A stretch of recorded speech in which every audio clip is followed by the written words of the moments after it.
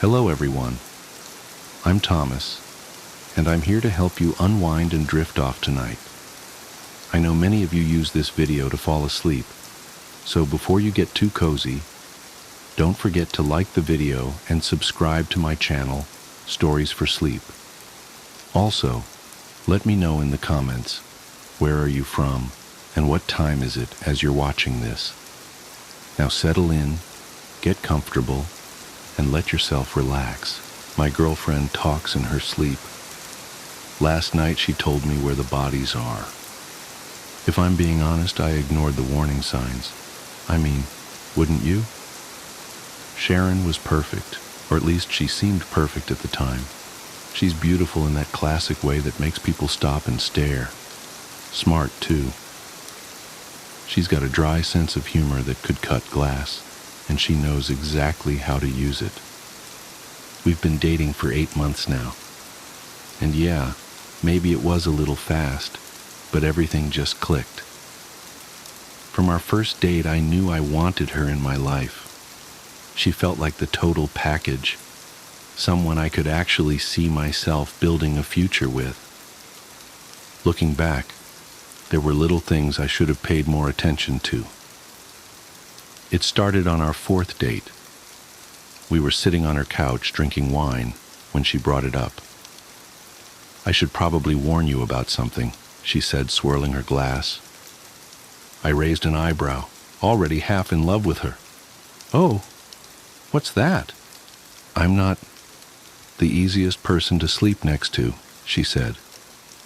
I laughed, thinking she was making a joke. "Don't worry. I've shared a bed with snorers before. I think I can handle it." She shook her head, a small smile playing on her lips. "It's not just snoring. I talk in my sleep. Sometimes I move around well, I've even been known to slap people by accident." "Slap people, huh? Sounds like an occupational hazard," I teased. She gave me this look, half serious, half amused. "I'm just saying, it's happened before. If you decide to stick around, you've been warned." At the time, I didn't think much of it. It sounded harmless, even kind of cute. But looking back, yeah, I should have taken her more seriously. The first time I stayed over at her place, I was anticipating a slap in my sleep just so I could poke fun at her about it the next morning. But for the most part, that first night was uneventful. She tossed and turned a little, muttering what sounded like random gibberish. "Not the red one," and "Don't let it fall." I barely noticed. Over the next few weeks, her quirks started to come out more. One night I woke up to her hand smacking me squarely in the chest. "What the hell?" I mumbled, groggy and confused. Sharon was still asleep, her arm falling limp against the bed. The next morning, I brought it up over breakfast. "So, you hit me last night." She almost choked on her coffee, her eyes wide with mock horror. "I did?" "Yup, full-on smack. Guess you were dreaming about fighting someone." She grinned, shaking her head. "Maybe I was dreaming about Aaron."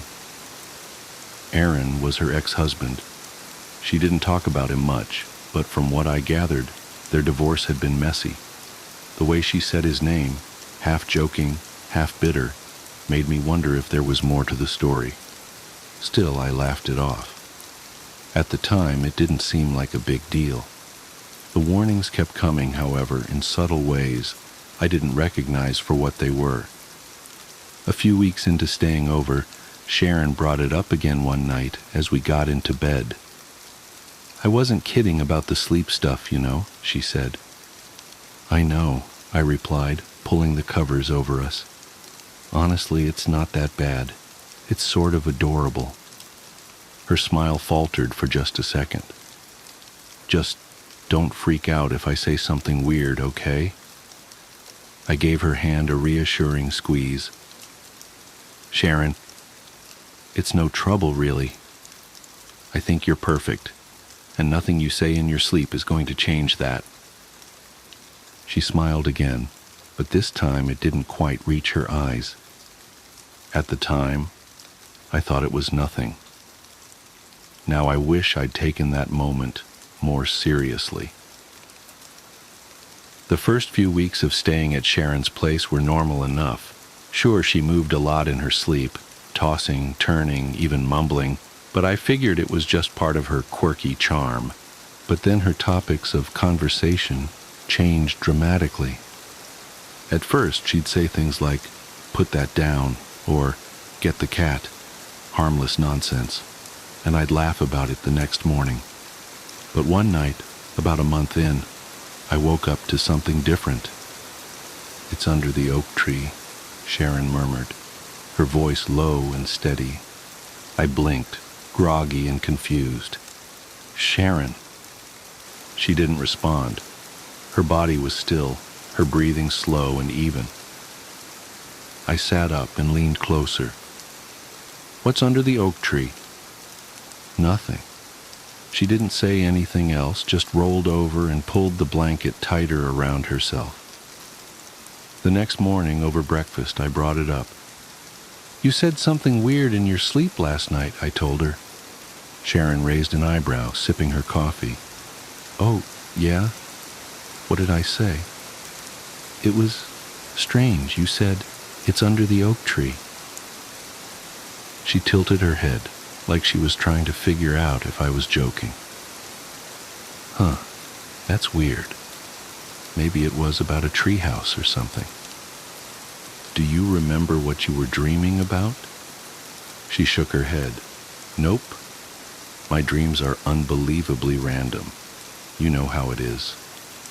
I nodded, but her answer didn't sit right with me. There was something about the way she brushed it off, too casually, like she was trying to steer the conversation in another direction. A week later, I woke up to her pacing, circling the bed as if she was measuring the room. "Sharon?" I whispered, rubbing my eyes. She didn't answer. I reached for the bedside lamp, but as soon as I touched the switch, she stopped dead in her tracks. "Don't!" she said sharply. My hand froze. "Don't what?" She didn't respond. For a moment she just stood there, then climbed back into bed, her movements stiff and robotic. The next morning I kept it to myself. I wanted to ask her about what she'd said, but something told me not to. Things got worse after that. One night she sat straight up in bed and started muttering again. "2 miles from the highway," she said, her voice calm and steady. "It works better when the ground is wet." I didn't even try to wake her this time. I just lay there staring at the ceiling, feeling the hairs on the back of my neck stand up. When she finally rolled over and went quiet, I got up and went to the kitchen. My hands shook as I poured myself a glass of water. What the hell was going on? The breaking point came a few nights later. I woke up to Sharon sitting at the edge of the bed, her back to me. "I told you it wouldn't work," she whispered. I sat up slowly. "Sharon?" She didn't turn around. Her head tilted slightly, like she was listening to someone I couldn't see. "He said he'd take care of it, but he didn't. Now it's my problem." "Sharon, who are you talking to?" I asked. She didn't answer. Instead, she stood up and walked out of the bedroom. I didn't follow her. I just sat there, frozen, listening to her footsteps fade down the hall. When I woke up the next morning, she was already in the kitchen, humming to herself as she flipped pancakes. She looked up and smiled when she saw me. "Good morning," she said cheerfully. I forced a smile, but my stomach churned. I couldn't stop thinking about the things she'd said in her sleep. The night I realized something was really wrong started like any other. Sharon fell asleep quickly, curled up on her side, while I stayed awake scrolling on my phone. Everything seemed normal until I heard her voice. At first, I thought she was speaking to me. "I held his nose shut," she said. I froze. Her voice was low, cold, almost monotone. It didn't take long. He kicked for a while, but then he stopped. I turned to her. Sharon was still lying on her side, breathing slowly. "Sharon?" I whispered. She didn't respond. Her voice dropped to a whisper. Dragged him down the embankment. The soil was soft, perfect for digging. "What the hell?" I muttered under my breath. I didn't sleep for the rest of the night. And the next morning I confronted her. "You were talking in your sleep again last night." Sharon glanced up from her coffee, looking amused. "Oh, no, really. What did I say this time? I hope it wasn't anything embarrassing." I hesitated. You said something about suffocating someone and digging a grave." She frowned. "That's weird. Maybe a nightmare about one of those crime shows I watch. You know how much Netflix I binge." She laughed, but it didn't feel genuine. "You don't remember what you were dreaming about?" I pressed. Sharon shook her head. "No, sorry. Honestly, Chris, I never remember any of my dreams." I nodded, but I suspected she wasn't telling me everything. A few nights later, I woke up to her voice again. "Max," she said. Her tone was calm, detached. I sat up in bed, my skin crawling. "He's behind the old barn," she continued. "The one with the blue door." The name was familiar. A young man named Max had gone missing years ago while on a camping trip. His case was still unsolved. The next morning I didn't bring it up. I didn't know how to. But I couldn't get the name or her words out of my head. I Googled Max's name on my phone. His disappearance had happened in the next county over. There was no mention in the reports of a barn or a blue door, but the other details Sharon had mentioned matched the description of the area where he'd last been seen. A few days later, I worked up the courage to suggest something to Sharon. She was grinning when I first approached. "Have you ever thought about doing a sleep study?" I asked carefully. Her smile faded. "Why would I do that, Chris?"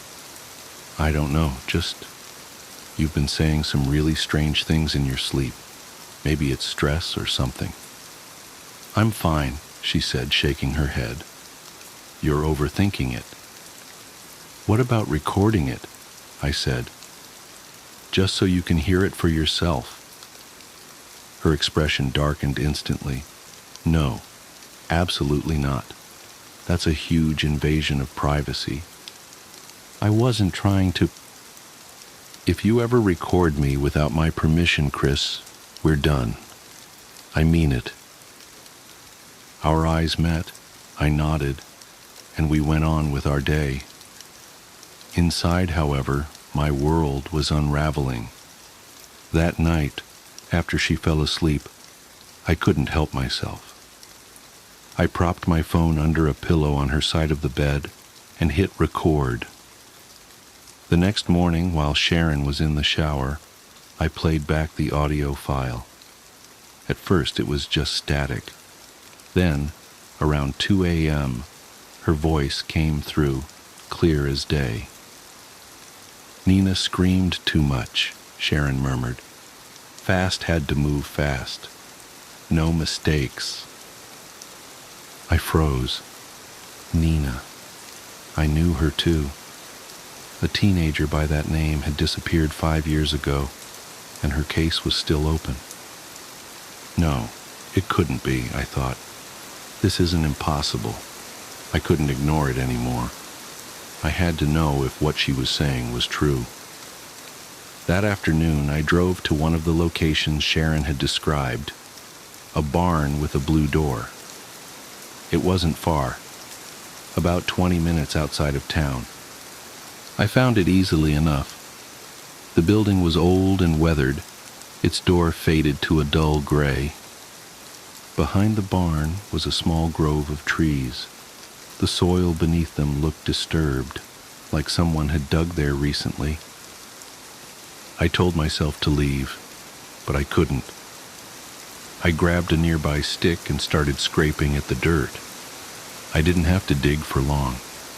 The smell, pungent and unmistakable, hit me first. Then I saw it, a torn, dirt-streaked patch of fabric clinging to what I could only describe as remains. I stumbled back. My head swam as I struggled to process what I was looking at. Sharon hadn't been dreaming. I couldn't stop myself. Every night after Sharon fell asleep, I set up my phone to record. And every morning, while she showered or made coffee, I reviewed what she'd said. It was always the same. She kept crying, so I had to do it fast. It wasn't clean, she'd said. She's in the quarry now. The water keeps her hidden. The names changed, but the pattern didn't. Every night Sharon whispered something chilling, something specific. Beneath the roots, that's the trick, she'd won one night. No one ever checks beneath the roots. Every morning, I woke up more terrified than the last. The audio files piled up, each one a piece of a horrifying puzzle. I couldn't deny it anymore. These weren't dreams. They were confessions. Sharon started to notice something was off. "You've been quiet lately," she said one morning, sliding a plate of scrambled eggs across the table. "Just tired," I muttered, avoiding her eyes. "You're always tired these days," she said, tilting her head. "Is something bothering you?" "No," I lied. "Nothing." She studied me for a moment, her gaze sharp and unblinking, and then smiled. "Okay." After that, I felt she watched me more closely, just waiting for me to slip up. One night she caught me. I thought she was asleep. I was sitting on the couch, headphones plugged into my phone, listening to the latest recording. I told him I'd take care of it, Sharon whispered in the recording.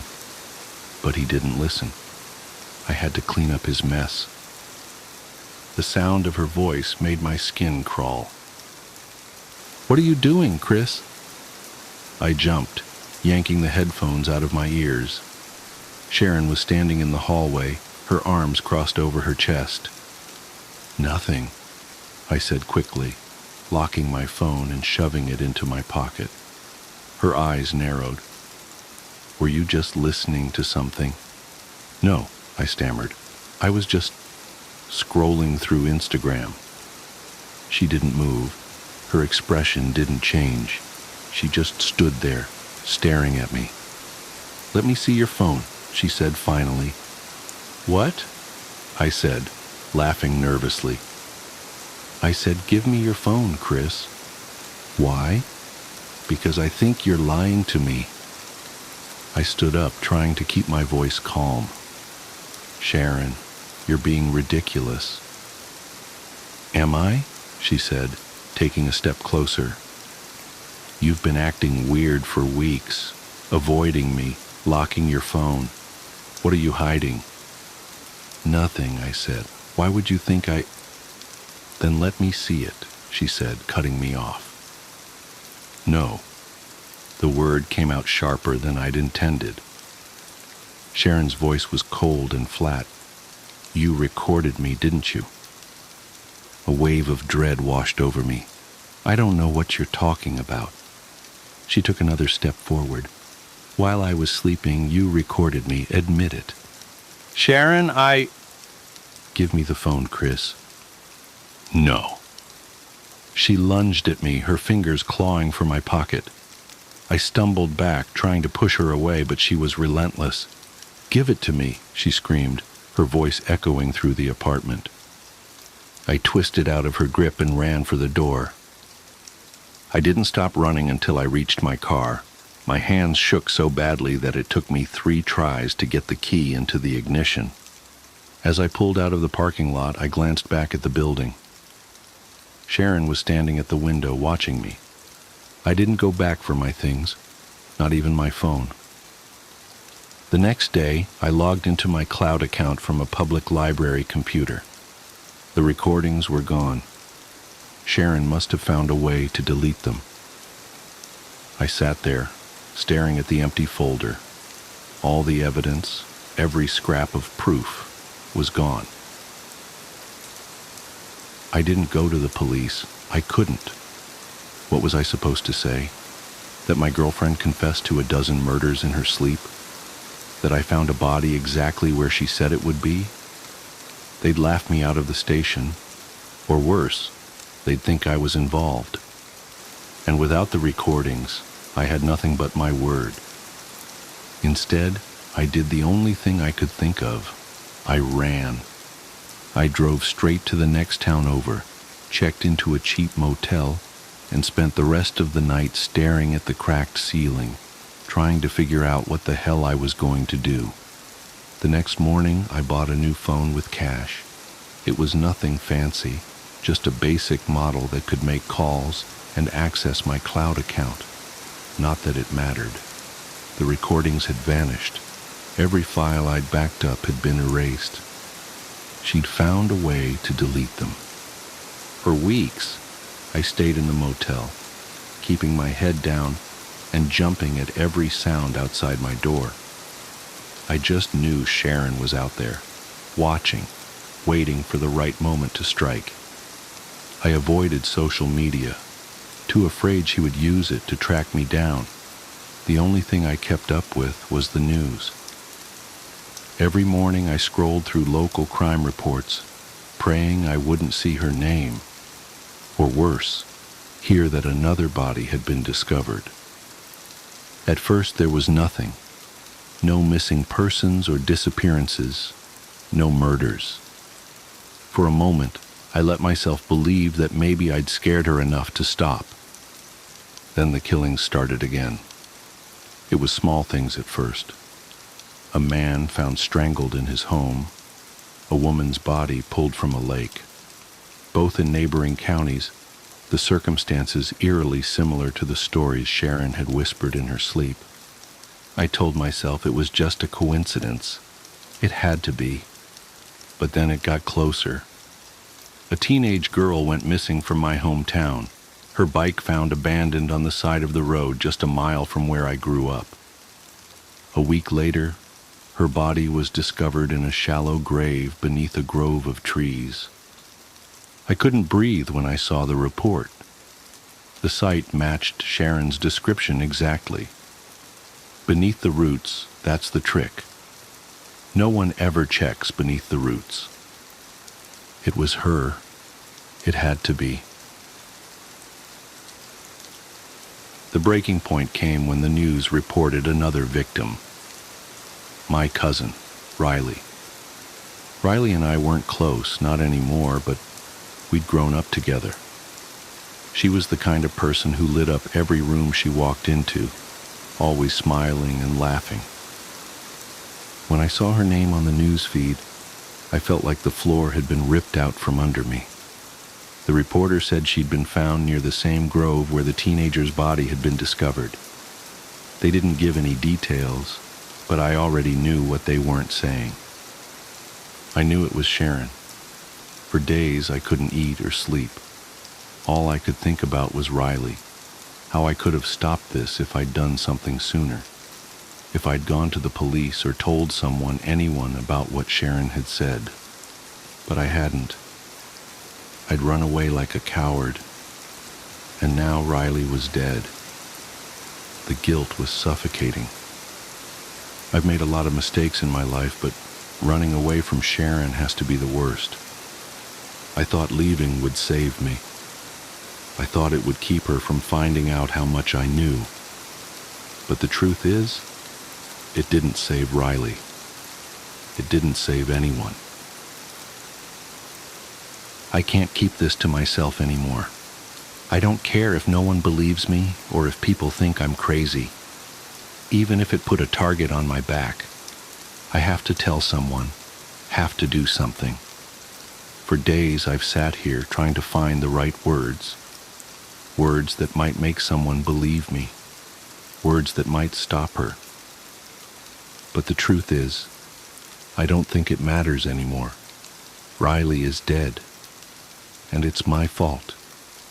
I can't stop seeing her face on the news. I can't stop hearing my mom's voice on the phone, shaking as she told me what happened. I could have done something. I could have stopped Sharon, but I didn't. I ran. My hands are shaking, my head is pounding, and my chest feels tight, but I have to get it out. I just need someone to know. Her name is Sharon. She's smart, beautiful, perfect on the outside, and she's a murderer. She's confessed to everything, Max, Nina, all of them. She described how she did it, where she buried them. I thought it was just dreams at first. God, I wanted to believe it was just dreams, but I found one of them.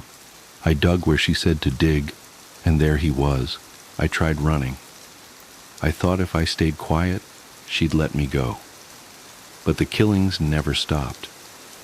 I suppose I want someone to know the truth before she finds me, because she will. It's just a matter of time. There's a noise. I freeze, my fingers hovering over the keyboard. I hear the sound of glass breaking, of footsteps slow and steady coming from the kitchen. A wave of nausea overwhelms me. I grab the gun from my nightstand, my hands trembling so badly I nearly drop it. Oh God, she's here. I don't know if I'll make it out of this. If I disappear, you'll know why. If anyone finds this, please, don't let her get away with it.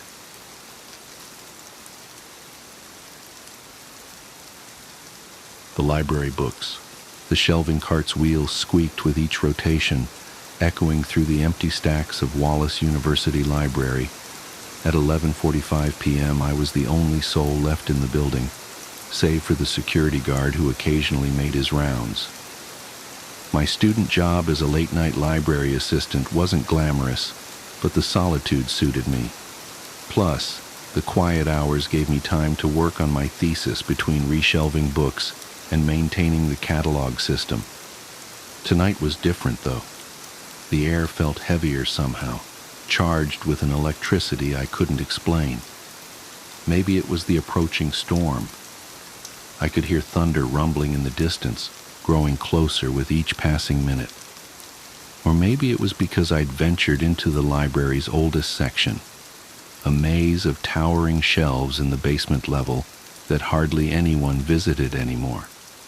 The basement housed the university's special collections and archives, dating back to the institution's founding in 1873. The fluorescent lights flickered overhead, creating strange shadows that danced across the spines of leather-bound volumes. My cart's squeaking wheels seemed louder down here, bouncing off the concrete walls in an unsettling rhythm. I checked my tablet, reviewing the list of books that needed reshelving. According to the system, there were 3 volumes that belonged in section H7, deep in the archives. As I pushed my cart down the narrow aisle, the metal shelves loomed over me like silent sentinels. The air grew noticeably colder, and I pulled my cardigan tighter around my shoulders. That's when I noticed something odd. The books in this section didn't follow the library's standard cataloging system. Instead of the usual call numbers, these volumes had dates etched into their spines in fading gold leaf: 1923, 1947, 1952, and so on. Curiosity got the better of me, and I pulled one from the shelf, a dark red leather-bound book dated 1968. The moment my fingers touched the cover, a chill ran down my spine. The leather felt wrong somehow, too soft, too supple, as if it were still alive. I opened it carefully and my breath caught in my throat. It wasn't just a book, it was a biography. The title page read, Margaret Ann Sullivan, 1950-1968, student of Wallace University. My hands trembling slightly, I began to read. The book contained every detail of Margaret's life, from her childhood in rural Maine to her acceptance at Wallace University as a promising art student. Photos were interspersed throughout the text. Margaret as a toddler at her high school graduation in her dorm room. The final entry was dated October 15, 1968. Margaret leaves the library at 11:52 p.m. after a late-night study session. She is never seen again. I slammed the book shut, my heart pounding. This had to be some kind of sick joke, but as I looked along the shelf, I realized there were dozens more just like it. Each volume chronicled the life and disappearance of a Wallace University student. Some dated back to the 1800s, while others were more recent. The most disturbing part? None of these cases appeared in any official university records or local news archives that I could remember, despite my extensive research for my thesis on the university's history. Thunder crashed overhead, closer now, and the lights flickered ominously. I should have left right then, should have run upstairs and never looked back, but something compelled me to keep pulling books from the shelf, reading fragments of lives that had vanished without a trace. James Cooper, 1892, Elizabeth Chen, 1934, Michael Rodriguez, 2001. Each story ended the same way, with a late-night visit to the library, followed by disappearance. My hands were shaking so badly I nearly dropped the next book I grabbed. This one was newer, its leather cover still glossy and unmarked by time. The date on the spine read 2022. As I opened it, a photograph slipped out and fluttered to the floor. I picked it up, and the world seemed to tilt on its axis. It was me. The biography began with my birth in Seattle, Washington, on April 12, 2000. It detailed my parents' divorce when I was 7, my struggle with anxiety in high school, my acceptance to Wallace University on a full academic scholarship. Every major moment of my life was documented in precise detail, things no one else could possibly know. My first panic attack in 3rd grade, the time I shoplifted a candy bar when I was 12 and never told anyone, the real reason I broke up with my high school boyfriend. The last dated entry was from yesterday. I read about myself working the late shift at the library, just as I had done countless times before.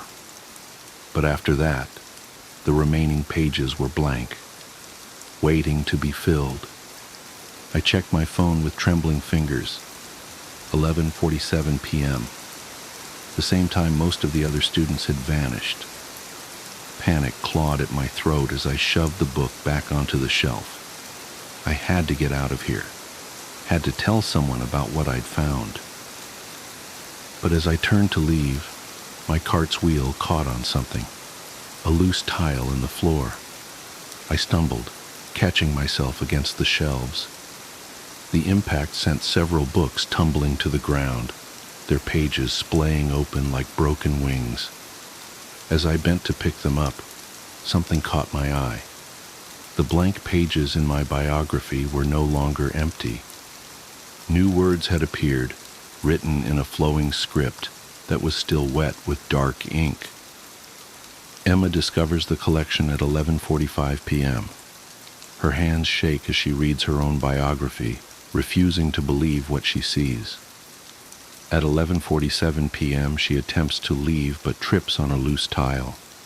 As she kneels to collect the fallen books, she notices new words appearing on her previously blank pages. My blood ran cold. Someone, or something, was writing my story in real time. I abandoned the fallen books and ran for the stairs, my footsteps echoing in the empty stacks. But when I reached the stairwell, the door wouldn't budge. I pulled harder, the metal handle cold against my sweating palms. It was locked. Impossible. These doors couldn't be locked. It was a fire code violation. I grabbed my phone to call campus security, but there was no signal. Of course there wasn't. I was in the basement, surrounded by feet of concrete and decades of secrets. The fluorescent lights buzzed overhead, and then, with a sharp crack, went out completely. In the sudden darkness, I heard something that made my heart stop. The soft whisper of pages turning. It came from everywhere and nowhere at once, like dozens of invisible hands leafing through dozens of invisible books. The sound grew louder, accompanied by a rustling that reminded me of dry autumn leaves skittering across pavement. I fumbled for my phone's flashlight, my fingers clumsy with fear. The beam cut through the darkness, illuminating the narrow aisle where I'd found my biography. The books were moving. Their covers were opening and closing on their own, pages fluttering as if caught in a wind I couldn't feel.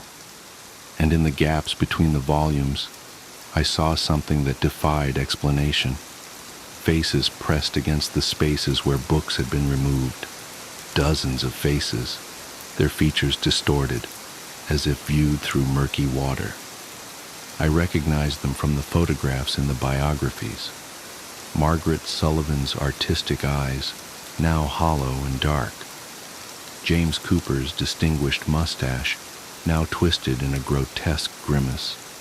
Elizabeth Chen's beautiful smile, now stretched too wide across her face. They were all there, watching me with hungry expressions that spoke of decades spent in the darkness between pages. The rustling grew louder, and I saw hands beginning to emerge from between the books, pale, grasping things with elongated fingers and too many joints. They reached for me with desperate urgency, and I could hear voices now, whispering in a cacophony of different accents and eras. Stay with us. Help us complete our stories. We've been so lonely. Join our collection. I ran like I'd never run before, deeper into the maze of shelves because the stairs were blocked. My phone's flashlight beam bounced wildly off the metal shelves, creating strobing shadows that seemed to move with malevolent purpose. Behind me, I could hear the sound of dozens of footsteps, some in heavy boots, others in delicate heels, all pursuing me with relentless determination. The voices grew louder, closer. They were calling my name now, using details from my biography to try to draw me in. They knew everything about me, my fears, my dreams, my deepest secrets. I took random turns, hoping to lose them in the labyrinth of books, but they seemed to know exactly where I was going. I rounded a corner and found myself in a dead end. The beam of my flashlight illuminated a wall of newer-looking books, their spines blank except for dates that hadn't happened yet. 2025, 2026, 2027, stretching decades into the future. Future collections, future victims. The footsteps and whispers surrounded me now. I turned to face them, pressing my back against the shelf of future biographies. In the dim light of my phone, I could see them approaching. A crowd of figures wearing clothes from every decade of the past century and a half. Their faces were wrong, somehow both solid and transparent, like double-exposed photographs. Some of them flickered like bad television reception. Others moved with the jerky motion of old film reels. Margaret Sullivan was at the front of the crowd, her 1960s dress stained with something dark that might have been ink or might have been something worse. She held my biography in her hands, its pages still blank from the current moment forward. "Your story isn't complete," she said, her voice crackling like ancient paper. "None of our stories are complete, but you can help us finish them.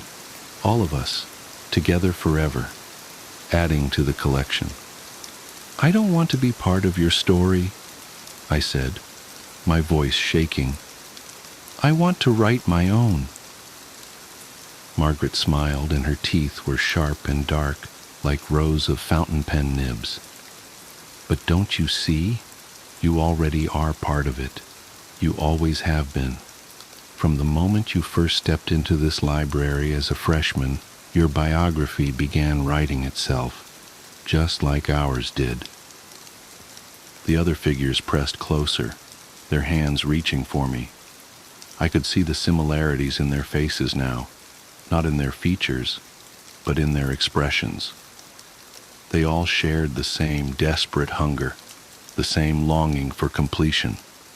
They had all been students once, drawn to the knowledge contained in these shelves, only to become part of a different kind of collection entirely. "Time works differently here," Elizabeth Chen whispered, her voice like crackling vellum. "In here, we're always in the moment of discovery, always reading our stories for the first time, always trying to change the ending. But the ending never changes," James Cooper added, his antiquated diction carrying the weight of decades. "Not until we find someone new to join us, someone to add their story to ours." They were almost upon me now. I could feel the cold emanating from their bodies, smell the musty odor of old books and dried ink. My phone's flashlight began to flicker, its battery dying at the worst possible moment. In the strobing light, I saw Margaret raise my biography, its pages now glowing with the same sickly luminescence as her skin. "It's time to complete your chapter," she said. The lights went out completely. In the darkness, I felt their hands on me, cold, paper-dry fingers wrapping around my arms, my legs, my throat. They were pulling me forward, and I could feel myself beginning to change. My skin was becoming like paper, my blood turning to ink, my thoughts reorganizing themselves into neat paragraphs and chapters. But then I heard something that made everyone freeze. The distinct beep of a keycard reader, followed by the heavy door at the top of the stairs opening. Flashlight beams cut through the darkness, accompanied by voices. "Emma, are you down here? Your car's still in the parking lot." It was Carlos, the security guard, probably making his final rounds before midnight. The figures holding me hissed like pages caught in a draft, their grips loosening slightly. I took my chance and kicked out hard, feeling their paper-thin forms tear apart around me. I ran toward the flashlight beams, toward reality and solidity in life. "I'm here!" I screamed. "Help me!" Behind me, I heard the sound of books slamming shut, of pages rushing back into place, of stories retreating into their bindings. The figures were dissolving, returning to their shelf-bound prison as the light of the real world intruded on their domain. I burst out of the stacks just as Carlos reached the bottom of the stairs. He caught me as I stumbled, his solid warmth a sharp contrast to the cold, papery touches I'd just escaped. "Whoa, easy there. Are you okay? You look like you've seen a ghost." I wanted to tell him everything, about the biographies, the faces in the shelves, the hands reaching out from between books. But when I looked back, the section where I'd found the collection was just another dark aisle of normal-looking books. Had I imagined it all? But then I saw something that made my blood run cold. As Carlos led me up the stairs, I glanced down at my hands. There, in the harsh fluorescent light of the stairwell, I could see that my skin had a different texture now. If you looked closely, very closely, you could see that it was crossed with faint lines. like pages in a book. I quit my job at the library that night, switched to remote classes for the rest of the semester, but I can't escape the feeling that my story isn't over. Sometimes, when I'm alone at night, I hear the whisper of turning pages. Sometimes I catch glimpses of familiar faces in mirrors or windows. Margaret, Elizabeth, James, all watching me with their hungry, patient expressions. And sometimes when I look at my reflection, I see my features beginning to blur, like words losing their clarity on an aging page. Because the truth is, you can't escape a story once you've become part of it. You can only hope to control the ending. How to summon the Butter Street hitchhiker. There's an urban legend in my hometown about a hitchhiker on Butter Street that will appear if you follow a series of instructions. Once summoned, you drive him to his destination, and if you play the game right, he will answer an unknowable question for you. If you play it wrong, well, just don't play it wrong. There's an old gravel pit at the end of Butter Street. The water there is the deepest blue. It's almost like staring into the ocean. That's how deep it is. More than one car over the years has been dredged up from the depths there. Officially, these drivers all fell asleep at the wheel. But unofficially, the deaths from cars careening off the road into the gravel pit during the wee hours of the night only add more veracity to the urban legend. They were the poor souls who broke the hitchhiker's rules. So far, no one has pinpointed the origin of the legend. I've reached out to the local historical society and searched through newspaper archives in the local library and haven't found any mentions of the hitchhiker. It's a modern piece of folklore passed around coffee shops and diners in the early morning hours until it eventually made its way to high school cafeterias. It wasn't until someone posted about the hitchhiker on a local Facebook group that people began sharing their experiences and the rules of how to summon him. But as more people shared their experiences, the details about the hitchhiker varied from person to person. His clothes have switched up over the years, growing more modern. His speech doesn't reflect any particular time period either. No mannerisms or 23 skidoo phrases to help date him. Sometimes he's in his late teens, sometimes he's much older. Even with these differences, everyone who claimed to have summoned the hitchhiker swears that he was real. The only common thread in all of the stories of the hitchhiker is that he's always wet when he enters the car, followed by what were always his first words to the driver. "It's a bad night for rain." To which you reply, "Is there ever a good night?" He laughs, and that's when you know you're playing the game. But I'm getting ahead of myself. I should go back to how I got him in the car. The game starts by turning your car on exactly at midnight. Where doesn't matter, only when. And once the car is on, you can't get out, nor can you let anyone else in. Just you, in your car, at midnight. What comes next is a lot of waiting, because you have to be at the pickup point on Butter Street at exactly 3 a.m. That's right, 3 hours in the car. Those are the rules. With 3 hours to kill, a lot of people show up early and just cruise the road so they can time getting to the pickup spot at exactly 3 a.m. But as the urban legend has grown in popularity, the local police will pull you over if they see your car circle back down Butter Street more than once.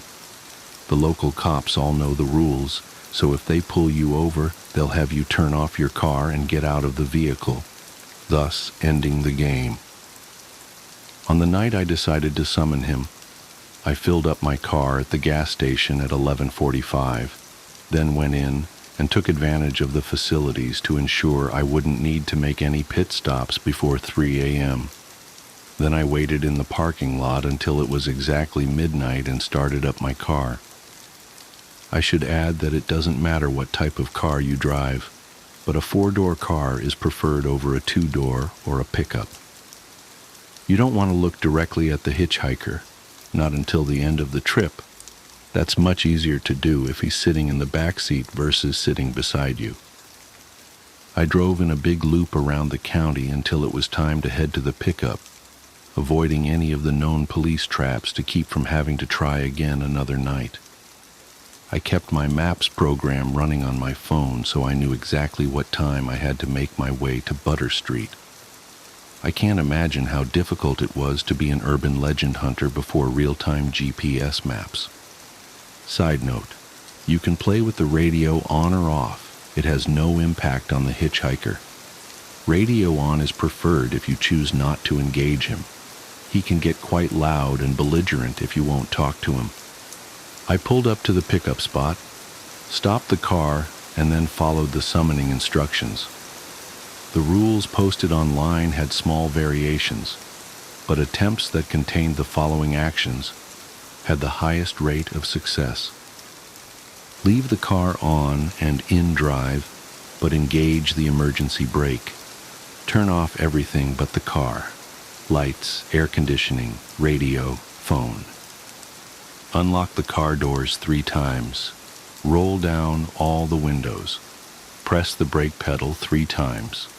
Turn the headlights back on. Wait 3 minutes. If he's not there by 3:03 a.m., then you did something wrong. With the lights off, I noticed a fog rolling in. Whether it was part of the ritual or not, I don't know, but it added a creepy aesthetic to waiting on a dark road at 3 a.m. for a ghostly hitchhiker. Other than the idling of my Subaru, the road was still and quiet. I had even shallowed my breathing so I could listen for footsteps, giggling teenagers, other cars, but there was nothing. I never even heard the car door open. I only heard it shut. "It's a bad night for rain," a voice said from the back seat. I felt every hair on my body stand up as a chill ran up the back of my neck. Over my stuttered breathing, I could hear the steady drip of water from his pant leg hitting his shoe. I didn't turn around, but I stole a peek in the rearview mirror. He wasn't a big guy, maybe my height. He was dressed in a white Dr. Dre The Chronic t-shirt, a red windbreaker, and what looked like dark denim jeans. The rules said the mirror was fine as long as you didn't turn the lights on in the car. But never look him directly in the face, not until he's out of the car and ready to answer your question. I gathered up my courage to reply back, but the words stuck in my throat. I cleared and tried again. "Is there ever a good night?" A pause as I stared back in the mirror at the shape in my back seat. I held my breath, waiting. Then, after what felt like ages, I saw his hand slap against his wet knee as he laughed. I let out the breath I was holding as I disengaged the parking brake. "Hold up, put your wipers on, champ," he said. "With all that rain, you won't see the road." This was a scripted reply, part of the game. "Right, sorry." Also a scripted response. Despite his insistence on the rain, it was bone dry outside. Per the rules, I turned on my windshield wipers, setting them to their fastest setting. He settled back against the seat, laying his arm across the back window. "Mind if I turn on the radio?" I asked. This wasn't part of the game, but I figured it was best to ask and be polite. "It's your ride," he said. His voice was a smooth baritone. "One request, no country, please." "Sure thing," I answered. I put on a local top 40 station. I pulled back onto the road just as the clock hit 3:03. I stole looks in the rearview mirror as often as I felt comfortable while still keeping the car on the road. Luckily, this part of Butter Street was pretty straight and not a lot of traffic.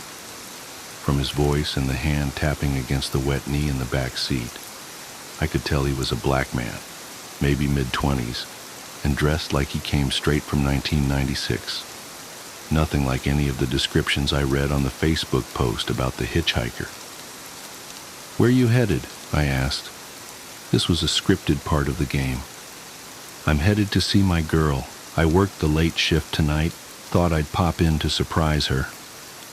His response to this question was always different. That, coupled with the fact that the appearance of the hitchhiker seemed to shift, led many to believe that it's not the same spirit every time. I pulled up at the stop sign at the end of Butter Street. "Yeah, you want to make a right here," he said. I followed his orders, turning right. Other than following them, the destination and directions were irrelevant. The ride goes until 3:33 a.m. when he tells you to pull over. "So what's your story, man?" he asked. A scripted prompt, but how you reply was completely up to you.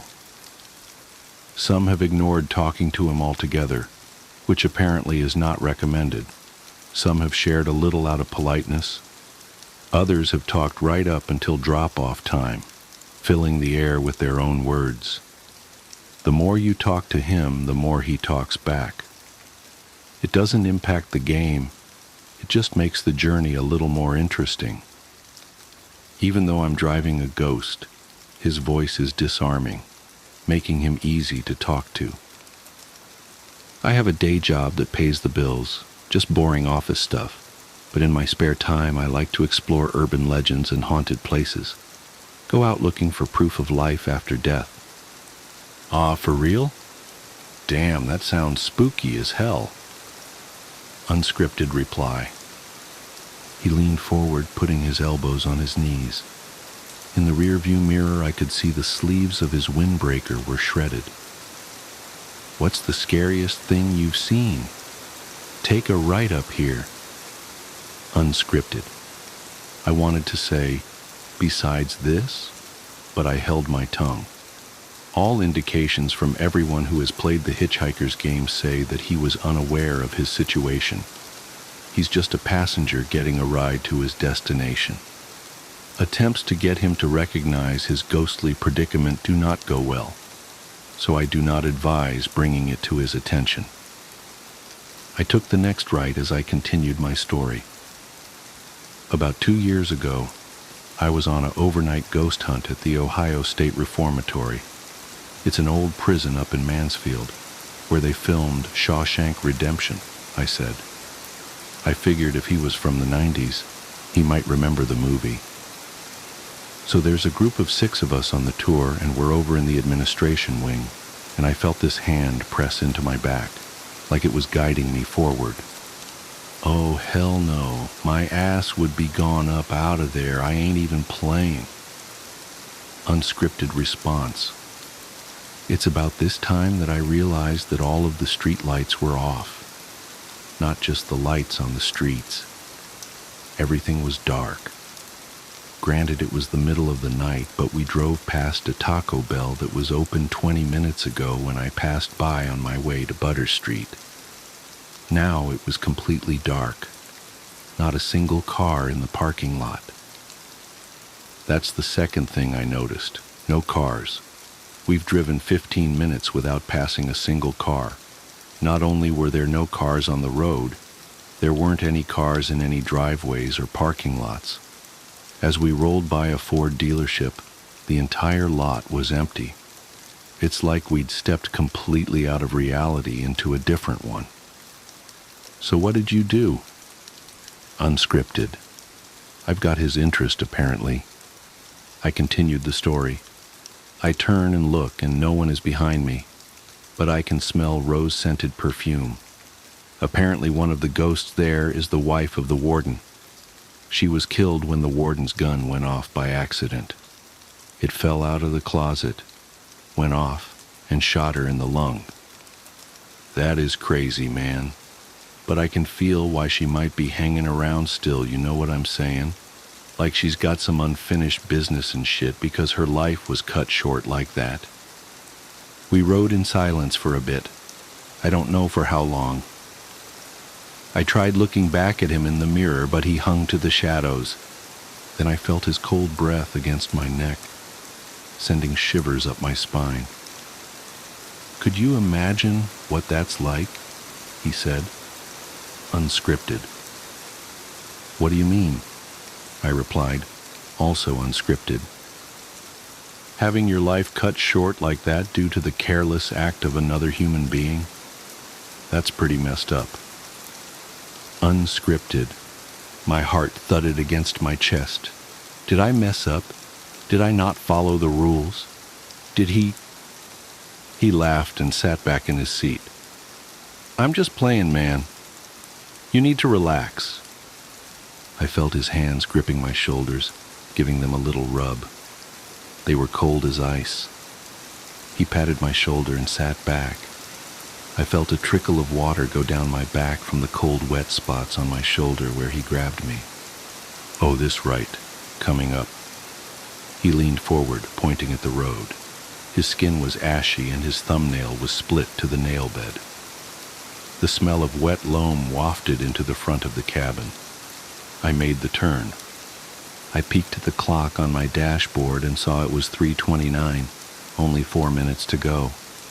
You got any family? He asked. Scripted. I felt my heart leave my throat and drop back into my chest. We were back on script. I used to. Just me now. That's tough, I know. Before my girl, I was all alone. I don't know what I'd do if I didn't have her. Life would be just empty. Unscripted. A quiet stillness followed, like he was hit by a pang of remorse. For a moment it was so quiet I wasn't sure if he was still back there, but then I felt his wet, cold hand clap me on my shoulder. But don't worry, man. You seem like an okay dude going out of your way to help a young man like myself on a rainy night like this. I'm sure you'll find someone. Just takes time. Unscripted. We rode in silence as I stole glances down at the clock on the dash. As soon as the time flipped to 3:33 a.m., I heard his weight shift as he leaned forward. Oh, this is me up here. He pointed to a spot up the road. There was nothing there, no house or driveway, not even a place to pull off. I pulled the car onto the shoulder and eased to a stop. Just like when picking him up, I turned off the lights, radio, and engaged the parking brake, leaving the car in drive. You don't have to bother with the locking and unlocking 3 times, or the business with the brake pedal. Just unlock. Also, and this was very important, don't watch him get out. Don't look at him in the rearview mirror. Don't do anything but look down at your hands on the steering wheel. Keep them on the wheel, 10 and 2. And wait. This time I heard the car door open and slam shut. I could also hear the sound of his shoes against the gravel as he walked around the front of the car to the driver's side. I wanted to look up, but I managed to fight the urge by counting the seams on the steering wheel. Thanks for the ride. Do you have a question for me? He asked. Scripted. It was still his voice, but unlike our previous conversation, it was completely devoid of personality or emotion. Once you completed the ride, you were allowed to ask him a question. It has to be something personal but unknowable. You can't ask for lottery numbers or things like that. People have supposedly asked about locations of lost heirlooms, the exact date and time of their death, the fate of long-lost relatives, all sorts of personal questions they'd have no other way of knowing. For the second time that night, the words failed to leave my throat. I took a deep breath and swallowed. Is she at peace? I asked. Then without thinking, I added, does she blame me?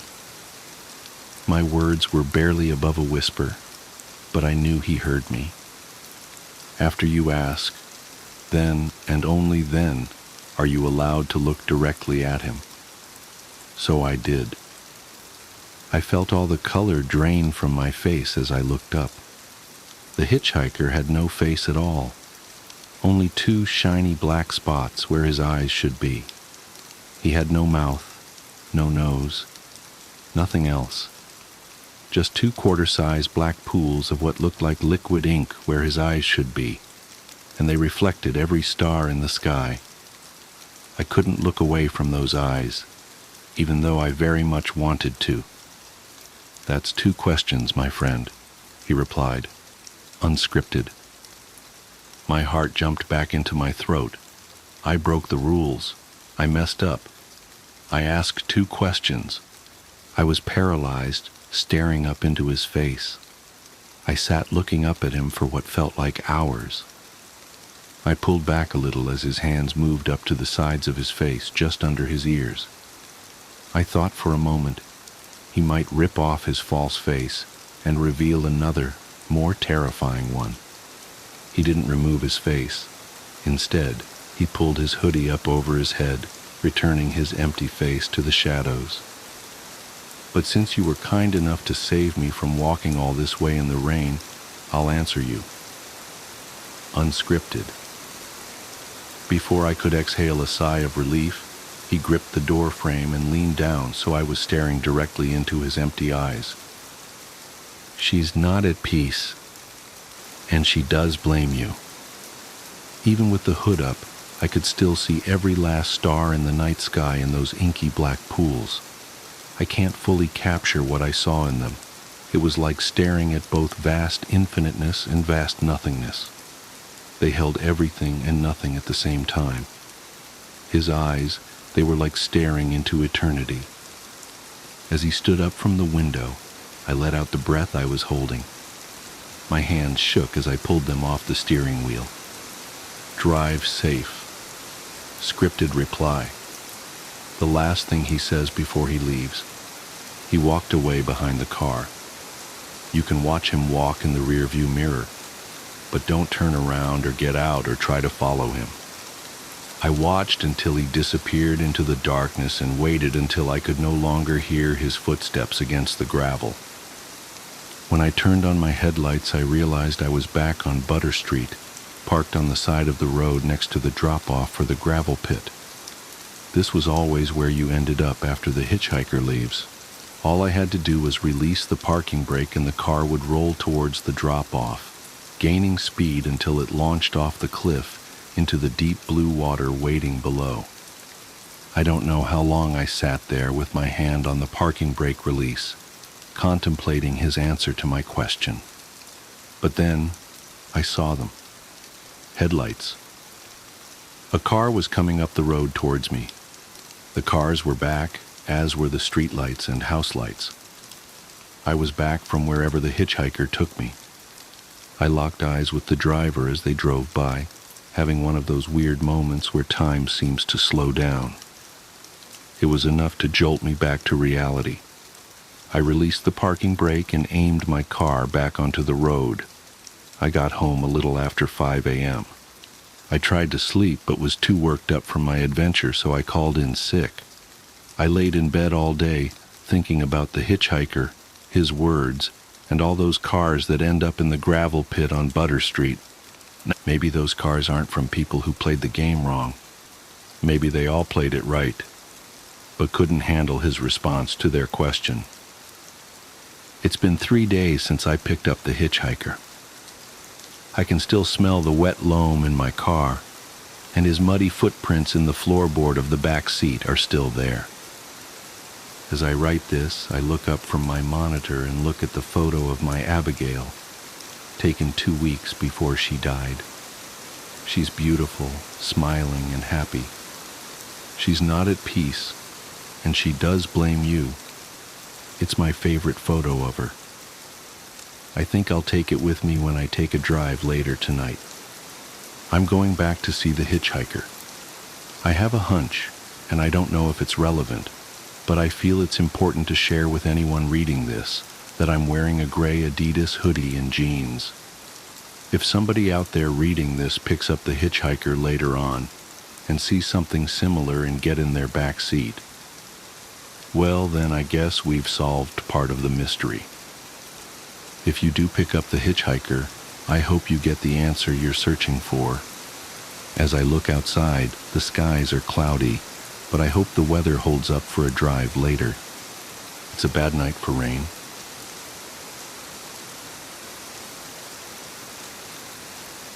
the harvest at dusk. The twilight here never ends. That's what I keep telling myself as I watch the sun hover eternally at the horizon, bleeding pale amber light across the Scottish hills. It's been like this for days now, or maybe weeks. Time feels wrong in Craigmore.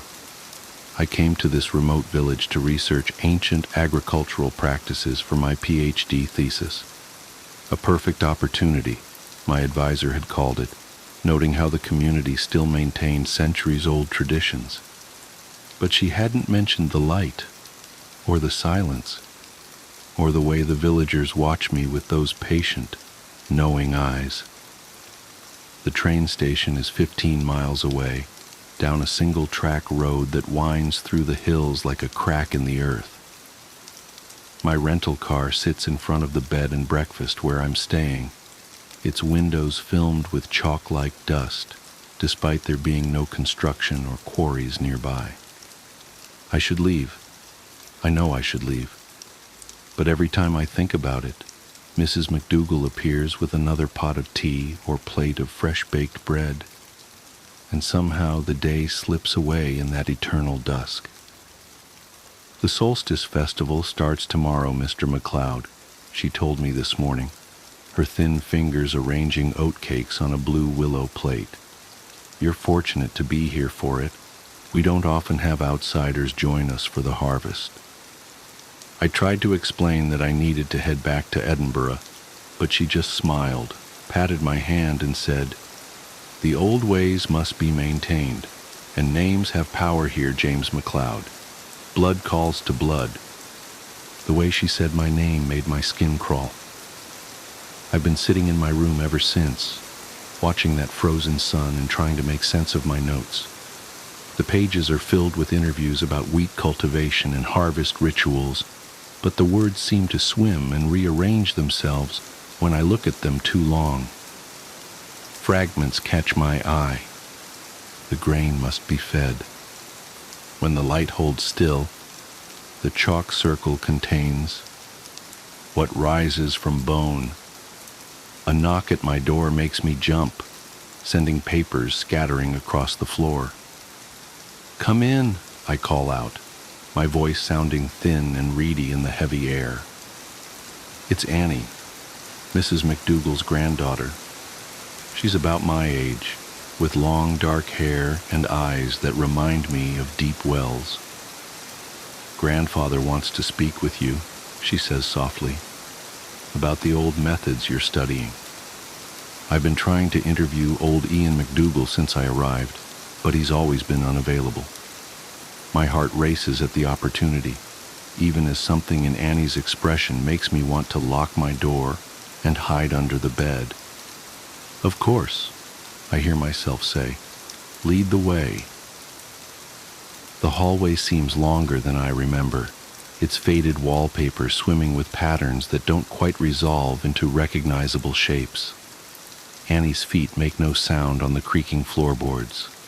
The air grows cooler as we descend the stairs, and I catch a whiff of something ancient and earthen, like freshly turned soil mixed with copper and chalk. Old Ian is waiting in the parlor, seated in a high-backed chair that might once have been red, but has faded to the color of dried blood. The eternal twilight filtering through the windows casts strange shadows across his weathered face. His eyes are the same as Annie's, bottomless, patient, hungry. "Sit, James McLeod," he says, gesturing to the chair across from him. His voice sounds like dry wheat stalks rustling in the wind. "Tell me what you know of the old ways." I take out my notebook with trembling fingers and begin to explain my research into traditional Scottish farming practices. He listens silently, head tilted slightly, until I mention the unusual alignment of prehistoric stone circles with known planting sites. "Ah," he breathes, leaning forward. "Now you're asking the right questions. The stones remember, you see. They remember what the earth requires, what the harvest demands." A chill runs down my spine despite the summer evening. demands. Growth requires sacrifice, Mr. McLeod. Surely your research has taught you that much. The old farmers understood. Every harvest is a transaction. The land must be fed if it's to feed us in return. My mouth feels dry. Fed with fertilizer, you mean? Natural compounds? He smiles, showing teeth that seem too sharp in the dim light. Natural, yes, but older than any chemical, deeper than bone. He gestures to Annie, who has been standing silently by the door. Show him the old granary. I want to refuse. Every instinct is screaming at me to run, but my legs betray me, rising of their own accord. Annie's cool fingers wrap around my wrist, and I follow her out into the endless twilight. The village is silent as we walk down the dirt road. No birds sing, no insects chirp. Even the wind seems to hold its breath. Houses huddle close together, their windows dark despite the hour. Or perhaps because of it. How do you mark time when the sun refuses to set? The granary stands at the edge of town, a massive stone structure that looks far older than the surrounding buildings. Its walls are covered in carved symbols that make my eyes hurt if I look at them too long. Annie produces an iron key that seems to drink in what little light remains. The old ways endure, she whispers as the lock clicks open. Blood calls to blood, James McLeod, and names have power here. The door swings inward with a sound like a dying breath. The smell hits me first, earth and age and something metallic that makes my stomach turn. Annie pulls me forward into the darkness. My shoes scrape against something that feels like scattered grains but crunches wrong under my feet. Look, Annie commands, producing a lamp that fills the space with sickly yellow light. Look and understand. I look. God help me, I look. The walls are lined with ancient farming tools, scythes and sickles whose edges gleam too brightly for their apparent age. Between them hang bundles of wheat, bound with what I first take to be twine, but quickly realize is human hair in varying shades of gray and brown and red. The floor is covered in a mixture of grain and what I now recognize as fragments of bone, worn smooth by countless feet over countless years. But it's the back wall that draws my horrified gaze. A massive circular design is carved into the stone, its grooves filled with chalk that seems to pulse with its own inner light. At its center is a deeper hollow, stained with layers of brown-black that can only be centuries of dried blood.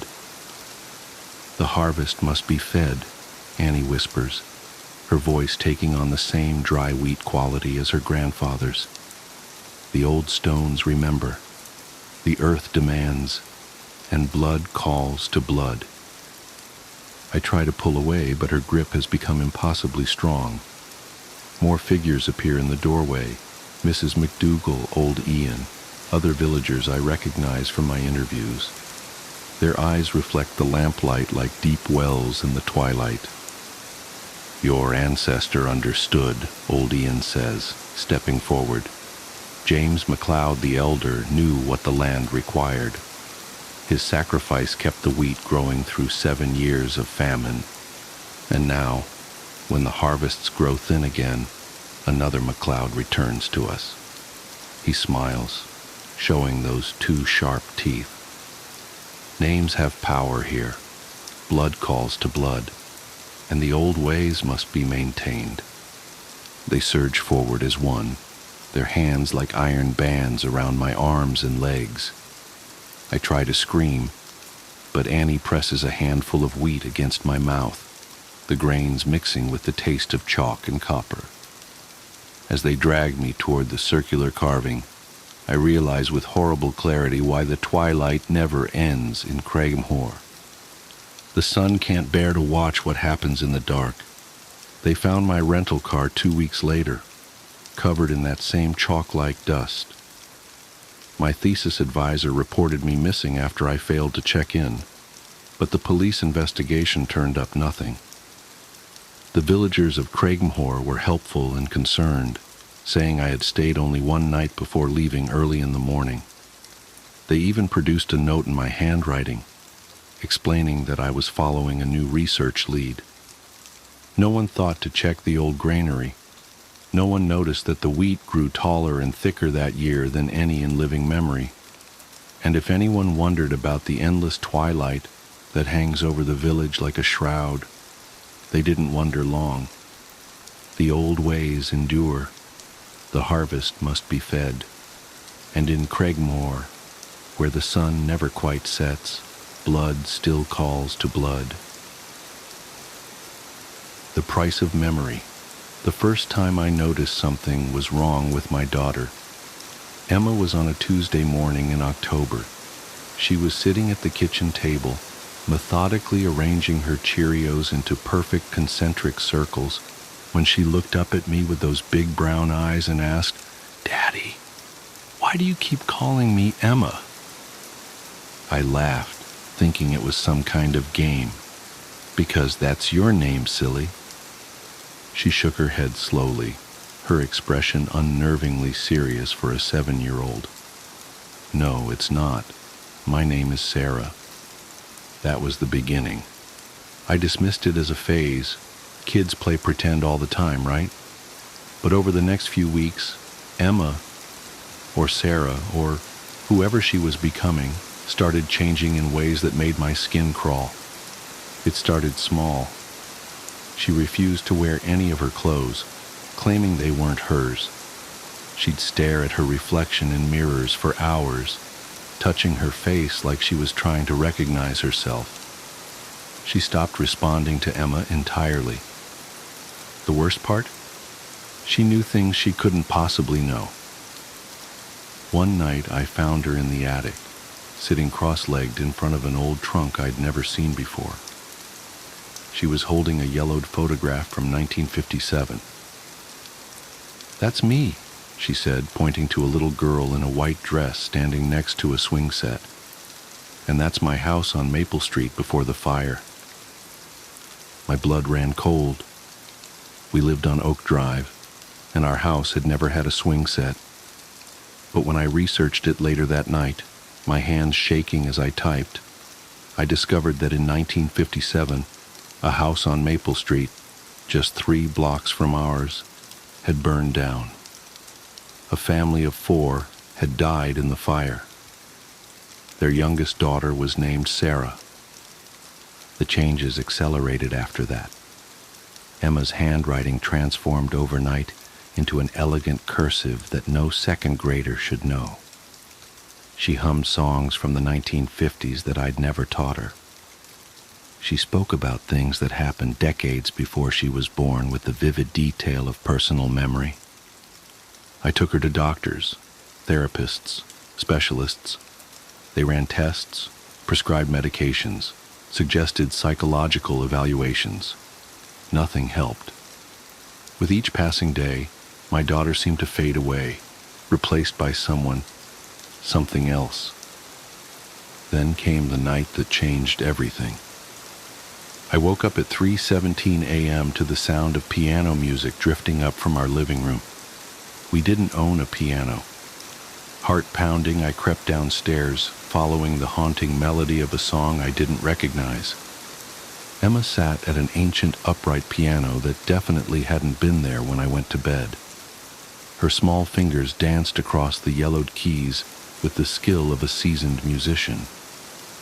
She wore a white nightgown I'd never seen before, her long dark hair falling in waves down her back. "Sarah?" I whispered, the name feeling foreign on my tongue. She stopped playing but didn't turn around. "You finally understand, don't you, Mr. Collins?" "My name isn't Collins, it's Martinez." "Where's Emma?" I asked, my voice breaking. "Emma's gone," she said simply. "She let me in and now she's gone. Children are so much more accepting of us than adults. They don't fight the transition like grown-ups do. Us? The word felt like ice in my mouth. She turned then, and I staggered backward. Her face was Emma's, but her eyes were ancient, filled with a darkness that no child's eyes should hold. "We're the ones who got interrupted," she said, her voice carrying an accent I couldn't place. "The ones who didn't get to finish.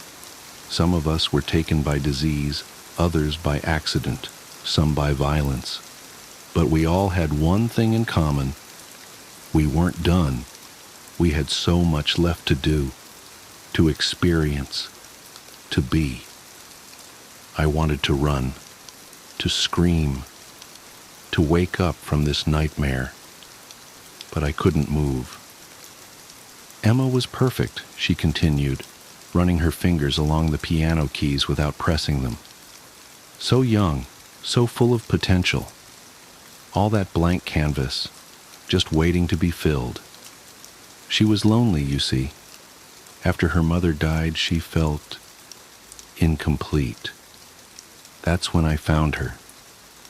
The mention of Julie, my late wife, snapped me out of my paralysis. "What did you do to my daughter?" I demanded. Sarah, Emma smiled, and it was the most terrifying thing I'd ever seen. "I didn't do anything she didn't allow. She welcomed me, just like the others welcomed us." "Others?" She gestured toward our front window. Outside, in the pre-dawn darkness, I saw lights on in houses up and down our street. And in every window there were children, dozens of them, all standing perfectly still, all staring toward our house, all wearing white. "You see, Mr. Collins," she said, turning back to the piano, "there are so many of us waiting, and so many lonely children willing to share their space. It's happening everywhere. A great restoration, a second chance for those of us who were interrupted." She began to play again, the same haunting melody. "You should be grateful," she said over the music. "Emma was chosen. She's special. And now she'll never be alone." I ran out of the house that night and never went back. I couldn't bear to see whatever was wearing my daughter's face, using her hands, living her life. The police found nothing wrong, of course. The piano had vanished. The other children denied standing in their windows. Parents insisted everything was normal. But it wasn't normal. Nothing would ever be normal again. That was 5 years ago. I've been tracking similar cases ever since. Children who suddenly change, who know things they shouldn't, who seem to become different people overnight. The pattern is always the same. A lonely child, usually one who's experienced loss or trauma, suddenly transformed. Their parents either accept the change, convince themselves nothing is wrong, or disappear. I've found hundreds of cases now all across the country. Some of the children speak languages they never learned. Others demonstrate skills they couldn't possibly have acquired. All of them insist they're someone else, someone who died long ago. Last week, I received an email from a woman in Seattle. Her 10-year-old son had started calling himself William and speaking with a British accent. He could suddenly play chess at a master level and talked about fighting in World War II. She was terrified. I warned her to run, to get as far away from him as she could, but she didn't listen. No one ever listens. Yesterday, I found her obituary online, apparent heart attack. Her son William has gone to live with relatives. Another interruption, another completion, and the numbers keep growing. I'm writing this now because people need to know. They need to understand what's happening to our children. The invasion isn't coming from above or below. It's coming from the past, from all the unfinished lives seeking completion. And our children, our precious, vulnerable children, are opening the door. Watch your children closely Notice how they change. Listen to what they say. And if they start talking about who they used to be, run. Run as fast and as far as you can. Because by the time they start calling themselves by a different name, it's already too late. I know this because last night I saw Emma again. She was on the national news, a piano prodigy giving her first concert at Carnegie Hall. She still looks exactly like my daughter, but her eyes, those ancient, knowing eyes, they stared right through the camera, right at me. And she smiled. The reporter mentioned that she lives with her father, Michael Collins, a proud single dad who supported her remarkable talent from the beginning. He looks exactly like me, stands like me, even has my laugh. But his eyes are wrong too. They found me, you see. They found me because I knew too much, asked too many questions. And now, someone else is living my life, raising my daughter who isn't my daughter, while I'm here, in this new body, writing this warning. I don't know how much longer I'll be able to remember who I really am. The old memories are fading, replaced by new ones that don't belong to me. Soon, I'll probably forget I ever had a daughter named Emma. I'll forget I was ever anyone else. But before that happens, I need you to understand something. This isn't a story. This isn't fiction. This is a warning. Look at your children. Really look at them. Are they still yours? Are you still you? And if you're reading this, Emma, Sarah, whoever you are now, I want you to know that I remember. I remember the way you used to laugh. I remember how you loved strawberry ice cream and hated green peppers. I remember how you used to crawl into my bed during thunderstorms. I remember you, Emma, the real you. I remember.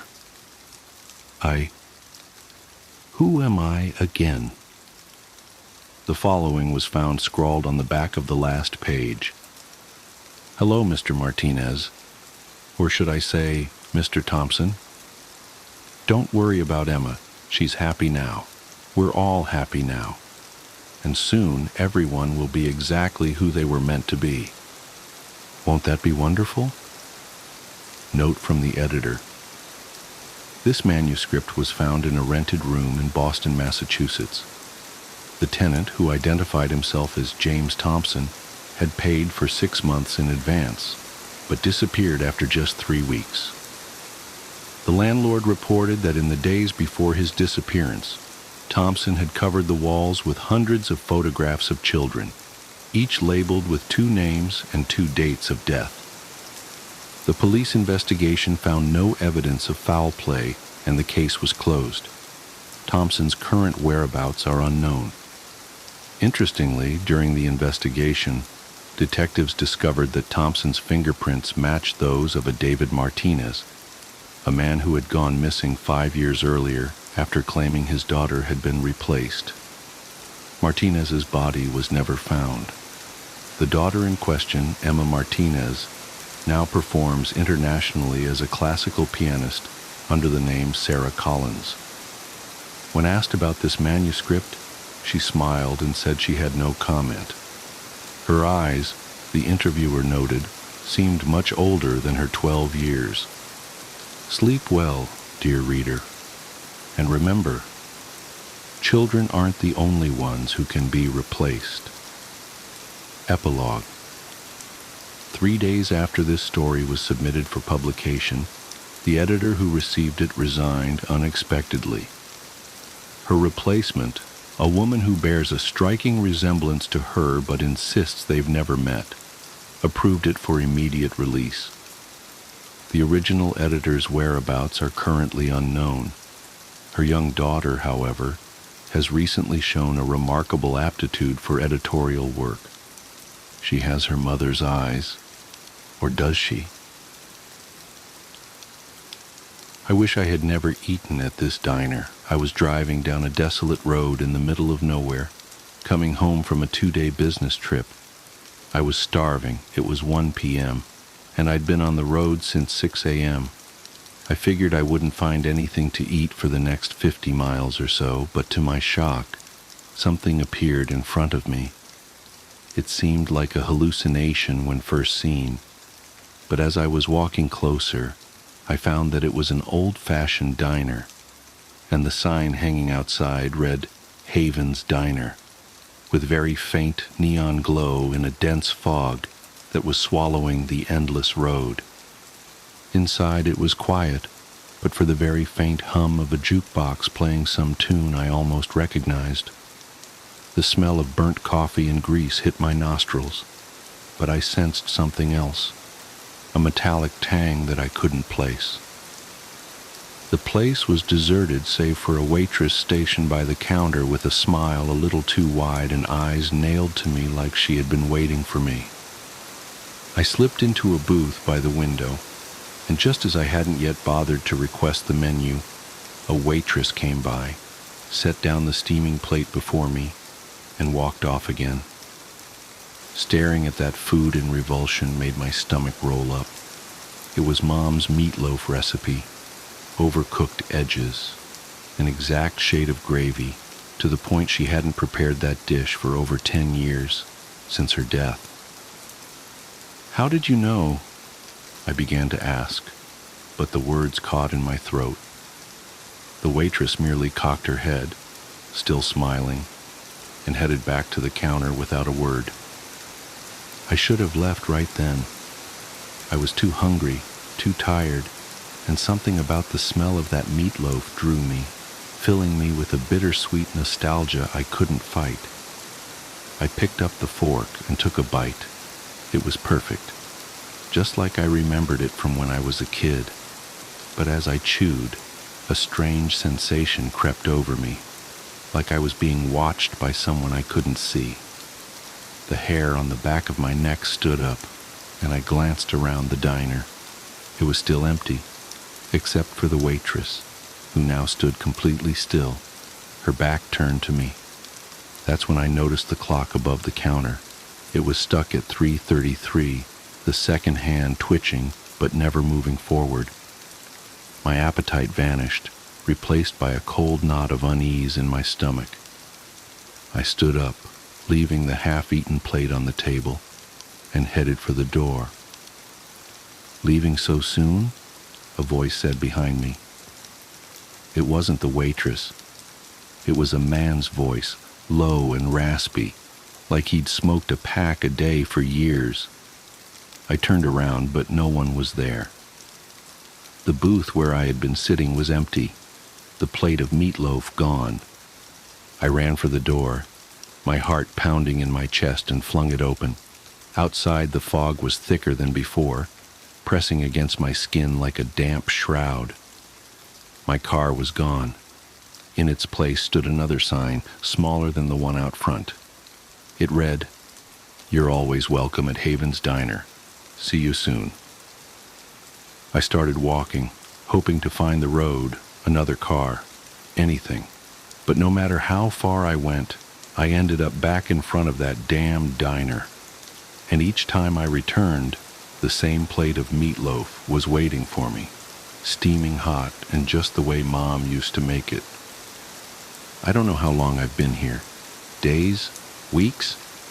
The clock inside still says 3:33. The waitress still smiles that too wide smile, and the jukebox keeps playing that almost familiar song on a loop. I can't leave, and I'm afraid to eat again. But sooner or later, I know I'll give in. The smell of that meatloaf is stronger now, and my hunger is growing.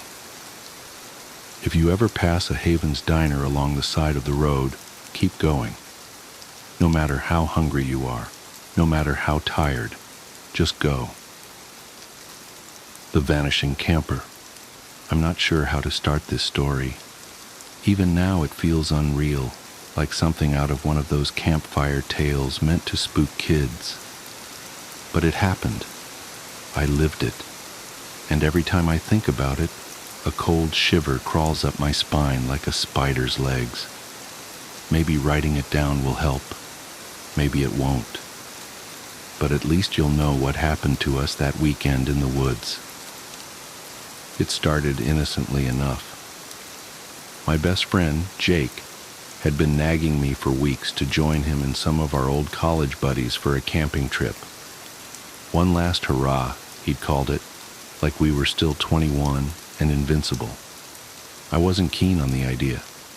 Since my wife, Sarah, passed away 2 years ago, I'd become something of a recluse. I worked, I ate, I slept. That was my life. But Jake was persistent, and I owed him. He'd been there for me when the grief threatened to swallow me whole, so I said yes. There were 5 of us in total: Jake, me, his younger brother Matt, our mutual friend Chris, and a guy named Tom who was Matt's co-worker. I didn't know Tom well, but he seemed nice enough. A bit quiet, maybe, but friendly. We piled into Jake's beat-up SUV on a crisp Friday morning, the air sharp with the promise of fall. Our destination was Pine Hollow, a dense forest reserve about 3 hours' drive from the city. Jake said he'd been there before and assured us it was perfect for camping, remote, peaceful, and picturesque. The drive up was uneventful. We laughed, shared old stories, and teased each other mercilessly, the way only old friends can. By the time we reached the trailhead, the sun was dipping low, painting the sky in streaks of orange and pink. We loaded up our gear and hiked about 2 miles into the woods until we found a clearing near a small, still lake. It was beautiful. The kind of place that made you forget, for a moment, that the world could be cruel. We set up camp quickly. 2 tents, a ring of stones for a fire pit, and a rope strung between 2 trees to hang our food and keep it away from curious animals. By the time the fire was roaring, darkness had fallen. We sat around the flames, drinking cheap beer and roasting marshmallows, the flickering light casting long shadows across our faces. It felt good, normal even. For the first time in years, I felt a glimmer of peace. Then Tom told his story. It started as a joke. We'd been swapping ghost stories, each trying to outdo the last. But Tom's tale was different. He spoke quietly, almost reluctantly, his eyes darting to the shadows just beyond the firelight. "Have you ever heard of the Pine Hollow Vanisher?" he asked. We hadn't. He told us about a man, or something that looked like a man, who supposedly haunted these woods. According to local legend, campers would go missing without a trace. No bodies, no belongings, nothing, just gone. Some said the Vanisher lured people away with strange sounds or lights, leading them deeper into the forest. Others claimed he appeared in their dreams, beckoning them to follow. Tom's voice dropped lower. The weirdest part? Sometimes the missing people would show up in photos taken after they disappeared, always in the background smiling. We laughed it off, of course. Just another campfire story. But as the night wore on and the forest grew quieter, the tale stuck with me. It wasn't just the story itself, it was the way Tom told it, like he wasn't sure if he believed it, but didn't want to tempt fate. The first night passed without incident. I woke to the sound of birds chirping and the smell of bacon sizzling over the fire. Jake was in his element, flipping pancakes on a portable griddle, while Matt and Chris argued over the best way to rig a fishing line. Tom was off to the side, sketching something in a notebook. He looked distant, like his mind was elsewhere. "What are you drawing?" I asked, taking a seat next to him. He hesitated before showing me. It was a rough sketch of a man, or what might have been a man. His features were indistinct, smudged, and shadowy, but his smile was sharp and unmistakable, almost too wide for his face. "Just messing around," Tom said, closing the notebook quickly. I let it go. We spent the day hiking, fishing, and exploring the area. The forest was beautiful, but it had a way of making you feel small. The trees were impossibly tall, their branches intertwining to form a canopy that blocked out most of the sunlight. The air was cool and damp, carrying the earthy scent of moss and fallen leaves.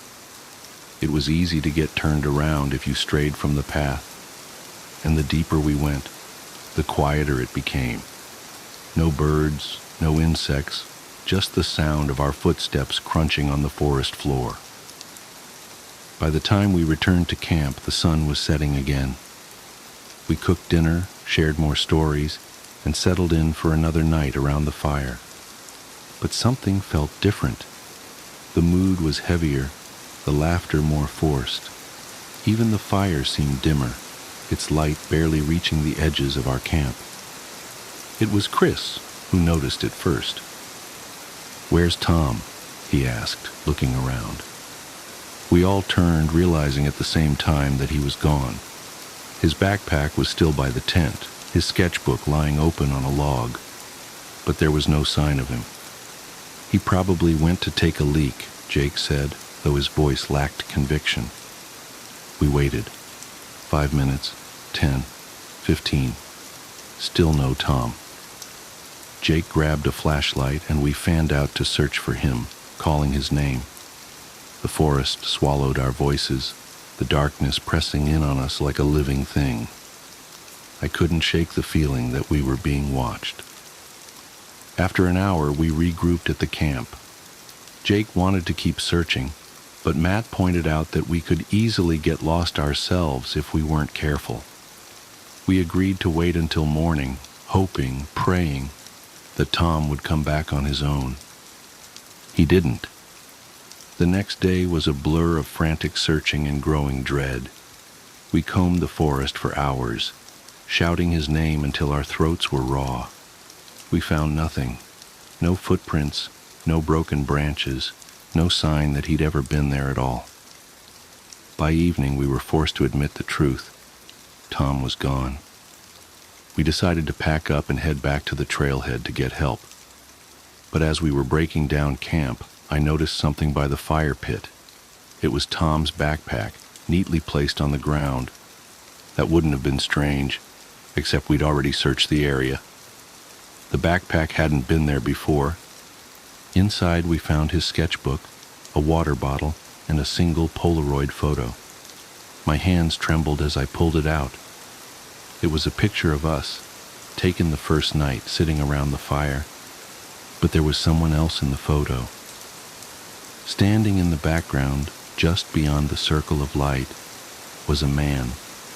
His features were blurry, his form indistinct, but his smile was sharp and unmistakable. We left the forest that night, leaving behind the tents, the gear, everything. The police organized a search, but they never found Tom. Officially, he's still listed as missing. Unofficially, I know the truth. I still have the photo. Sometimes late at night, I take it out and stare at it, trying to make sense of what happened. And every time I notice something new. The man in the background is closer now, his smile wider, his eyes brighter. I don't know what he is. I don't know what he wants. But I know one thing for certain. He's coming for me. Working as a search and rescue officer for the U.S. Forest Service, Part 7, I honestly don't know how I'd forgotten this story, but it is, by far, the scariest thing that's happened to me. I guess maybe I've tried so long to forget about it that it just didn't come to mind right away.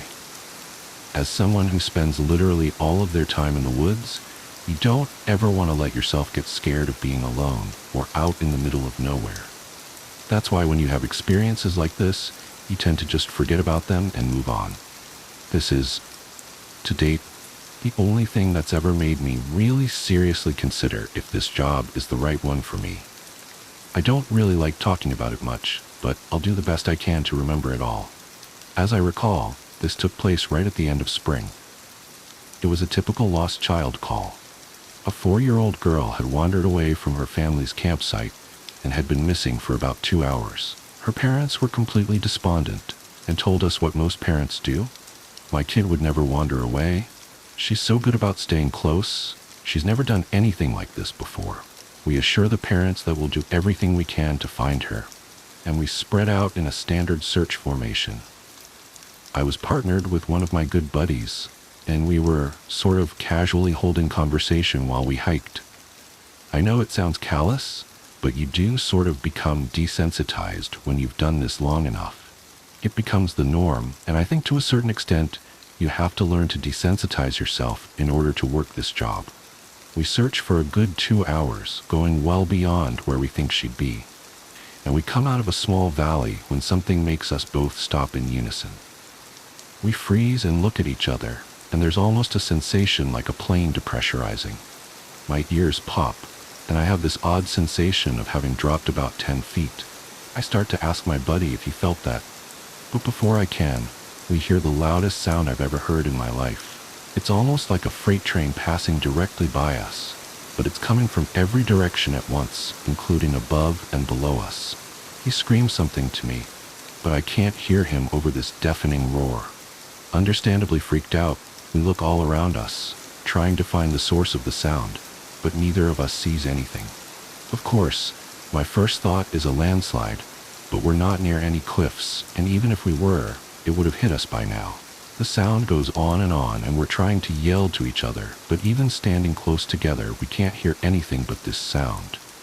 Then, as suddenly as it starts, it stops, like someone threw a switch and cut it off. We stand there for a second, perfectly still, and slowly the normal sounds of the woods come back. He asks me what the fuck just happened, but I just kind of shrug, and we stand there looking at each other for a minute. I get on the radio and ask if anyone else just heard the end of the fucking world, but no one else hears it, even though we're all within shouting distance of each other. My buddy and I just sort of shrug it off and keep going. About an hour later, we all check up on the radios, and no one's found the little girl. Most of the time, we won't search when it gets dark, but because we don't have any kind of lead on her, a few of us decide to keep going, including me and my buddy. We keep close together, and we're calling out for her every couple of minutes. At this point, I'm hoping beyond hope that we find her, because while I may not like kids, the idea of them being out all alone in the dark is awful. The woods can be intimidating to kids in the daylight. At night, well, it's a whole different beast. But we're not seeing any signs of her or getting any responses, and around midnight, we decide to turn around and head back to the rendezvous point. We're about halfway back when my buddy stops and shines his light to the right of us, into a really thick deadfall, or group of dead trees. I ask him if he's heard a response, but he just tells me to be quiet a second and listen. I do, and in the distance, I can hear what sounds like a kid crying. We both call the girl's name and listen for any kind of response, but it's just this really faint crying. We head in the direction of this deadfall and go around it, calling her name over and over. As we get closer to the crying, I start getting this weird feeling in my gut, and I tell my buddy that something isn't right. He tells me he feels the same way, but we can't figure out what it is. We stop where we are and call the girl's name again, and at the same time, we both figure it out. The crying is on a loop. It's the same little hitching sob, then wail, then quiet hiccup, repeated over and over. It's exactly the same every time, and without saying another word, we both take off running. It's the only time I've ever lost my composure like that, but something about it was so incredibly wrong, and neither of us wanted to stay out there anymore. When we got back to the rendezvous, we asked if anyone else had heard anything strange, but no one else knew what we were talking about. I know it sounds sort of anticlimactic, but that call fucked me up for a long time. As for the little girl, we never found a trace of her. We keep an eye out for her, and all the other people who we've never found, but frankly, I doubt we'll ever find anything. My buddy has been an SAR officer for about 7 years. He started when he was a junior in college, and he had a very similar experience when he first encountered the stairs. His trainer told him almost the same thing mine did, which was to never go near, touch, or ascend them. For the first year, he did just that. But apparently his curiosity got the better of him, and on one call, he broke away from the line and went to go check a set of them out. He said they were about 10 miles from the path where a teenage girl had vanished, and the dogs were following a scent. He was on his own, lagging behind the main group when he saw a set of stairs off to his left. They looked like they were from a new house because the carpeting was pristine and white. He said that as he got closer, he didn't feel any different or hear any weird noises. He was expecting something to happen, like bleeding from his ears or collapsing, but he got right up next to them and didn't feel anything. The only thing, he said, that was odd was that there was absolutely no debris on the steps. No dirt, leaves, dust, anything. And there didn't appear to be any signs of animal or insect activity in the immediate area, which he found strange. It was less like things were avoiding them, and more like they just happened to be in a relatively barren part of the forest. He touched the stairs and didn't feel anything except that sort of sticky feeling you get from new carpet. Making sure his radio was on, he slowly climbed the stairs. He said it was terrifying because the way they'd been stigmatized, he wasn't really sure what was going to happen to him. He joked that half of him expected to be teleported to some other dimension and the other half was watching for a UFO to come swooping down. But he got to the top with little event, and he stood there looking around. But, he said, the longer he stood on the top step, the more he felt like he was doing something very, very wrong. He described it as the feeling you'd get if you were in a part of a government building you have no business being in. As if someone was going to come and arrest you or shoot you in the back of the head at any second. He tried to brush it off, but the feeling got stronger and stronger, and that's when he realized that he couldn't hear anything anymore. The sounds of the forest were gone, and he couldn't hear his own breathing. It was like some kind of weird, awful tinnitus, but more oppressive. He climbed back down and rejoined the search, and didn't mention what he'd done. But he said, the weirdest part came after. His trainer was waiting back at the welcome center after the search ended for the day, and he cornered my buddy before he could leave. He said his trainer had this look of intense anger, and he asked what was wrong. You went up them, didn't you? My buddy said it wasn't phrased as a question. He asked how his trainer knew. The trainer just shook his head. Because we didn't find her. The dogs lost her scent. My buddy asked what that had to do with anything. The trainer asked how long he'd been on the stairs, and my buddy said no more than a minute. The trainer gave him this really awful, almost dead-eyed look, and told him that if he ever went up another set of stairs again, he'd be fired. Immediately. The trainer walked away, and I guess he's never answered any of the questions my buddy has asked him about it since. My buddy has been involved in a lot of missing persons cases where there's never been a trace of them found. I mentioned David Paulides, and my buddy said he can confirm that those stories are, for the most part, accurate.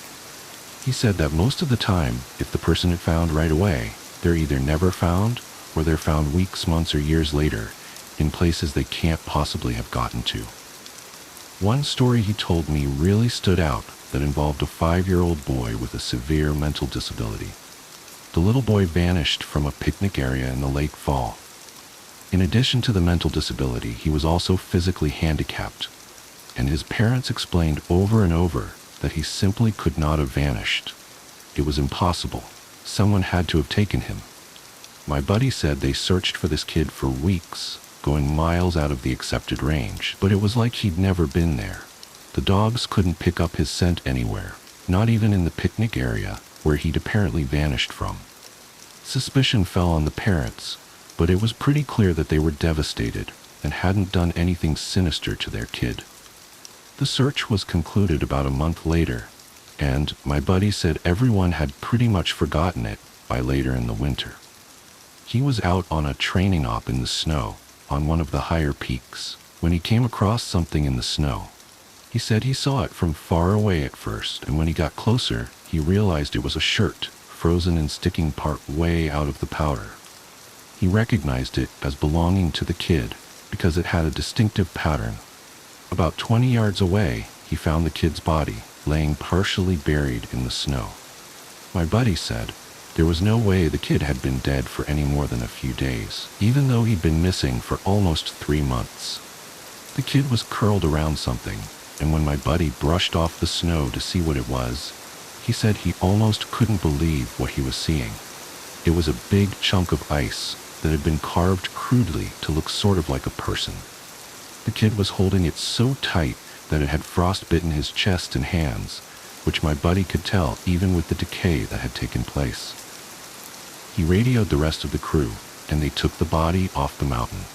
Now he recapped all of this for me, and to put it simply, there was no way this kid could have both survived for almost 3 months on his own or have gotten to this peak.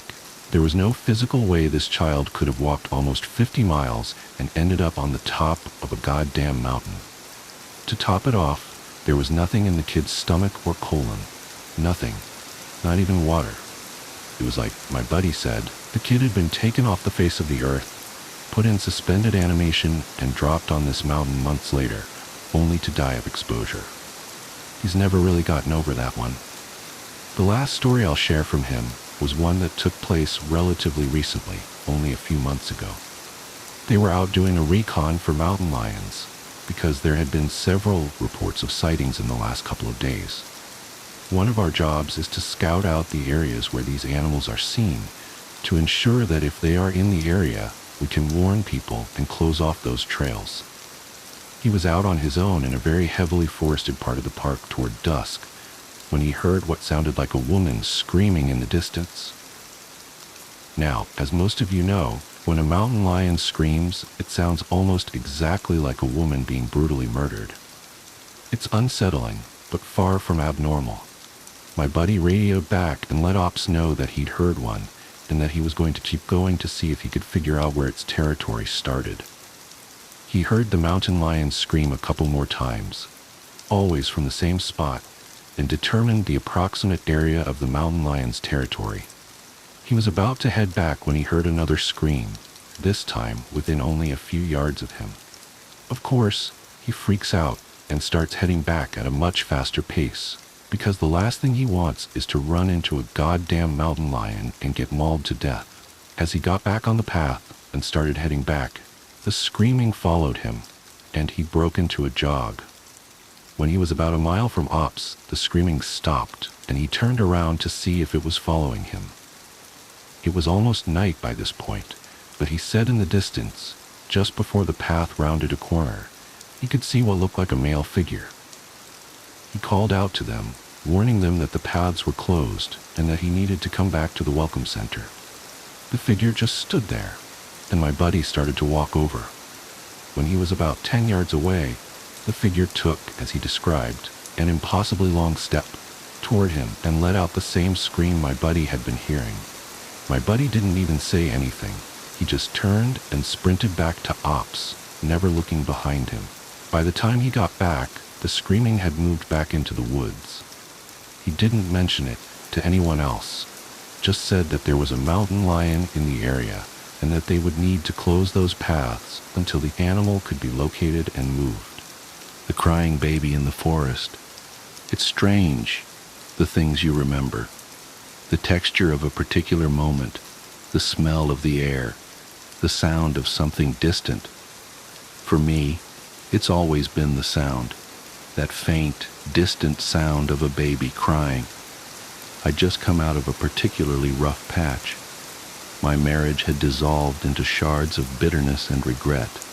My career had plateaued, and I was haunted by a sense of failure I couldn't quite shake.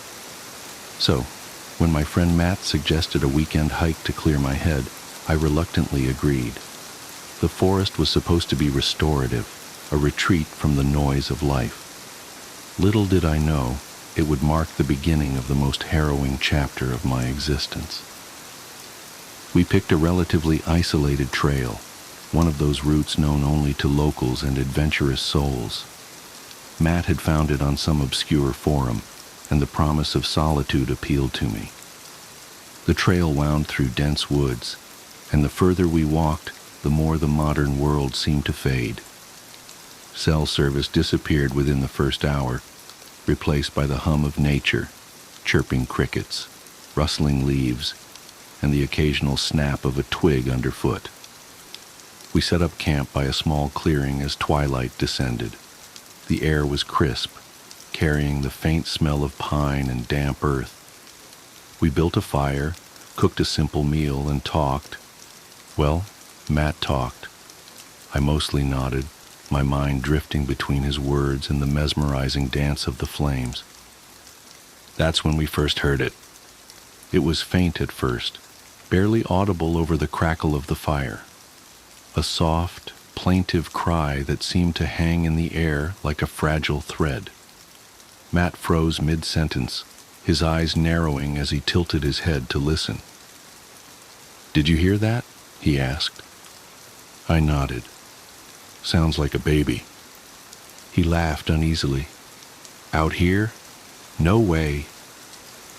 But the sound persisted, growing louder and more distinct. It was unmistakably the cry of an infant, filled with a desperate urgency that sent chills down my spine. Against every instinct screaming at me to stay put, I stood up. "We should check it out," I said. Matt hesitated, his usual bravado tempered by unease. "You sure? Could be, I don't know, a wild animal or something." "Since when do wild animals sound like babies?" I shot back. "What if someone's in trouble?" Reluctantly, he agreed, and we grabbed our flashlights before venturing into the dark woods. The crying seemed to guide us, growing louder as we moved deeper into the forest. The trees loomed like silent sentinels, their gnarled branches casting eerie shadows that danced in the beam of our lights. My heart pounded in my chest, a primal mix of fear and determination driving me forward. But something was off. No matter how far we walked, the sound always seemed just out of reach. It was as if the forest itself was conspiring to keep the source hidden. And then, without warning, the crying stopped.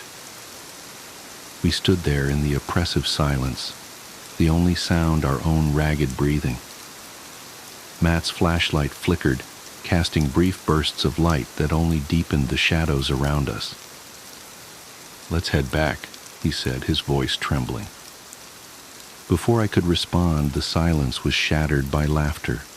It started soft, almost playful, but quickly escalated into a cacophony that seemed to come from everywhere and nowhere all at once.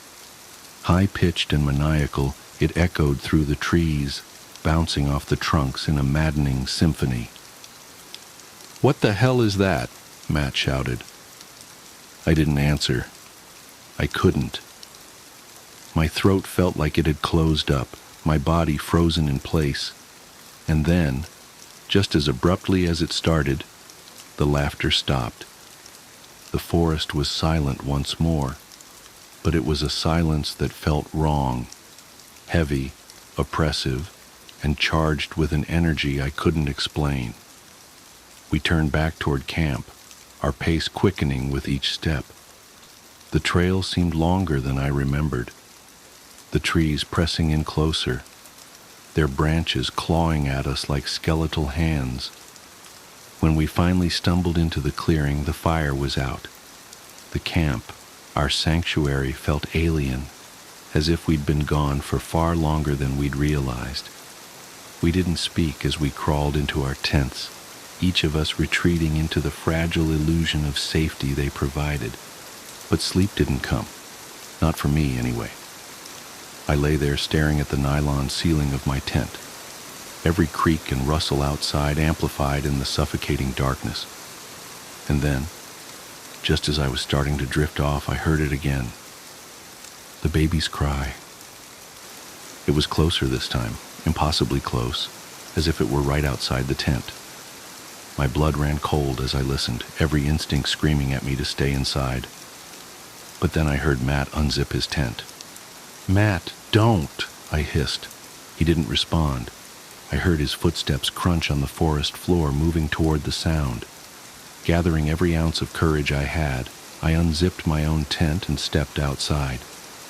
The night was unnaturally still, the air thick with an unspoken threat. Matt's flashlight beam bobbed in the distance as he moved deeper into the woods. "Matt!" I called, my voice trembling. "Come back!" But he didn't stop. He didn't even turn around. It was as if he were in a trance, drawn toward the crying like a moth to a flame. And then, just as he disappeared from view, the crying stopped again. What followed was the most excruciating silence I've ever endured. Minutes felt like hours as I stood there, my flashlight beam cutting through the dark, searching for any sign of him. And then, the laughter returned. It was deafening, a chaotic symphony of voices that seemed to mock me, to taunt me for my helplessness. I dropped my flashlight in panic, the beam spinning wildly as it hit the ground. In its erratic light, I saw something that made my blood turn to ice. Eyes, dozens of them, glowing in the darkness, staring at me from the shadows. They were unblinking, inhuman, and filled with a malice I can't begin to describe. And then, just as suddenly as they appeared, they vanished. I don't remember running back to my tent, but I must have. The next thing I knew, I was huddled inside, clutching my knees to my chest as the laughter faded into the night. When dawn finally broke, I emerged to find Matt's tent empty. He was gone. I spent the entire day searching for him, retracing our steps, calling his name until my throat was raw. But it was as if he'd vanished into thin air. The forest, once a place of solace, had become a labyrinth of nightmares, each shadow concealing unspeakable horrors. When I finally made it back to civilization, the authorities were skeptical. They organized a search party, but no trace of Matt was ever found. I told them about the crying, the laughter, the eyes in the dark, but they dismissed it as the ramblings of a man traumatized by his friend's disappearance. I've tried to move on, but the forest won't let me. Every night, I hear the crying. It's faint at first, barely audible, but it grows louder with each passing minute. And no matter where I am, it always seems to come from just outside my window. I haven't slept in months. I'm afraid to. Because I know that one day the crying won't stop. One day, it will lead me back to the forest. And this time I don't think I'll make it out. But perhaps the most chilling part of all is the ending twist I've been too afraid to admit. In my dreams, the rare ones I do have, I see Matt. He's always smiling, standing at the edge of the forest, and in his arms, he's holding a baby. The phone call. There's an old saying that nothing good happens after 2 a.m. I used to dismiss it as something parents tell their teenagers to keep them from staying out late. Now I know better. Now I know that the real horror begins at exactly 3:33 a.m. It started 3 weeks ago. I was jolted awake by my phone's ringtone, that default iPhone marimba that suddenly seemed sinister in the dead of night. The screen's harsh blue light illuminated my bedroom as I fumbled to silence it. Through bleary eyes, I saw my own phone number displayed as the caller ID. I almost declined the call. Looking back, I wish I had. But curiosity got the better of me. After all, how could I be calling myself? Hello? My voice was thick with sleep. For several seconds, there was only silence. Then I heard breathing, slow, measured breaths that seemed somehow familiar. A chill ran down my spine as I realized why. They were mine. I would recognize the slight whistle on the exhale anywhere, caused by a deviated septum I'd had since breaking my nose in high school. I hung up immediately, my heart pounding. Sleep was impossible after that. I sat up until dawn, telling myself it was just a glitch, a crossed line, or maybe even a dream. But deep down, I knew better. The next night, I was wide awake at 3:33 a.m. staring at my phone. Right on schedule, it rang. My number again. This time when I answered, I heard myself breathing. and then something else, quiet sobbing. My own voice, crying in a way I hadn't since my mother's funeral 5 years ago. It went on like this, night after night, always at 3:33 a.m., always my number, always my voice, doing something different, sometimes whimpering, sometimes humming that lullaby my mother used to sing, sometimes reciting fragments of poems I'd written and never shown anyone, things only I could know. I tried everything to make it stop. I changed my number twice. I bought a new phone. I even tried staying at hotels, but the calls followed me. I stopped sleeping, surviving on coffee and fear. Dark circles formed under my eyes. My coworkers started asking if I was okay. I wasn't. Last night was different. When I answered, I heard myself whisper, "Tomorrow night, I'll finally show you why." The voice was mine, but wrong somehow, hollow, like it was coming from the bottom of a well or a grave. So here I sit in my locked bedroom watching the minutes tick by. It's 3:28 a.m. now. My phone is on the nightstand, screen dark. My hands are trembling as I write this, trying to document whatever happens next, because I know something is going to happen. I can feel it in the marrow of my bones. 3:29 a.m. I'm thinking about all the times I've heard my own voice on the other end of the line. Was it really mine? Or something else? Something that's learned to mimic me so perfectly that even I can't tell the difference. 3:30 a.m. 3 minutes left. My throat is dry. The silence in the room feels heavy, pregnant with possibility. I've triple-checked the locks on my doors and windows. Not that it matters. Whatever's been calling me, I don't think locks will stop it. 3:31 a.m., 2 minutes. I'm remembering something my mother told me when I was small, about how the veil between worlds is thinnest in the hours before dawn. She was always superstitious, my mother. I used to think she was silly. Now I'm not so sure. 3:32 a.m., 1 minute. My phone screen just lit up on its own. No notification, no reason. Just glowing softly in the dark, like a beacon or a warning. 3:33 a.m. It's ringing. My hands are shaking so badly I can barely hit the answer button. But I do. Hello? My voice cracks. Hello, Sarah? My voice answers back. But this time it's not coming from the phone. It's coming from behind me. I spin around and there I am, standing in the corner of my bedroom. But wrong. So wrong. My skin is gray and waterlogged, my hair hanging in wet ropes around my face. Water drips steadily onto the carpet, forming a dark pool at my feet. My other self's eyes are milky white, but somehow I know they can see me. "What are you?" I whisper. My doppelganger smiles, revealing teeth that have gone black with rot. "I'm you," it says in my voice. "From the lake. Don't you remember the lake, Sarah?" And suddenly I do. 5 years ago, right after my mother's funeral. I was drunk, devastated, driving too fast on the winding road that borders Lake Marshall.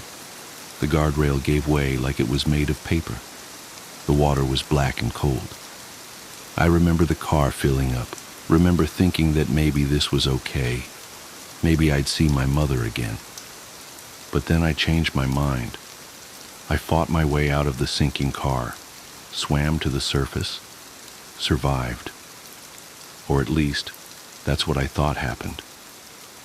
"You never made it out," my other self says, taking a step closer. Water squishes in its shoes. "Your body is still down there, Sarah. Still strapped into that car at the bottom of Lake Marshall. What's left of it, anyway." "No," I shake my head. No, that's not possible. I'm here. I'm alive. I've been alive for 5 years. Have you? It asks. Think hard, Sarah. When was the last time you felt hungry or thirsty? When was the last time you actually slept instead of just lying in the dark waiting for my call? When was the last time anyone other than your coworkers spoke to you? I open my mouth to argue, but the words die in my throat. Because I can't remember. I can't remember any of those things. 5 years, my other self says softly. 5 years I've been down there in the dark, while you've been up here pretending to be alive. But it's time to stop pretending now, Sarah. Time to come home. It reaches for me with gray, bloated fingers. Its touch is cold and wet against my cheek. And suddenly I can feel the water filling my lungs again. Can feel the pressure of the lake crushing down on me. Can feel the slow decay of 5 years beneath the black water. The next morning, Sarah Chen doesn't show up for work. Her co-workers notice her absence, of course, but none of them seem particularly concerned. In fact, when asked about her later, they have trouble remembering exactly when they last saw her. Some say it was yesterday, others swear it was last week, and a few insist they haven't seen her in years, not since that tragic accident at Lake Marshall. The police eventually break down her door and find her apartment empty. The only unusual thing they notice is a large wet spot on her bedroom carpet, roughly the size and shape of a person lying down. But by the time they think to take samples, the spot has dried, leaving no trace behind. At the bottom of Lake Marshall, in the rusted remains of a 5-year-old car, 2 bodies sit side by side in the driver's seat, identical down to the last detail, slowly becoming one again in the endless dark. And somewhere, a phone rings at 3:33 a.m., waiting for someone to answer. Charles Bonnet syndrome. I suffer with a condition called Charles Bonnet syndrome, or visual release hallucinations, if you want to get more technical. It's a condition that's far more common than you might realize. It's estimated that as many as half of people with gradual loss of vision will experience one or more bouts over their lifetime. Yet I'm willing to bet that most of you have never heard of it. The reason for that is because most sufferers are scared to tell anybody what we experience. I know I was, but I'm getting ahead of myself. My name is Andrew, and I'm 26. 2 years ago, I woke up with awful blurred vision, every single edge and detail clouded, as if somebody had smeared Vaseline on a camera lens. It never got better. I was scared then, and got over to Dr. Harper's surgery as fast as I could. Suddenly needing to take a cab rather than climb in the car I'd driven without incident ever since I'd bought it 3 years prior. The doctor did some tests, asked me some questions. Have you been much thirstier lately? How often do you urinate? How would you describe your tiredness levels? And then gave me the diagnosis that changed my life forever. Diabetes, type 1. He explained that I would need to take insulin shots with every meal, that eating the wrong foods without monitoring my blood sugar could see me drop into a coma. Or worse. Then he got to my eyes. Andrew, your diabetes has resulted in maculopathy. Do you know what that is? I shook my head dumbly, already reeling with the shock of my diagnosis, and Dr. Harper went on. It's when the diabetes affects the blood vessels at the back of your eye, blocking them and causing them to leak into the macula, the central part of your retina that helps you to perceive color and fine detail.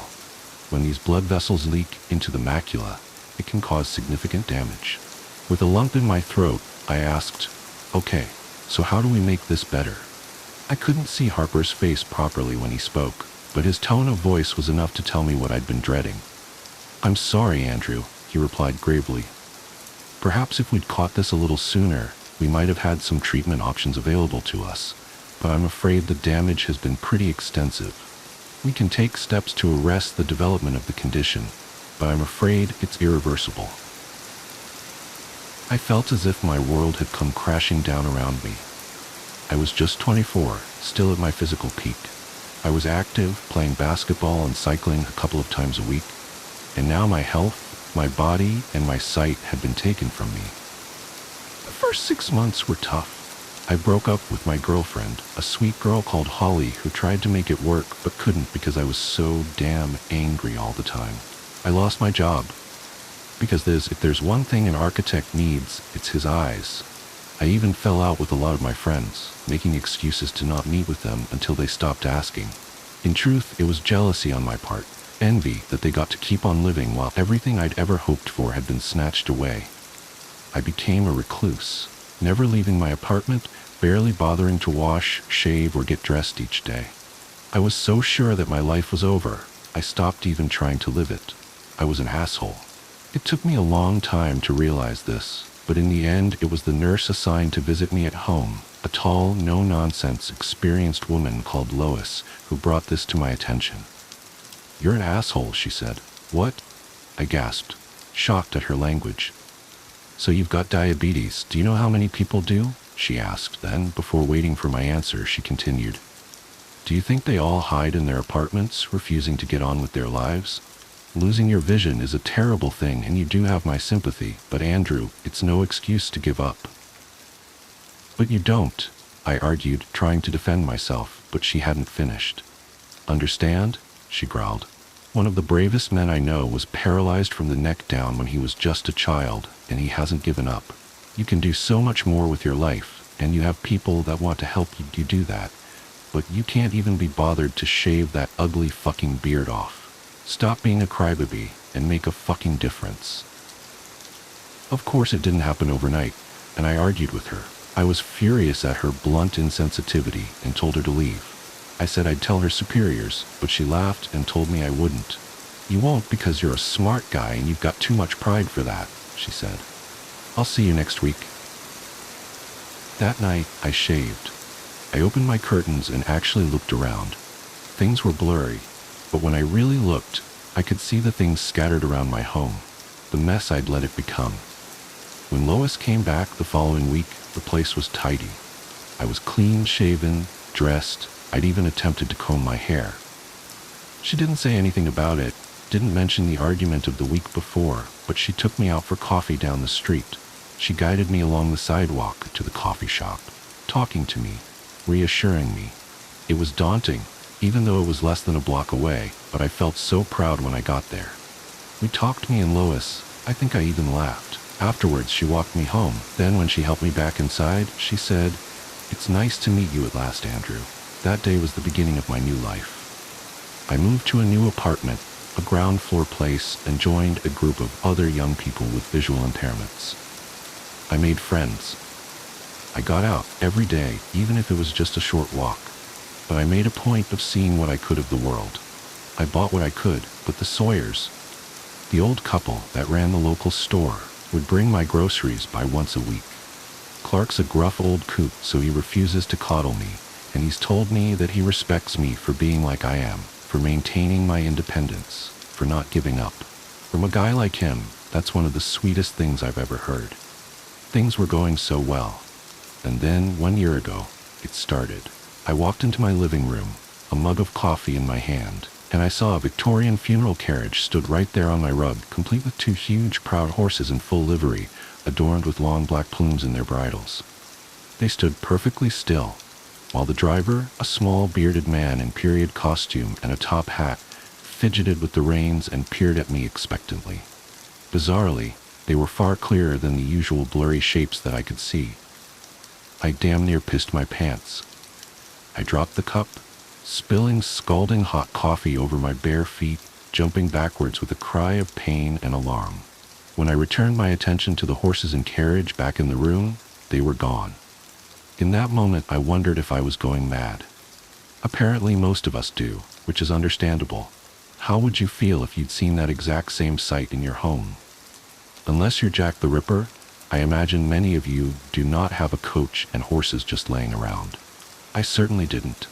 Eventually, after much quiet swearing to myself and more than a little self-delusion, I managed to convince myself that I had not seen what I thought I had, that it was merely a very vivid daydream.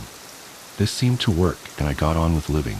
even if I entered that same room a little more cautiously in the days that followed. Finally, I forgot about it.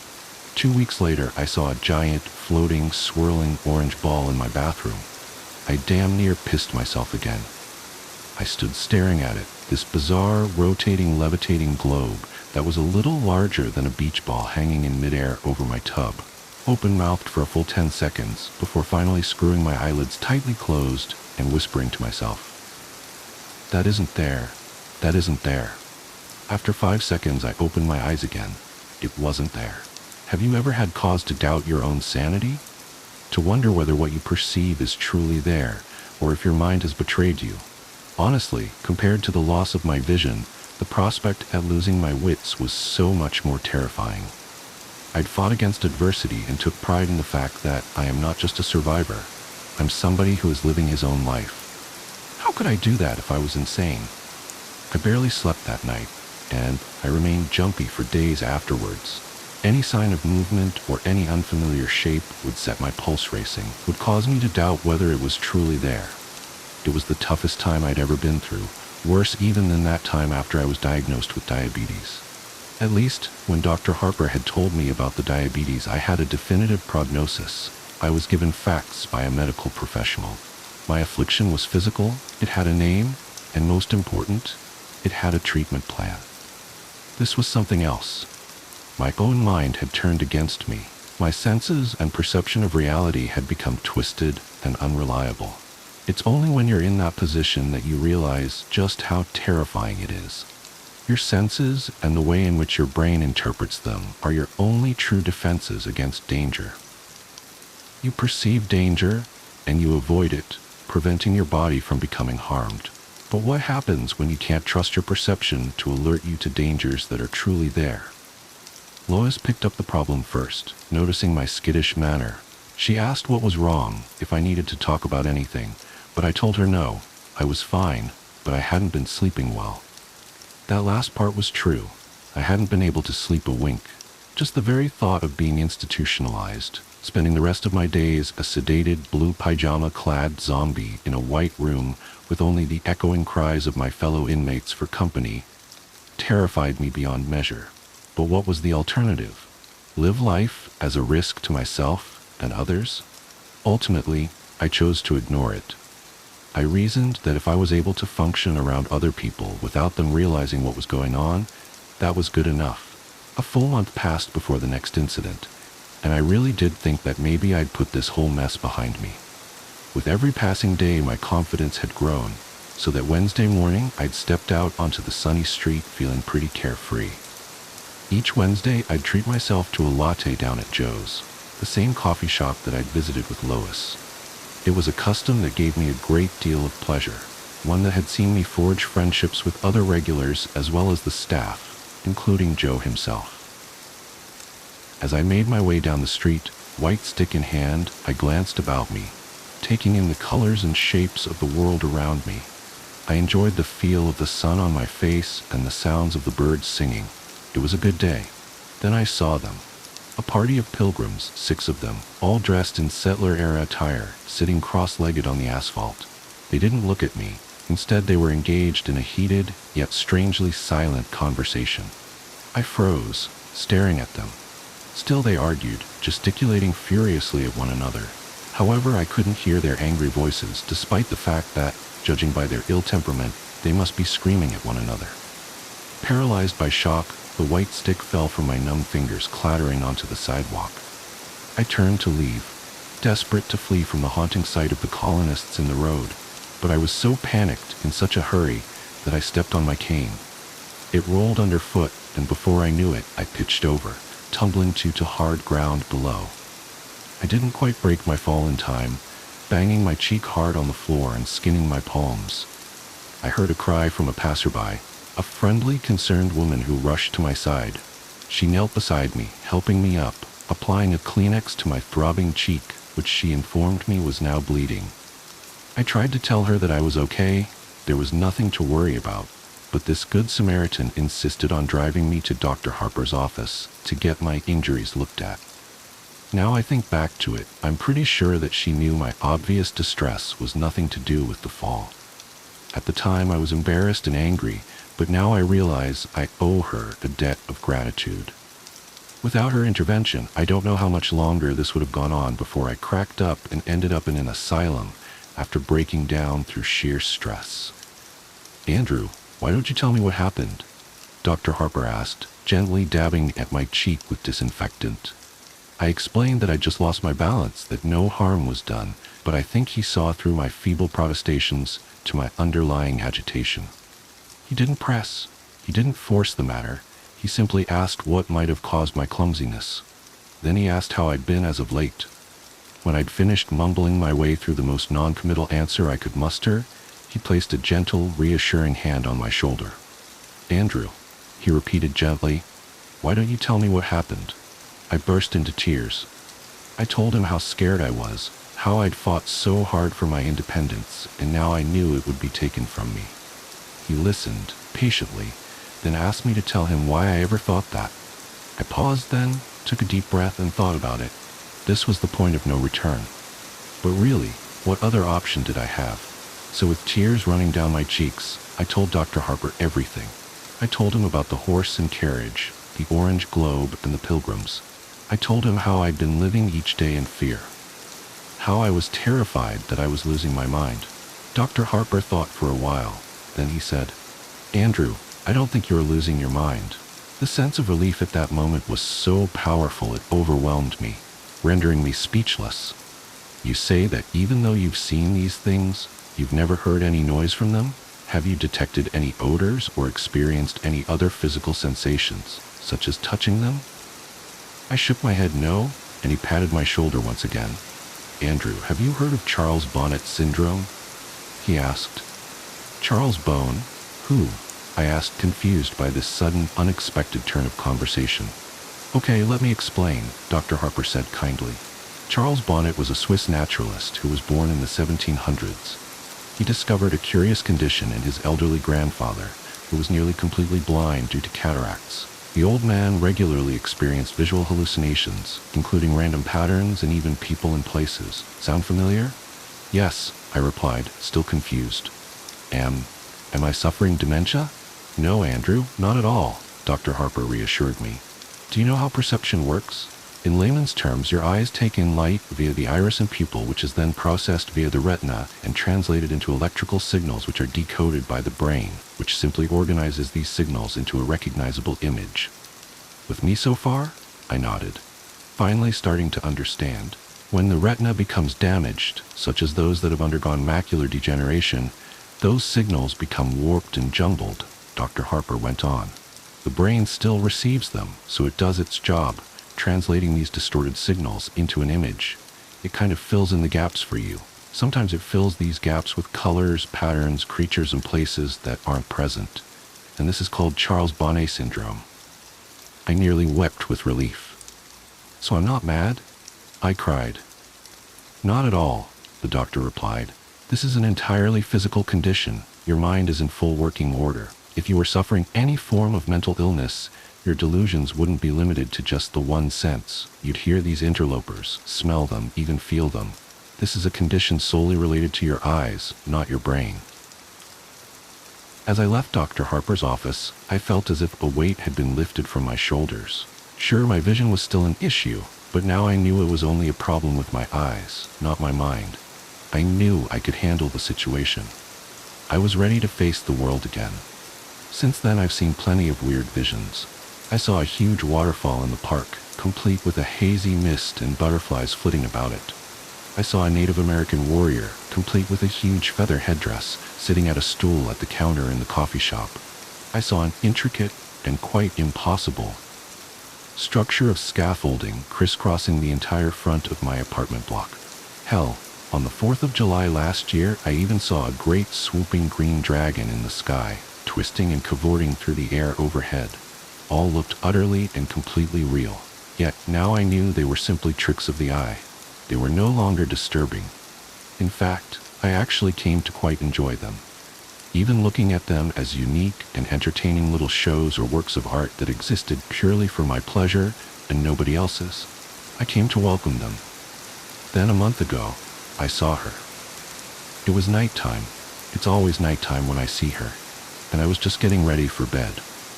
I walked into the kitchen to get myself a glass of water, and actually cried out in alarm when I spotted the figure in the corner. She was tall, by far the tallest woman I'd ever seen, and even though she stood hunched, she still had at least 6 inches on me. I was used to seeing characters in dated and bizarre dress, but this was different somehow. It didn't seem like an outfit from any one time, instead a bizarre mishmash of items. She wore a tuxedo jacket, figure-hugging and black, tailored to the female body shape, over a dirty old ruffled dress shirt. To complete the ensemble, she wore a bright red bow tie. On her hands, which she held out to either side as if shrugging, or maybe feeling for rain, she wore dirty white gloves. Her fingers were disproportionately long, almost spidery, and occasionally they twitched, as if she longed to grip and squeeze something in them. On her lower half she wore shorts the same crimson as her bow tie, over opaque black nylons. Her legs were long, lithe, attractive, if the truth be told, the legs of a dancer. She also wore red heels, the same hue as her shorts and bow tie, but they sparkled and shimmered, bringing to mind Judy Garland's ruby slippers from The Wizard of Oz. As strange as this ensemble was, I couldn't tear my eyes from her face. Most of it was obscured by a jaunty bowler hat, tipped and tilted to hide her eyes and nose, but beneath the brim of her hat I could see the deathly pale skin of her face and a grin that sent shivers down my spine. It was wide, too wide, with entirely too many teeth. A smile is meant to be an expression of warmth. It's meant to feel welcoming and benevolent, but the look on this woman's face oozed malice. It felt much like the sort of glee I'd expect from a snake as it corners a rat. However, the thing that startled me most was that she had a third arm sprouting from her back, curled up and over her head like a scorpion's tail. It was longer than any arm should be, and the hand only had 3 fingers, like a claw. It was pointed straight at me, and as I swore in dismay and stumbled sideways, it seemed to track my movement. I stood staring at the creepy figure for a few seconds, trying to get my head around the situation. She just stood there in the corner, grinning back.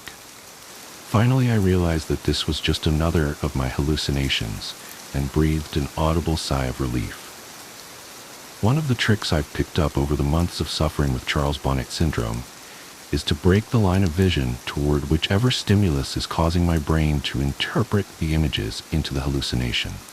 Think of it like restarting a faulty computer, how refreshing the system debugs it. To this end, I close my eyes and count to 5, then when I reopen them, the hallucination is gone. So as I stared at the horrifying, malformed figure in my kitchen, I knew that to make the image go away, I simply had to close my eyes.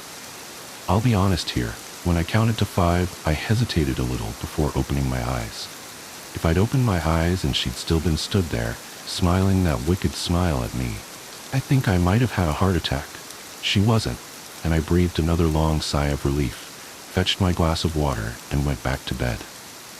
The tall woman haunted my thoughts in the days after I saw her. She was different to the other visions I'd had. Somehow she felt more real.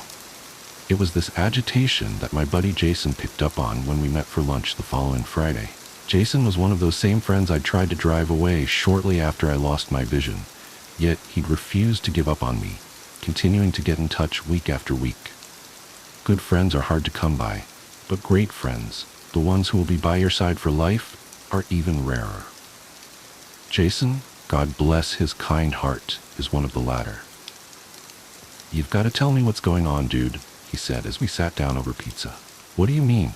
I asked, trying to brush it off. "You're so distracted, it's like you're looking for something in here all the time. You've eaten like 1 slice in pizza in the time it's taken me to eat 4. So, I repeat, you've got to tell me what's going on," Jason said, waving a slice of pizza around for emphasis. "It's nothing," I replied, feeling a little stupid. "I just had a hallucination a couple of nights ago that really got to me." "I thought you were cool with those now?" he asked, putting the pizza slice down. "Yeah, I am. I mean, I was, but this was different," I replied, resigned to talking about it. "She scared me." "She?" Jason asked, his interest clearly piqued. "Tell me about it." So I did. I described the tall woman and how she'd appeared to me. I explained that unlike any of my other hallucinations, she felt more real. and that she was the first to feature such a weird and unsettling mutation. Sure, I'd seen smaller versions of people in the past, a phenomenon referred to as Lilliputian by medical professionals, but the extra appendage and impossibly distorted face were something I had yet to encounter thus far. I think it was that, combined with the unnerving expectant stance, that had disturbed me the most. "So," Jason said after I'd finished, "you say she had great legs?" "Shut up, you asshole," I laughed, throwing my napkin at him. "No, seriously, I get it, man," Jason replied, passing the napkin back to me. "If I walked into a room and a giant mutant was waiting for me, it'd scare the shit out of me too. But you know what caused you to see this? It's like the coachman and that waterfall you saw. It's a condition that you know you have, and it's one that you know how to deal with, okay?" I know, I replied. "Thanks, man. You're right." I did feel better too, so I smiled at him, took a big bite of my pizza, and changed the subject, asking him about his psycho ex, a conversation he was all too happy to dive into. The next time I saw the tall woman, just under a week later, I was brushing my teeth. I was stood at the wash basin, brushing away, when I spotted a figure in the mirror. She was out in the dark hallway, peeking around the door behind me. That same sinister grin I'd seen before stretched her narrow face into a distorted grimace, the dirty bowler hat pushed down over her eyes once again. Each of those 3 long, spidery hands gripped the door frame. As crazy as this sounds, it felt like she was trying to avoid being spotted. I cried out, spitting toothpaste foam all over the mirror, my toothbrush clattering into the basin. I spun around, my heart thumping in my chest, my breathing ragged in my throat. She wasn't there. Of course she wasn't. The doorway was empty. I tiptoed forward, hesitantly, trying to look around the doorframe into the hallway without actually sticking my neck out into its shadowy confines. The seconds ticked by as I drew closer and closer. I couldn't see anything, so, finally, with a whisper of self-affirmation, I stepped out of the bathroom. The hallway was empty, as was the rest of my apartment. I was shaken again. This was the first time I'd seen a hallucination in a reflection, and I wasn't even sure that I'd actually seen it. Now, as I sit here, writing this, knowing what would follow, I think I thought like that to try to protect myself, to shield myself from the truth. I was an idiot. A full fortnight passed without incident. Sure, I saw a flash of color one day, a dancing yellow lightning bolt that zigzagged back and forth on the street outside my apartment. But that was exactly the sort of thing I'd come to expect from my condition. It was exciting, otherworldly, but it wasn't scary, not like she was. In retrospect, that fortnight was blissful. It was a reminder of what life could be like, the existence that I'd carved out for myself since my diagnosis. Life was good.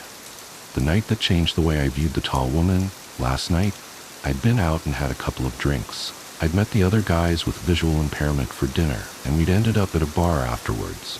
I wasn't hammered, but we got through plenty of beer between us, and by the time I stepped out into the cool night air, I felt decidedly lightheaded. It took me a while to make it home, laughing and talking to a couple of the other guys from our group as we strolled along. It had been a great evening. It's probably the last truly good one I'll ever have. I bid the other guys good night and, fumbling with my key, let myself in. With swaying steps, I strolled into my hallway, slamming the door a little too loudly behind me. I took off my jacket, hung it on the hook by the door, then hit the light switch. She was waiting at the end of the hallway, all 3 hands held aloft into claws, reaching for me, that same maddening malevolent grin on her pale face. I swore again, louder than ever, actually jumping back a step, recoiling from the impossibly tall and terrifying figure lying in wait in my own home. The tall woman didn't move, she just stood there, staring and smiling at me. I stared back, but I sure as hell didn't smile. "Jesus Christ," I muttered under my breath. You know how you can feel a little paranoid after a few beers? That feeling of non-specific post-alcohol dread? Imagine that combined with a giant grinning mutant woman suddenly appearing in your home. Suffice it to say, it was very, very, very uncool. "I don't need this," I sighed and closed my eyes. 1, 2, 3, 4, 5. When I opened my eyes, her face was just a foot from my own, grinning wider than ever. She dashed the length of the hallway and was now stood so close that her long, grasping arms were either side of me, her fingers twitching and clawing at the air around my face. I could see her chest heaving, as if she were actually laughing silently at my attempts to dismiss her, as if the thought that I could ever be free of her was amusing. I screamed a full-bodied shriek of terror and actually dropped to my knees, covering my head as if to fend off an expected blow. It never came. Finally, I lowered my hands, gasping for breath, shaking. The hallway was empty, the tall woman nowhere to be seen. I stayed there, on my knees for a moment, gasping for breath. Then I was on my feet, and I turned and ran, out of the apartment, out of the building, and into the street. I stood there, shivering, terrified beyond reason, without a clue as to what I'd do next. Finally, I pulled my phone from my pocket, and I made a phone call. "Hey, Andy. What's up?" Jason asked. "Jason, I need you to come here," I said, sobbing. Jason didn't ask why, didn't complain. Instead, he simply replied, "I'm on my way." Less than 20 minutes later, his car pulled up outside and he dashed over to the steps outside my building where I was sitting, shivering. He threw his jacket around my shoulders and asked what happened, his voice filled with concern. "She's in there," I stammered. "The tall woman. She's back." Okay, he said, gently helping me to my feet. "Come on, man. Let's go in there and check it out." I wish I could say that I was brave when we went inside, but I'd be lying. I cowered behind Jason, one hand on his shoulder as we made our way through my home. Of course we didn't find a thing. We're talking a giant mutant woman in a poky little one-bed apartment. Where the hell was she going to hide? Finally, after we'd checked every single room twice, I had to admit that she was gone. "I'm so sorry, man," I apologized, feeling genuinely stupid. I got scared and... "I'm sorry, man." "Hey, forget about it, buddy," Jason said. "So I'm here now. Where do you keep your booze?" Half a bottle of bourbon later, we were both feeling pretty talkative. "She's, just kind of different, I tried to explain. I get it, he said. "It's like you saw something bad and you feel bad and that's bad." He didn't get it. "No, she's different, I explained. "I've never had a repeat hallucination before, and they've never been scary, She's not like the others."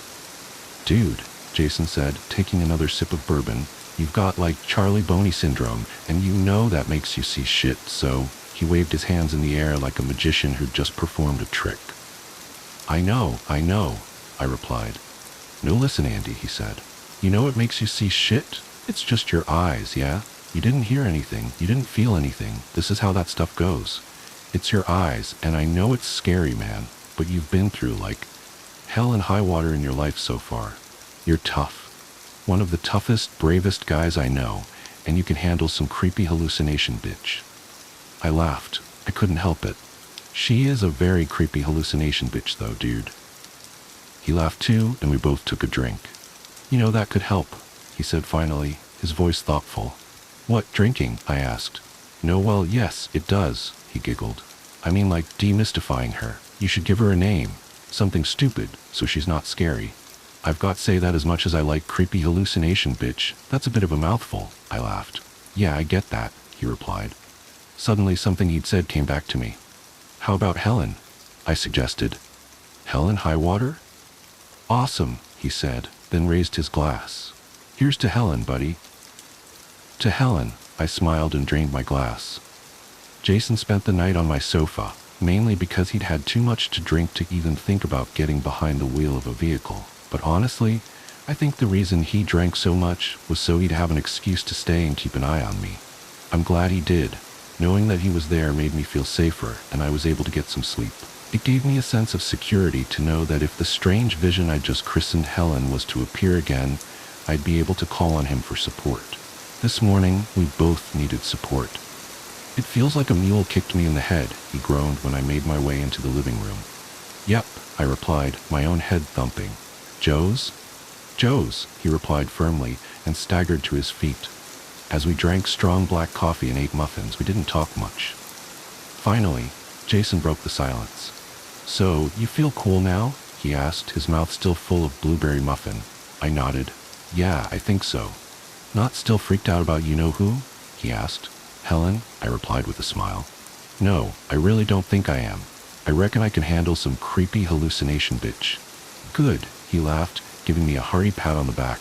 "That's cool, man. I bet you can." Now, after a night spent cowering in my bathroom, too scared to go out into my apartment, I know we were both wrong. About everything. Remember how earlier I told you that the thought of being institutionalized, that the very idea of losing my grasp on reality was the most terrifying thing I could imagine? Now I'd welcome that, because the alternative is far, far worse. After breakfast, I said goodbye to Jason, and he climbed into his car and drove away. The day passed without incident, and when Lois stopped by this afternoon, she even commented on how upbeat I seemed. "You got a lady in your life?" she asked casually. I laughed at that, wondered what she'd think if she knew the truth. "Yeah," I chuckled. "Something like that." "Good for you," she sniffed. "You make sure you treat her right." That tickled me even more, and I had to bite my lip. "Sure," I replied. "I'll do my best." Tonight, still a little wiped from the exertions of the previous evening, I decided to turn in early.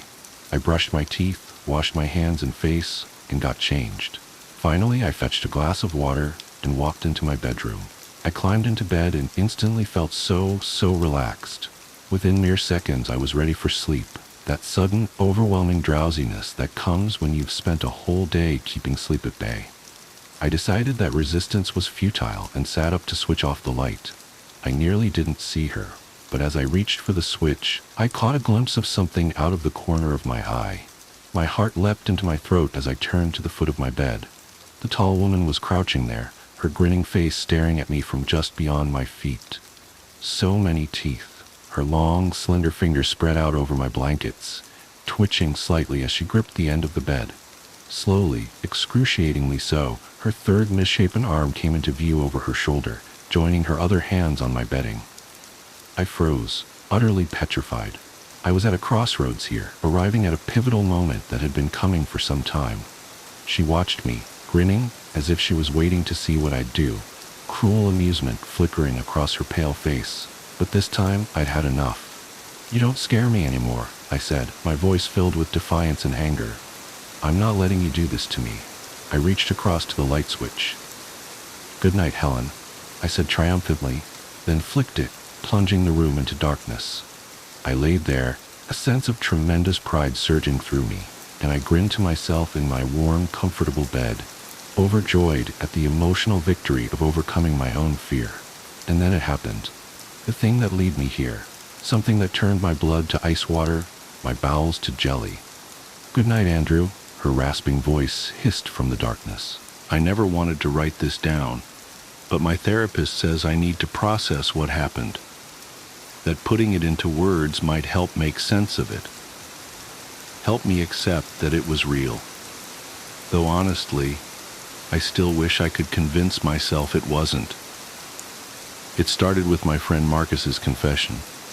We were having our usual Friday night drinks at O'Malley's, that dive bar downtown where the neon beer signs barely cut through the perpetual haze of cigarette smoke that seems embedded in the walls.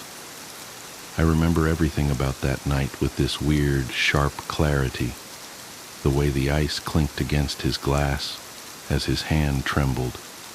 How his voice dropped to barely above a whisper when he finally told me. "I found something in the church basement," he said, staring into his whiskey. "Something that shouldn't be there." I should mention that Marcus was the maintenance guy at St. Augustine's, this ancient Gothic revival church that looms over the east side of town, like something out of a Victorian ghost story. The place had been around since the 1800s, all weathered limestone and creeping ivy, with those towering spires that always seemed to scratch at the belly of the clouds. Marcus had worked there for almost a decade, knew every creaking floorboard and dusty corner. "What do you mean?" I asked, watching him drain his glass. His hands were shaking so bad he almost missed setting it back down on the sticky bar top. "Like what kind of something?" He wouldn't look at me, just kept staring straight ahead, his face gone this sickly shade of gray in the dim bar lighting. "I was doing the annual inspection of the confession boxes," he said, "checking for termites, rot, that kind of thing. But when I opened up the maintenance panel in the back of the north box, the one that's been out of order for years, He trailed off, rubbing at his face like he was trying to scrub away the memory. There was wax, he continued finally. All these little rivulets of it, dried in these weird patterns on the wood. At first I thought maybe it was just from old candles, you know. But then I noticed the holes. Holes? Tiny ones. Hundreds of them, maybe thousands, all through the wood. Like something had been eating its way through.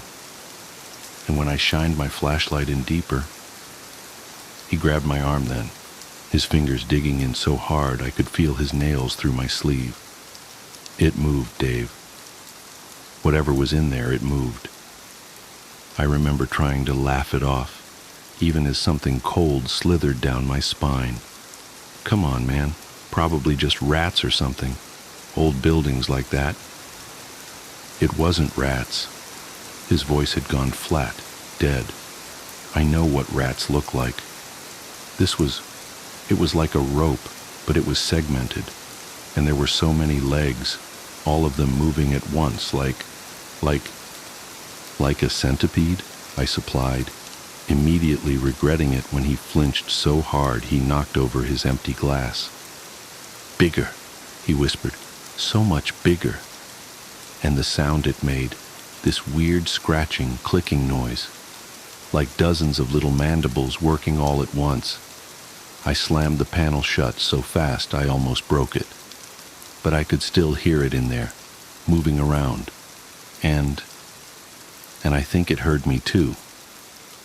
I tried to rationalize it, of course. Told him he was probably just stressed, maybe needed some sleep, but he wouldn't let it go.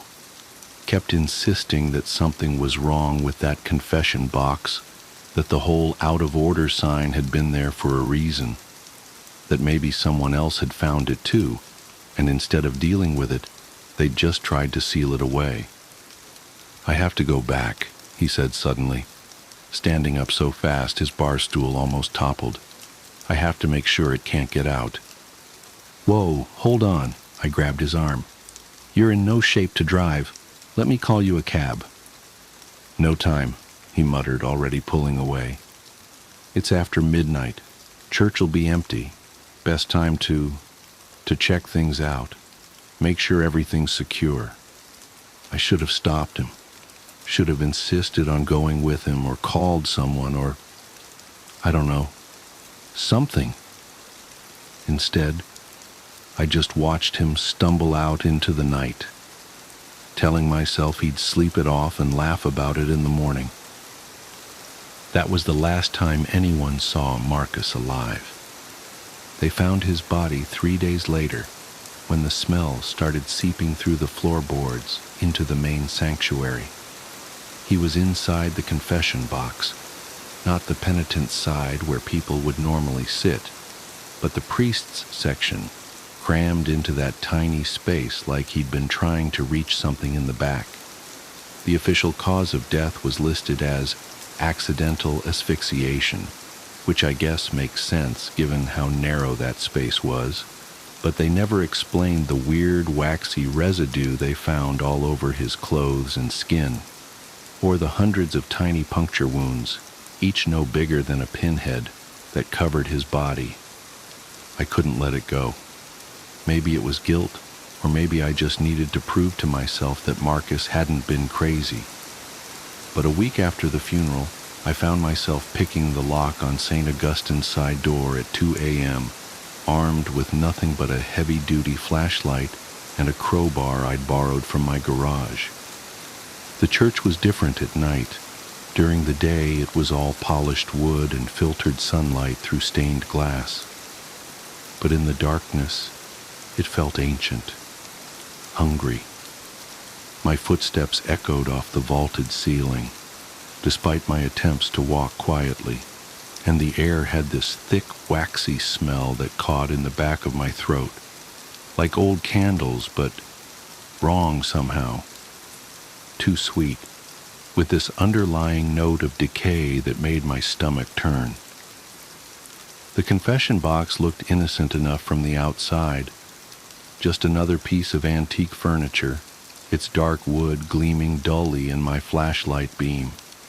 The out-of-order sign was still there, yellowed with age and curling at the corners.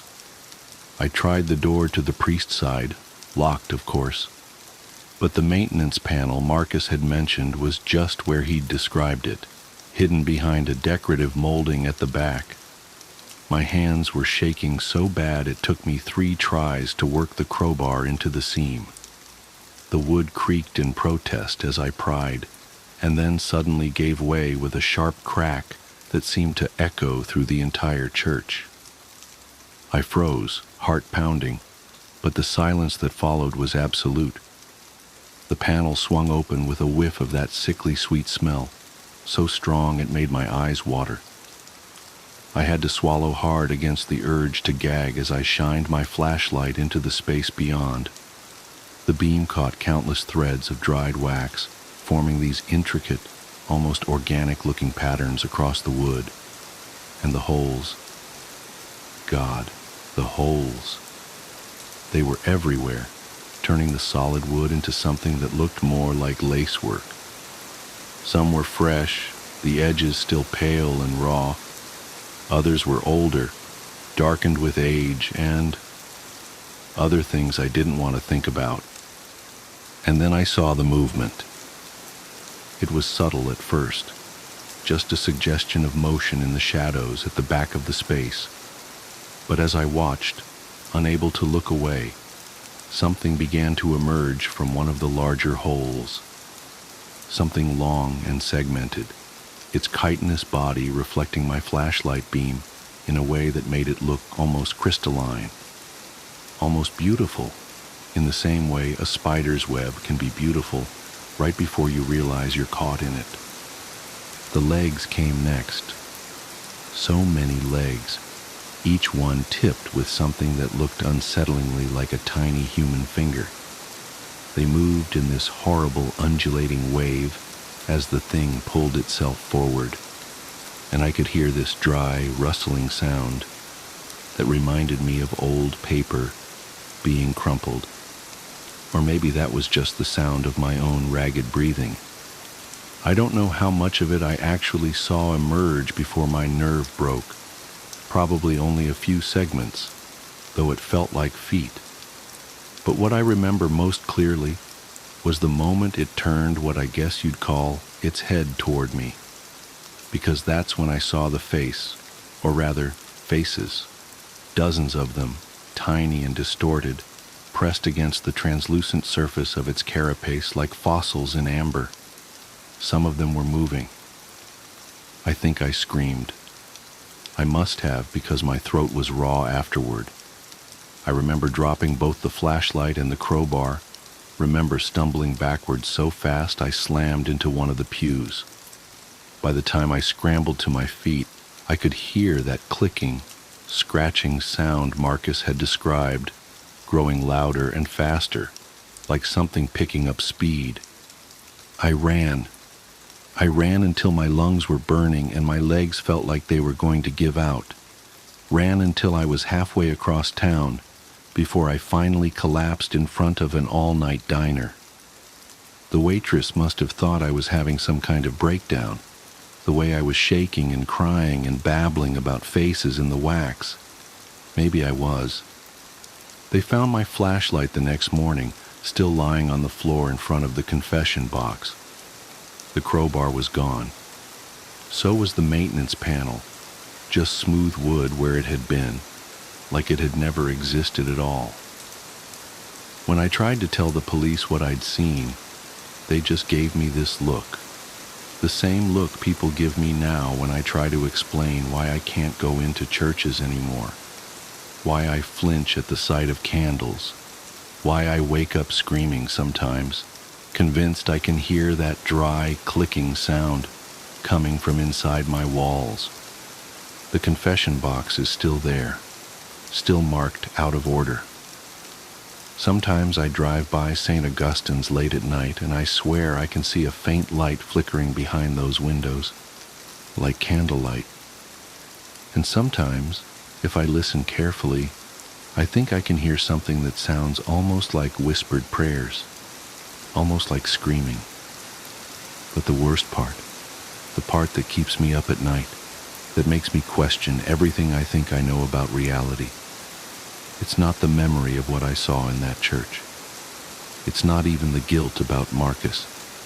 It's the dreams I've been having lately.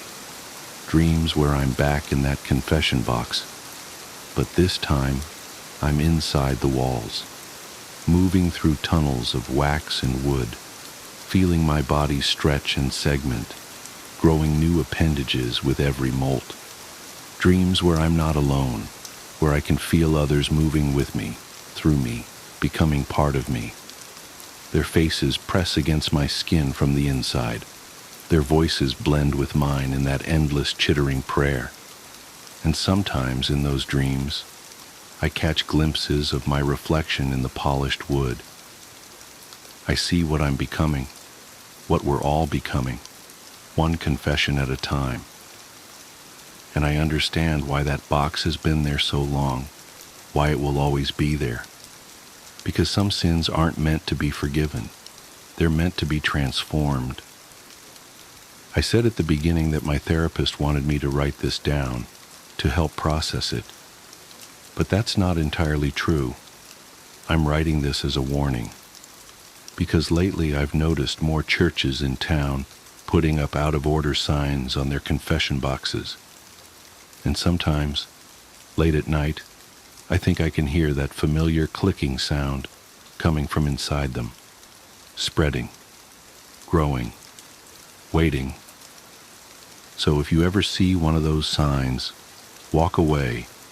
Don't look too closely at the wood. Don't listen for the whispers. And whatever you do, don't confess, because something is waiting to hear your sins, something that hungers for guilt and shame and regret, something that wants to add your face to its collection, your voice to its endless prayer. And it's patient, so patient. After all, everyone has something to confess eventually. Don't let it be you. Don't let it. The morning ritual. I should start by saying that I never believed in the supernatural. Growing up in a family of scientists, my father a physicist and my mother a neurologist, I was taught to seek rational explanations for everything. That's probably why it took me so long to accept what was happening to David. By the time I finally understood, it was almost too late. My husband David and I met at a coffee shop 8 years ago. He was the kind of person who found comfort in order and routine, while I embraced chaos and spontaneity. Maybe that's what drew us together, the classic opposites attract scenario. He balanced my impulsiveness with his stability, and I helped him loosen up, at least a little. From the day we moved in together, David maintained the same morning routine with almost military precision. Every morning, without fail, he would wake up at 5 a.m., make coffee, read the news on his tablet, and leave for work by 6:30. I used to tease him about it, calling him my clockwork man. If I had known how prophetic that nickname would become, I might have paid more attention to the warning signs. The first incident happened 3 months ago. I had an important presentation at work that morning, so I set my alarm for 5 a.m., thinking I'd join David for his morning coffee and get an early start on preparation. When I walked into our kitchen, something felt wrong. The air was different somehow, heavier, like the atmosphere before a storm. David was standing in front of our coffee maker, completely motionless. Not the normal kind of still where you can see subtle movements, breathing, shifting weight, tiny muscle adjustments. This was different. He was frozen, like a photograph, staring at the wall with an intensity that made my skin crawl. "David!" I called out, my voice sounding too loud in the pre-dawn silence. He didn't respond, didn't blink, didn't breathe. "David, honey?" I tried again, moving closer. The kitchen tiles were ice cold against my bare feet, each step echoing unnaturally in the quiet room. When I touched his shoulder, he came to life so suddenly that I jumped back. He turned to face me with his usual warm smile, but something was wrong with it. The smile didn't reach his eyes, and his movements were too precise, too calculated, like someone had programmed them into a robot. "Good morning, sweetheart," he said, his voice cheerful but somehow hollow. "Would you like some coffee?" I wanted to ask him about what had just happened, but the words stuck in my throat. Instead, I nodded and watched as he went through the motions of preparing our coffee. Every movement was exact, practiced, perfect. Too perfect. Over the next few weeks, I started paying more attention to his morning routine. What I noticed terrified me. Every morning, he took exactly 3 steps from our bed to the dresser, 4 steps to the bathroom. He spent precisely 27 seconds brushing his teeth. I timed it.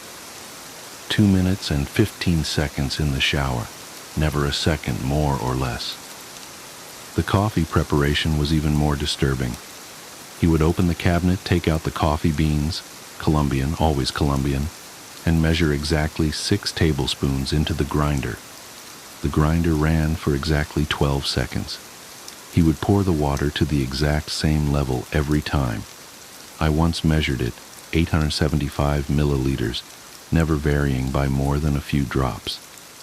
If anything disrupted his pattern, a misplaced item, an empty container, he would freeze in place until the obstacle was removed. One morning, our cat knocked over his coffee mug just as he was reaching for it.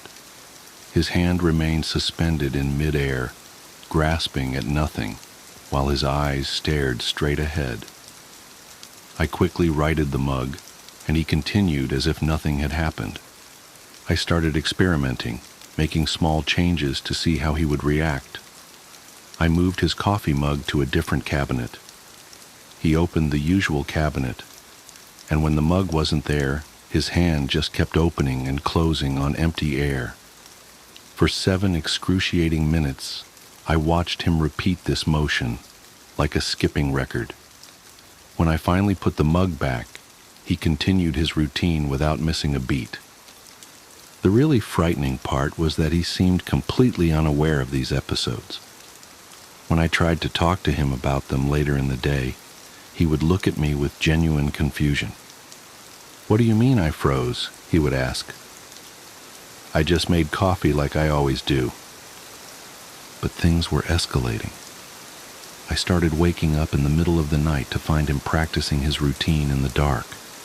He would stand in front of our bedroom mirror at 3 a.m., mechanically rehearsing each movement with terrifying precision. His eyes were always open, but they were empty, like looking into the eyes of a doll. I installed a small security camera in our bedroom, hoping to document these nocturnal rehearsals. What I captured was far worse than I expected. In the footage, David would get up at exactly 3 a.m. every night. He would walk to the mirror, 3 steps, always 3 steps, and stand before it. Sometimes he would practice his movements, but other times he would just stand there, staring at his reflection for hours without moving. One night, I heard him talking to his reflection. I lay perfectly still, barely breathing, as his words drifted across the darkness. "They'll notice if I make a mistake." A pause. "No, I can't fail. The routine must be perfect." Another pause. "I know what happens if I fail." His reflection answered in his voice, but the words came from the mirror while his lips remained still. "Show me again. From the beginning." The next day I tried to confront him directly. We were having dinner when I brought it up. "David, I'm worried about you," I said, trying to keep my voice steady. "You've been acting different." He turned to me with that empty smile, tilting his head at precisely 45 degrees. Different? He asked, his fork suspended halfway to his mouth. I'm the same as I've always been. I follow my routine. The routine is important. The way he said those last words sent chills down my spine. It wasn't just his voice. It was the way his entire face seemed to shift for a moment, like a mask slipping to reveal something else underneath. But why? I pressed. Why is the routine so important?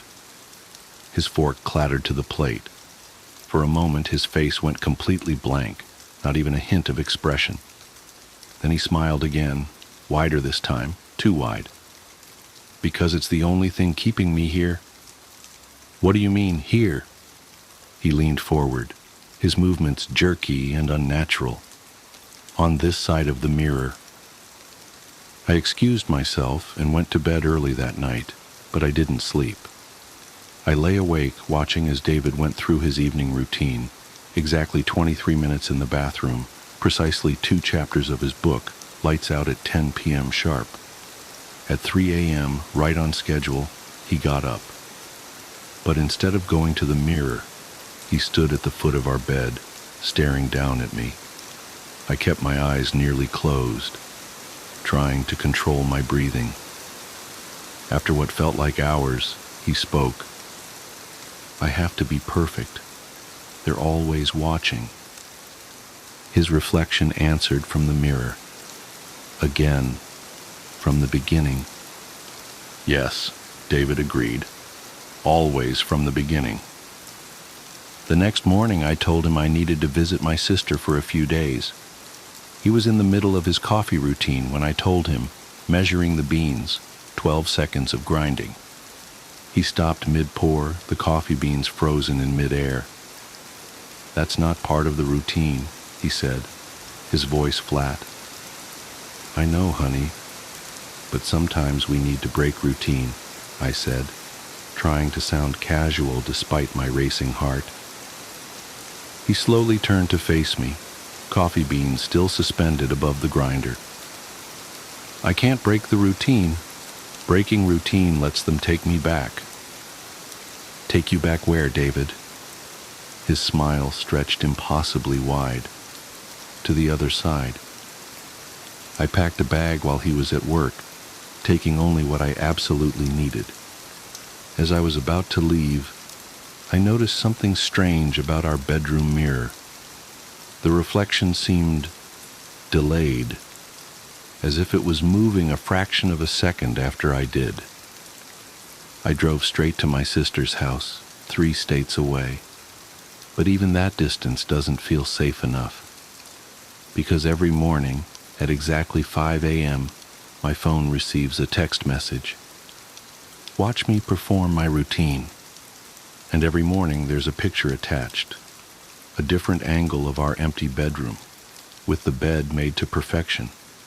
Exactly the way David likes it. In each photo, if I look carefully at the mirror, I can see multiple reflections of David, all slightly out of sync, all practicing their routines. I've tried calling him, but his voicemail message has changed. Now it's just the sound of someone going through precise movements, accompanied by mechanical counting. 1, 2, 3 steps to the dresser. 1, 2, 3, 4 steps to the bathroom. I called the police to do a welfare check. They reported back that they found the house empty, but everything was arranged with perfect precision. Too perfect, they said. And the mirrors. They mentioned that all the mirrors in the house had been covered with sheets. I've been at my sister's for a week now. Last night I received a final text from David's number. I failed the routine. They're taking me back. Don't look in the mirrors. I called the police again. This time when they checked the house, they found all the mirrors shattered, and David was gone. The only trace of him was a single sheet of paper on our bed, covered in the same sentence written thousands of times in perfectly identical handwriting. The routine must be perfect. The routine must be perfect. The routine must be perfect. I don't know what happened to my husband. I don't know what lives on the other side of the mirrors, or what they wanted from him. But sometimes, late at night, I catch glimpses of movement in reflective surfaces. Precise mechanical movements, performed with terrifying perfection. And sometimes just before dawn I hear his voice, distant and hollow, counting out the steps of his eternal routine. The morning commute. I've been trying to write this down for 3 days now. My hands still shake when I think about it, but I need to document what happened while the details are fresh. Maybe someone can make sense of it, because I sure can't. I keep checking news sites and local forums, but there's nothing. Just the usual traffic reports and weather updates. It started last Wednesday. Nothing special about that morning. Just another dreary February commute. I remember being annoyed because my travel mug was leaking slightly, leaving little brown rings on my center console. The heat was blasting to fight off the 28-degree chill, making that plasticky new car smell more noticeable than usual in my recently leased Civic. I always take the back roads to avoid I-95 traffic. There's this stretch of Route 27 that winds through the woods for about 4 miles before connecting to the industrial park where I work. Usually I zone out on autopilot there, just following the gentle curves while my mind wanders to the day ahead. But something felt off that morning, even before anything actually happened. The first thing I noticed was the radio. I always listen to NPR during my morning drive. Helps me feel somewhat informed about the world. But around 7:45 a.m., right as I was entering that wooded stretch, the signal started cutting out. Not unusual for that area, but this was different. Between bursts of static, I could swear I heard what sounded like backward speech. Not garbled nonsense, but actual words being played in reverse. I tried changing stations, but they were all doing it.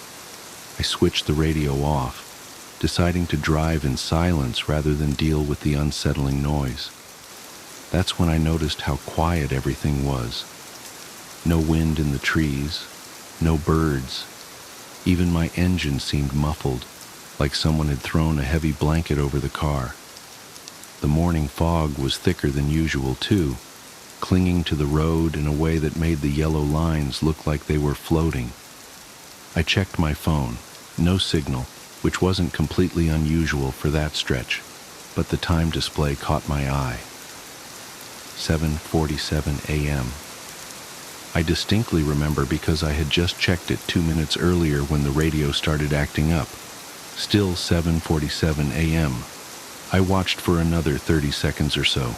Still 7:47 a.m. The seconds weren't moving. My rational brain kicked in. Obviously, the phone's frozen. Force restart it later. But my skin was starting to prickle. That animal instinct that tells you something's wrong before your conscious mind can process why. I pressed the accelerator a little harder, wanting to get through the woods and back to civilization. That's when I saw the first one. At first I thought it was just a trick of the fog, a darker patch that seemed to be moving wrong. You know how fog usually drifts with the wind?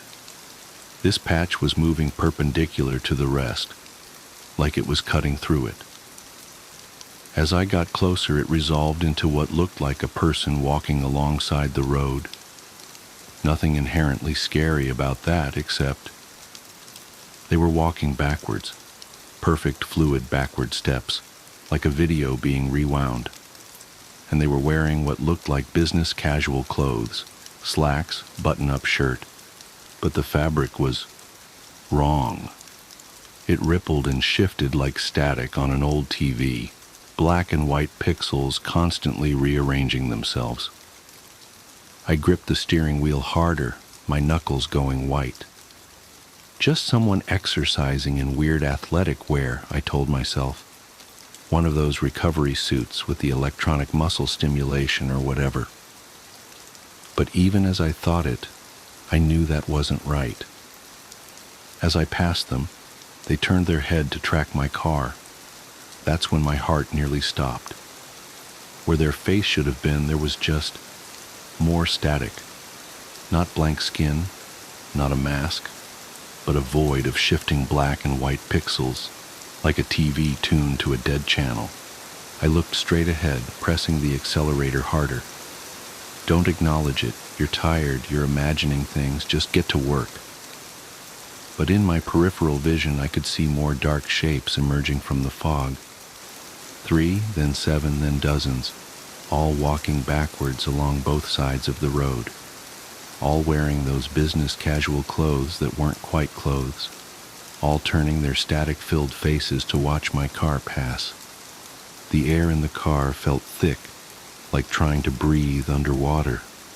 My ears popped like I was changing altitude, and the engine noise became even more distant. The forest beyond the figures was wrong too. The trees looked like cardboard cutouts, flat and artificial. When I blinked, they seemed to shift position slightly, like a glitching video game trying to render a scene. I reached for my phone to try recording what I was seeing, but my hands were shaking so badly I dropped it between the seats. When I glanced down for a split second to grab it, I heard a sound that I still can't properly describe, like a dial-up modem screaming through a meat grinder, but deeper, more organic. I looked up and immediately slammed on the brakes. One of them was standing in the middle of the road facing my car, not walking backwards like the others, just standing perfectly still. It was closer than any of the others had been, close enough to see details I wish I hadn't noticed. Its clothes weren't just shifting patterns, they were flowing upwards, like water running in reverse, and there were gaps in it, places where the static cleared for a fraction of a second, showing something underneath that my brain refuses to properly process. Something geometric but non-Euclidean, folding in on itself in ways that shouldn't be possible. I sat there, engine idling, hands frozen on the wheel, staring at this thing through my windshield. It cocked its head at an angle that went slightly too far, like a bird but wrong. The static of its face started forming patterns, almost like it was trying to mimic my features. That's when I noticed the temperature display on my dashboard, 77.7 degrees. The same numbers kept flickering over and over, even though I could see my breath fogging in the freezing air. The clock read 7:47 a.m. The odometer was stuck on 7,177.7 miles. That's when I did something either very brave or very stupid. I laid on the horn. The sound came out distorted, stretched and warped like it was being played at quarter speed. But it had an effect. The figure in the road spasmed, its form glitching violently, and then it moved. Not stepped or walked, but moved, like a video file corrupting. One frame it was in the road, the next it was beside my car, hand pressed against my driver's side window. The static of its face pressed close to the glass, forming and reforming into almost recognizable patterns. Was it trying to communicate? Trying to get in? I didn't wait to find out. I slammed the accelerator and swerved around where it had been standing. My tires found purchase on the wet asphalt and I shot forward, engine finally roaring at its proper volume. In my rearview mirror, I could see all of them turning to watch me go. Their movements jerky and wrong, like stop-motion animation at too few frames per second. The fog began to thin. My phone suddenly chimed with a dozen delayed notifications. The radio burst back to life mid-sentence, some story about local council elections. The clock jumped to 8:15 a.m. The temperature reading settled back to a realistic 29 degrees. Everything was normal again. I pulled into the first gas station I saw, hands trembling so badly I could barely put the car in park. The morning commuters filling their tanks and buying coffee gave me odd looks. I must have seemed crazy, sitting there hyperventilating in my car. When I finally got my breathing under control, I checked my phone. The photos I tried to take were corrupted, just blocky digital artifacts and strange patterns. But I did find something else. In my podcast app's recently played history, there was an entry from 7:47 a.m. It's just 30 seconds of what sounds like white noise, but if you play it backwards and adjust the speed, it almost sounds like words. I uploaded it to my computer and ran it through some audio software, but I still can't make out what it's saying. I called out sick that day, drove home taking the interstate, even though it added 40 minutes to my journey. I've been taking that route ever since, even though it means leaving an hour earlier and sitting in traffic. Better than the alternative. But here's the thing that really keeps me up at night. I decided to do some research into that stretch of Route 27. Found some old forum posts and local news articles. Over the past decade, there have been an unusually high number of single-car accidents there, always between 7:45 and 7:50 a.m. The police reports all read similarly. Driver lost control of vehicle. No obvious cause determined. Driver claimed mechanical malfunction, but no evidence found. And the victims? All commuters, all wearing business casual. I keep telling myself there must be a logical explanation. Bad cell reception and a frozen phone, fog playing tricks on my eyes, stress and an overactive imagination. But yesterday, I was reviewing some old work emails and I noticed something that made my blood run cold. Every email I've ever sent between 7:45 and 7:50 a.m. is corrupted. The text is replaced with strings of sevens and static characters. The timestamps are all stuck at 7:47 a.m. I have to drive to my sister's wedding next week. It's a 6-hour trip and I've mapped 3 different routes. They all intersect with Route 27 at some point. I don't know what I'm going to do, but if you're reading this and you commute through wooded areas in the early morning, do yourself a favor. Check your clock when the fog rolls in, and if it ever gets stuck at 7:47 a.m., don't stop driving. Don't look at the shapes in the mist, and whatever you do, don't honk your horn. They might just honk back. Screens. At the end of the summer between kindergarten and first grade, I caught the stomach flu. This has all of the components of the regular flu. However, with the stomach flu, you throw up in a bucket and not the toilet because you are sitting on it. The sickness gets purged from both ends. This lasted for about 10 days, but just before it had passed, the sickness was granted an extension in the form of pink eye. My eyelids were so fused together by the dried mucus generated during the night that the first day I awoke with the infection, I thought I had gone blind. When I started first grade, I had a kink in my neck from 10 days of bed rest and 2 swollen, bloodshot eyes. Josh was in another group and didn't have my lunch, so in a cafeteria bursting with 200 kids, I still had a table to myself. I started keeping spare food in my backpack that I would take into the bathroom to eat after lunch, since my school meals were usually confiscated by older kids who knew I wouldn't stand up to them, since no one would stand with me. This dynamic persisted even after my condition cleared up, since no one wants to be friends with the kid who gets bullied, lest they have some of that aggression directed toward themselves. The only reason this stopped was due to the actions of a kid named Alex. Alex was in the 3rd grade and was bigger than most of the other kids in any grade. Around the 3rd week of school, he started sitting with me at lunch, and this put an immediate end to the shortage of my food supply. He was nice enough, but he seemed kind of slow. We never really talked at length except for when I finally decided to ask why he had been sitting with me. He had a crush on Josh's sister, Veronica. Veronica was in 4th grade and was probably the prettiest girl in the school. Even as a 6-year-old who fully endorsed the notion that girls were disgusting, I still knew how pretty Veronica was.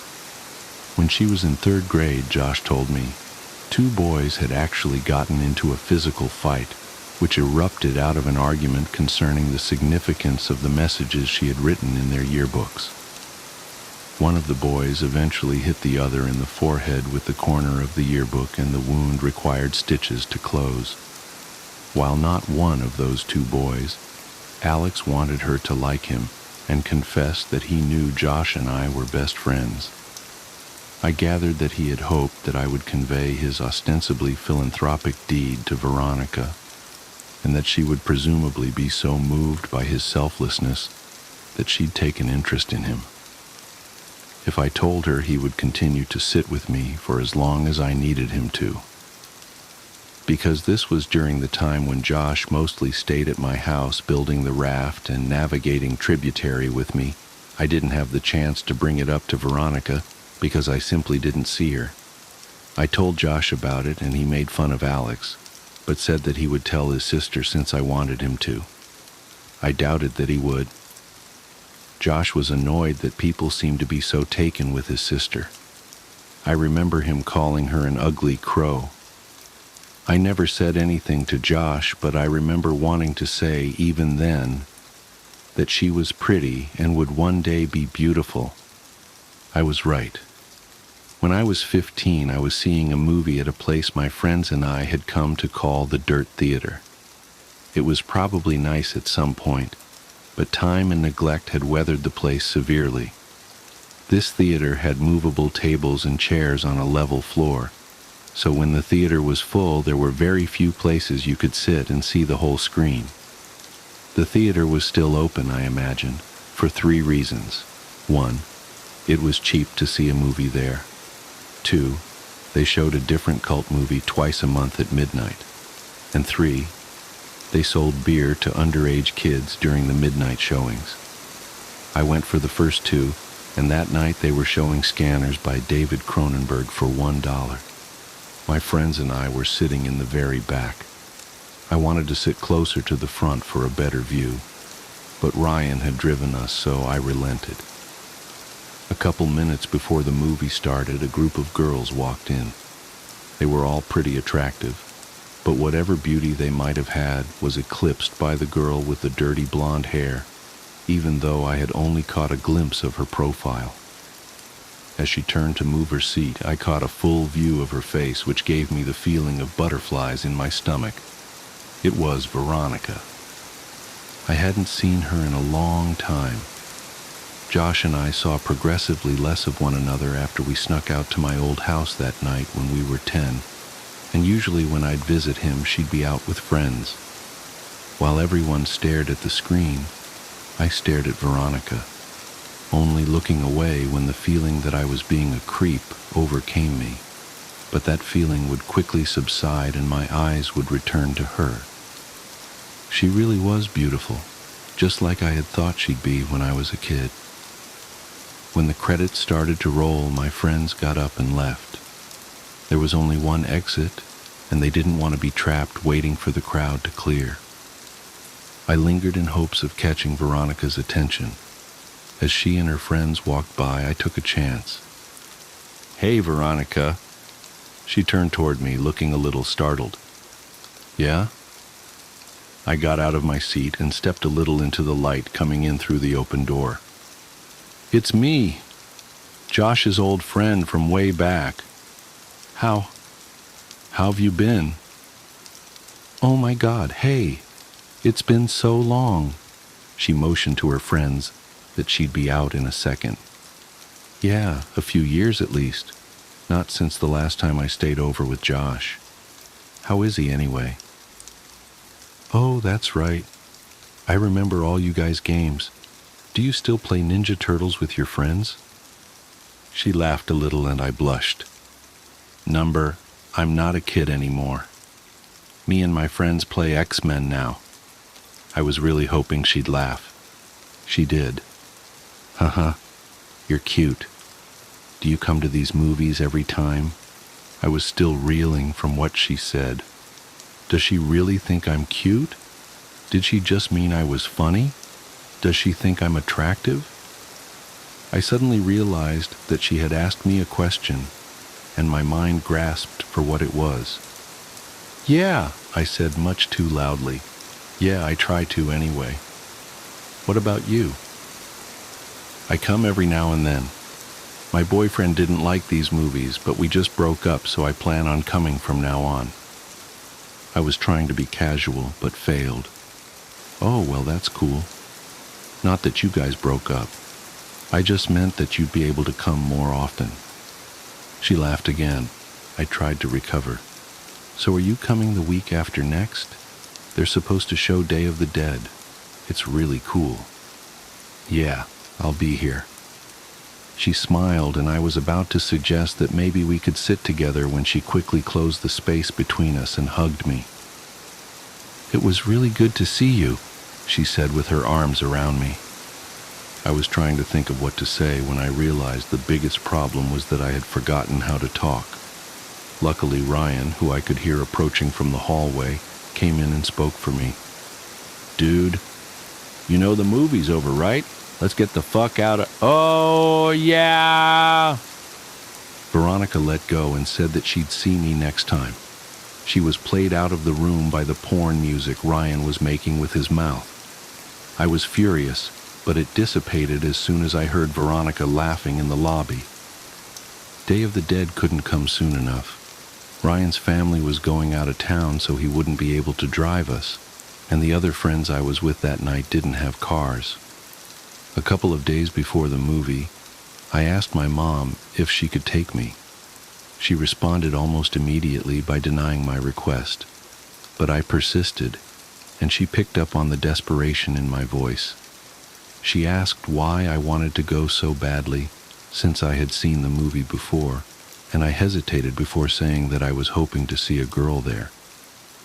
She smiled and asked playfully if she knew the girl, and I reluctantly told her it was Veronica. The smile disappeared from her face, and she coldly said no. I decided that I would call Veronica to see if she could pick me up. I had no idea if she still lived at home, but it was worth a try. But then I realized that Josh might answer. I hadn't talked to him in almost 3 years, and if he answered, I obviously couldn't ask to talk to his sister. I felt guilty for calling to speak with Veronica and not Josh, but I dismissed that feeling quickly. Josh hadn't called me in years either. I picked up the phone and dialed the number that was still embedded in my muscle memory from having dialed it so often all those years ago. It rang several times before someone picked up. It wasn't Josh. I felt a mixture of both relief and disappointment. I realized in that second that I really missed Josh. I would call after this weekend and talk to him, but this was my only chance to see if Veronica could or would take me, so I asked for her. The person told me I had dialed the wrong number. I repeated the number back to her, and she confirmed. She said they must have changed their number, and I agreed. I apologized for the disturbance and hung up. I was suddenly intensely sad because now I couldn't contact Josh even if I wanted to. I felt terrible for having been afraid that he might answer the phone. He had been my very best friend. I realized that the only way I could be put back in touch with him would be through Veronica.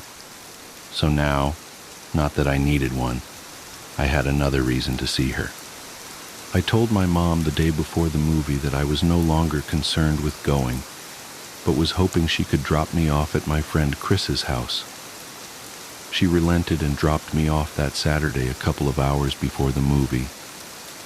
My plan was to walk from his house to the theater since he only lived about a half-mile away.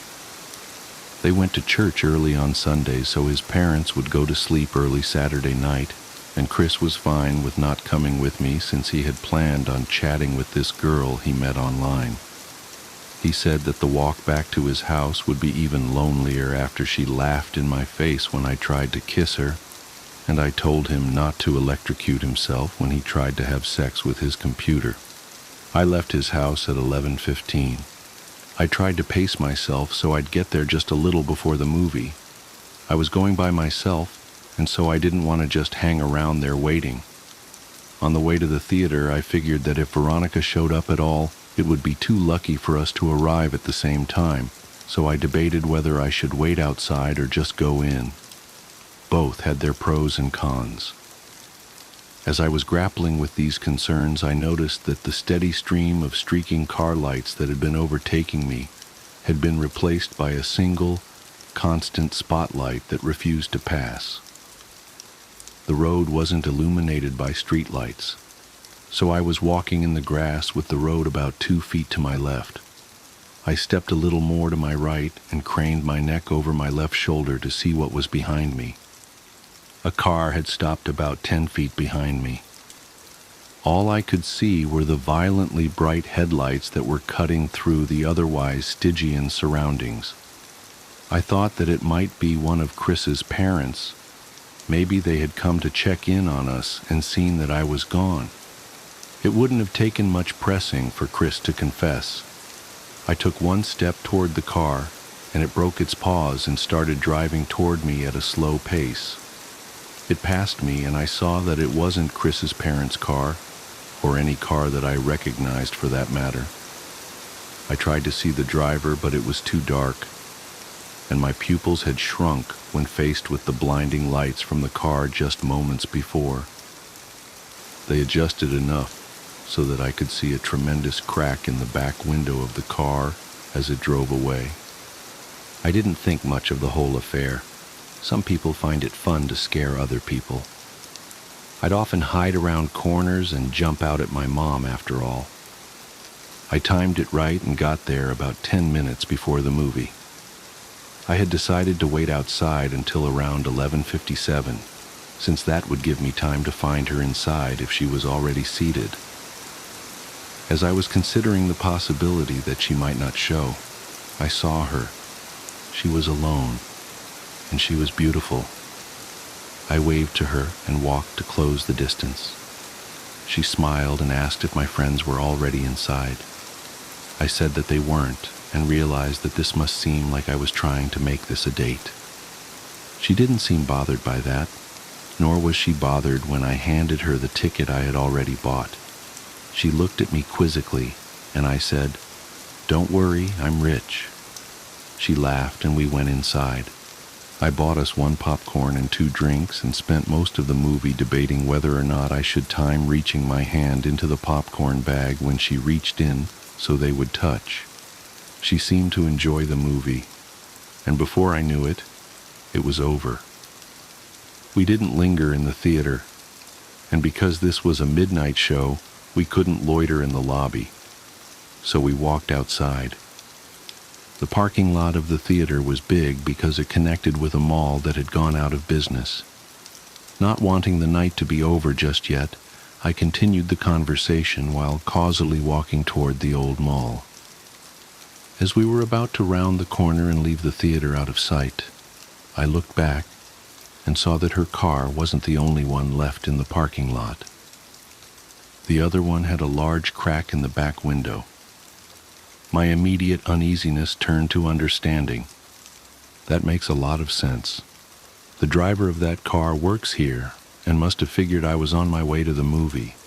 Injecting real horror into the life of a horror fan seemed like an obvious move. We walked around the mall and talked about the movie.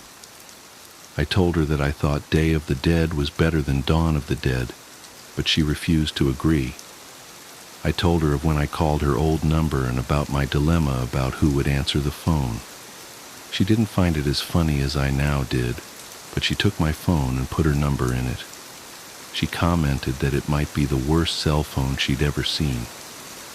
Her evaluation wasn't rescinded when I told her I couldn't even receive pictures on it. I called her so she'd have my number, and she programmed it in. She told me that she was graduating, but she hadn't done well in school so far that year, so she wasn't sure if she'd even get into college. I told her to attach a picture of herself to the application, and they'd pay her to go there just so they could look at her. She didn't laugh at that one, and I thought she might be offended. She might have thought I was implying that she couldn't get in based on her intelligence. I nervously glanced at her, and she was just smiling, and even in this poor light I could see that she was blushing. I wanted to hold her hand, but I didn't. As we walked down the final side of the mall back toward the theater, I asked her about Josh. She told me she didn't want to talk about it. I asked her if he was at least doing all right, and she just said, "I don't know." I figured Josh must have taken a wrong turn somewhere and started getting into trouble. I felt bad. I felt guilty. As we approached the parking lot, I noticed that the car with the cracked back window was gone, and that her car was now the only one in the parking lot. She asked me if I needed a ride, and even though I really didn't, I said that I'd appreciate it. I had drunk my whole soda during the movie, and all the walking was putting pressure on my bladder. I knew that I could wait until I was back at Chris', but I had decided that I was going to try to kiss her when she dropped me off, and I didn't want this biological nagging to rush me out of the car. This would be my first kiss. I could think of no ruse to conceal what I needed to do. The theater had long closed, so I only had one option. I told her that I was going to go behind the theater to piss, but that I'd be back in 2 shakes. It was obvious that I thought it was hilarious, and she seemed to laugh more at how funny I found it than at how funny it clearly was. On the way toward the theater, I stopped and turned toward her. I asked her if Josh had ever told her that kid named Alex had done something nice for me. She paused to think for a moment and said that he had. She inquired as to why I had asked, but I said it was nothing. Josh really was a good friend. When I went to go behind the theater, I realized that there was a chain-link fence extending off and running parallel to the walls of the building. Where I stood, she could still see me, and the fence seemed to stretch on endlessly. So I thought I'd just hop it, duck out of sight, and return as quickly as I could. It may have been too much of an effort, but I thought it polite. I climbed the fence and walked just a little ways until I was out of sight and urinated. For a moment, the only sounds were the crickets in the grass behind me and the collision of liquid and cement. These sounds were overpowered by a noise that I can still hear when it is quiet, and there are no other noises to distract my ears. In the distance, I heard a faint screeching which quickly subsided, only to be replaced with a cascade of thundering vibrations. I realized quickly enough what it was. It was a car. The growling of the engine got louder, and then I thought, number not louder, closer. As soon as I realized this, I started back toward the fence, but before I could get very far at all, I hear a brief, truncated scream, and the roar of the engine terminated in a deafening thud. I started running, but after only 2 or 3 steps, I was tripped by a loose piece of stone and fell hard and fast onto the concrete, my head striking the corner of a chair as I fell. I was dazed for maybe 30 seconds, but the renewed rumbling of the engine drew my senses back, and my equilibrium was restored by adrenaline. I redoubled my efforts. I was worried that whoever had crashed the car might harass Veronica. As I was climbing over the fence, I saw that there was still only one car in the parking lot. I didn't see any evidence of a crash. I thought that I might have misjudged its direction or proximity.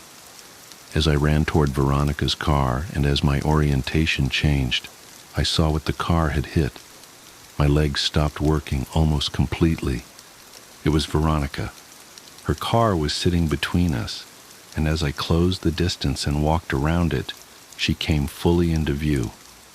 Her body was twisted and crumpled like a discarded figure meant to represent a catalog of things the human body cannot do. I could see the bone of her right shin cutting through her jeans, and her left arm was wrapped so hard around the back of her neck that her hand fell on her right breast. Her head was craned back, and her mouth hung widely open toward the sky. There was so much blood.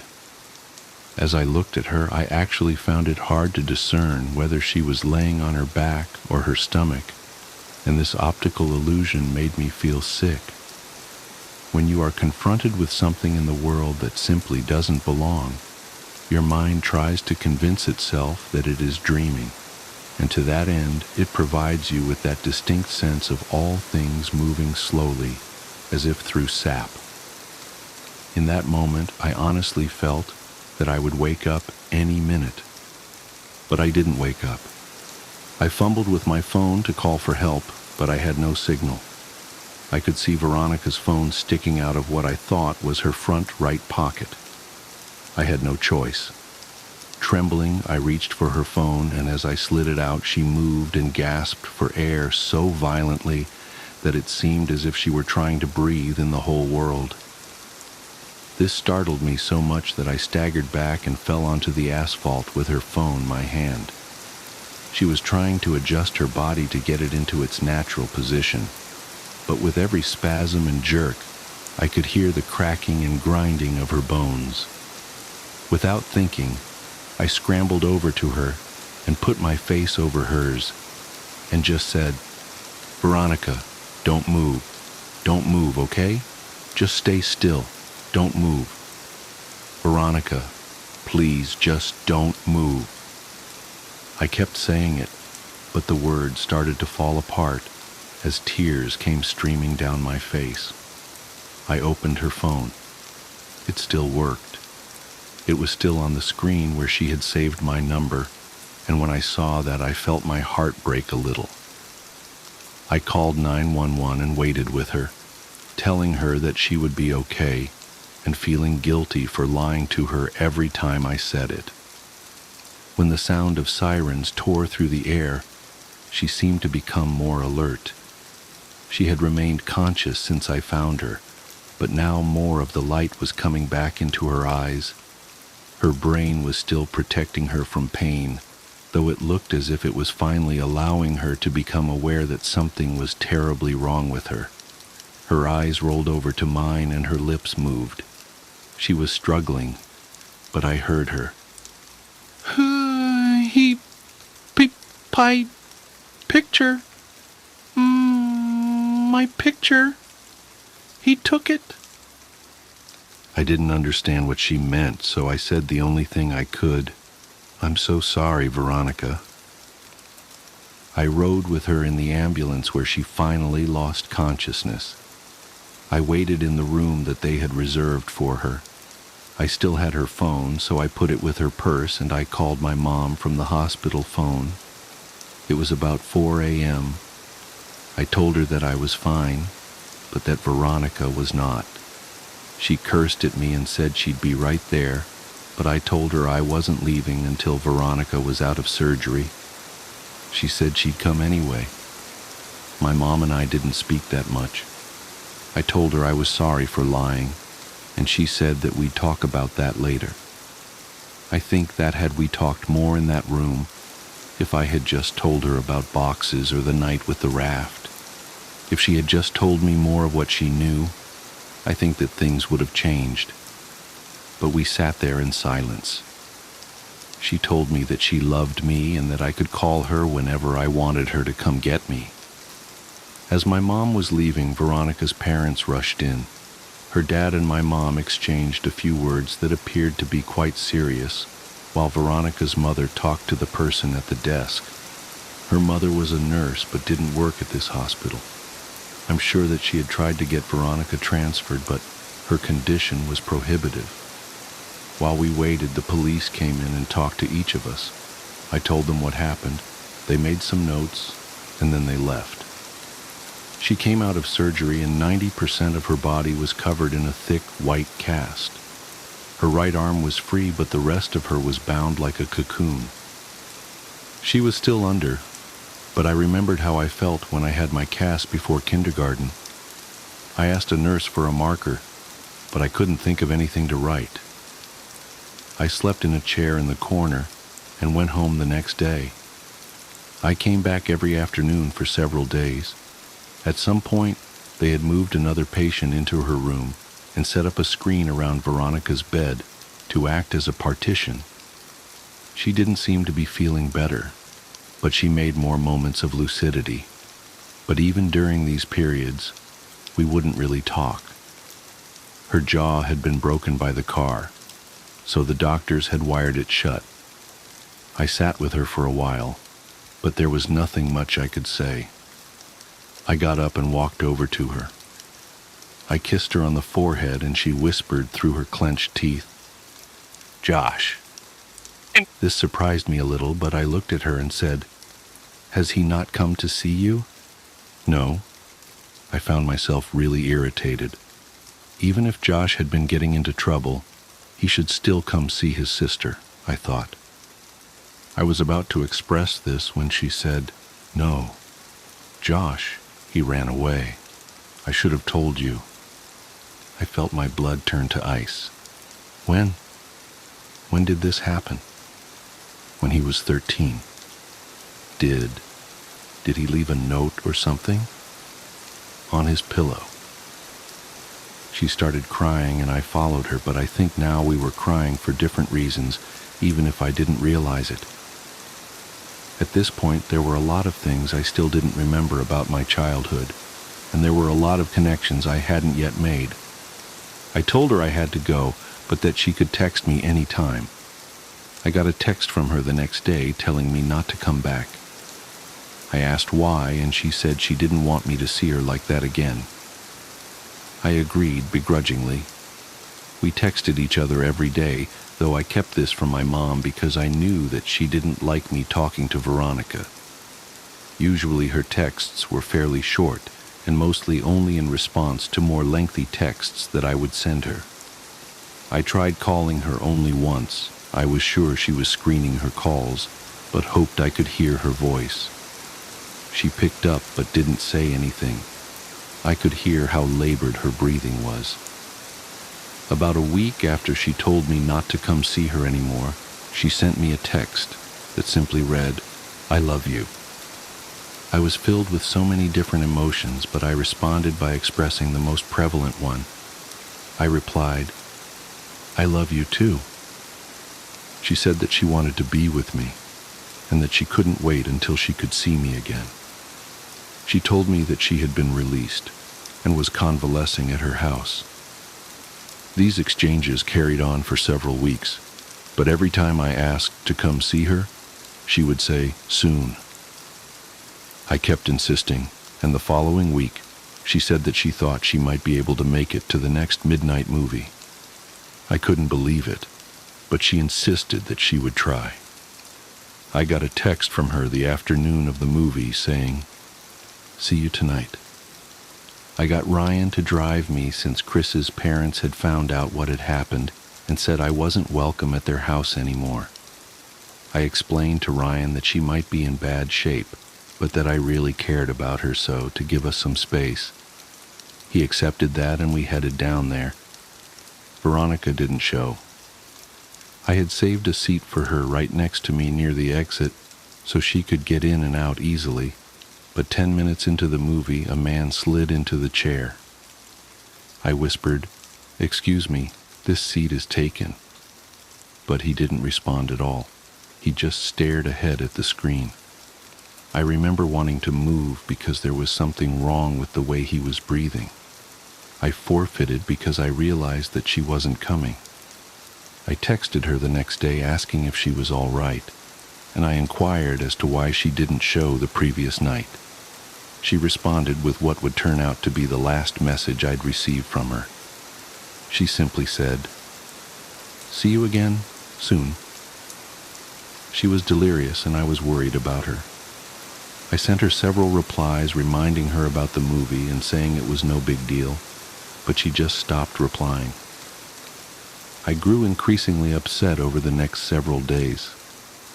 I couldn't reach her at her home because I didn't know that number, and I wasn't even sure where they lived.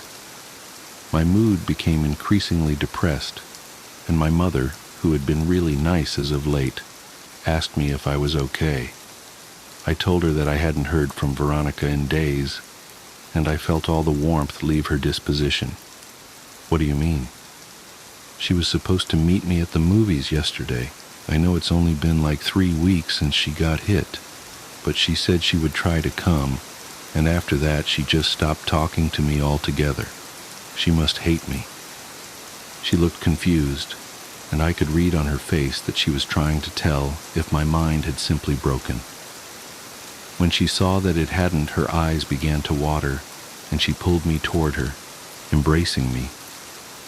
She was beginning to sob, but it seemed too intense a reaction to my problem, and I had no reason to think that she particularly cared for Veronica. She drew in a shuddering breath, and then said something that still makes nauseous even now. She said, "Veronica's dead, sweetheart." "Oh God, I thought you knew. She died on the last day you visited her." "Oh baby, she died weeks ago." She had completely broken down, but I knew it wasn't because of Veronica. I broke the embrace and staggered backwards. My mind was swimming. This wasn't possible. I had just exchanged messages with her yesterday. I could only think to ask one question, and it was probably the most trivial I could ask. Then why was her phone still on? She continued sobbing. She didn't answer. I exploded. Why did it take them so long to shut off her goddamned phone? Her crying broke enough to mutter, "The pictures." I would come to find out that her parents thought that her phone had been lost in the accident, despite the fact that I had put it in her purse the night she was brought to the hospital. When they retrieved her belongings, the phone was not among them. They intended to contact the phone company at the end of the billing cycle to deactivate the line, but they received a call informing them of a massive impending charge for hundreds of pictures that had been sent from her phone. Pictures that were all sent to my phone. Pictures that I never got because my phone couldn't receive them. They learned that they were all sent after the night she died. They deactivated the phone immediately. I tried not to think about the contents of those pictures, but I remember wondering for some reason whether I would have been in any of them. My mouth went dry, and I felt the painful sting of despair as I thought of the last message I received from her phone. "See you again. Soon."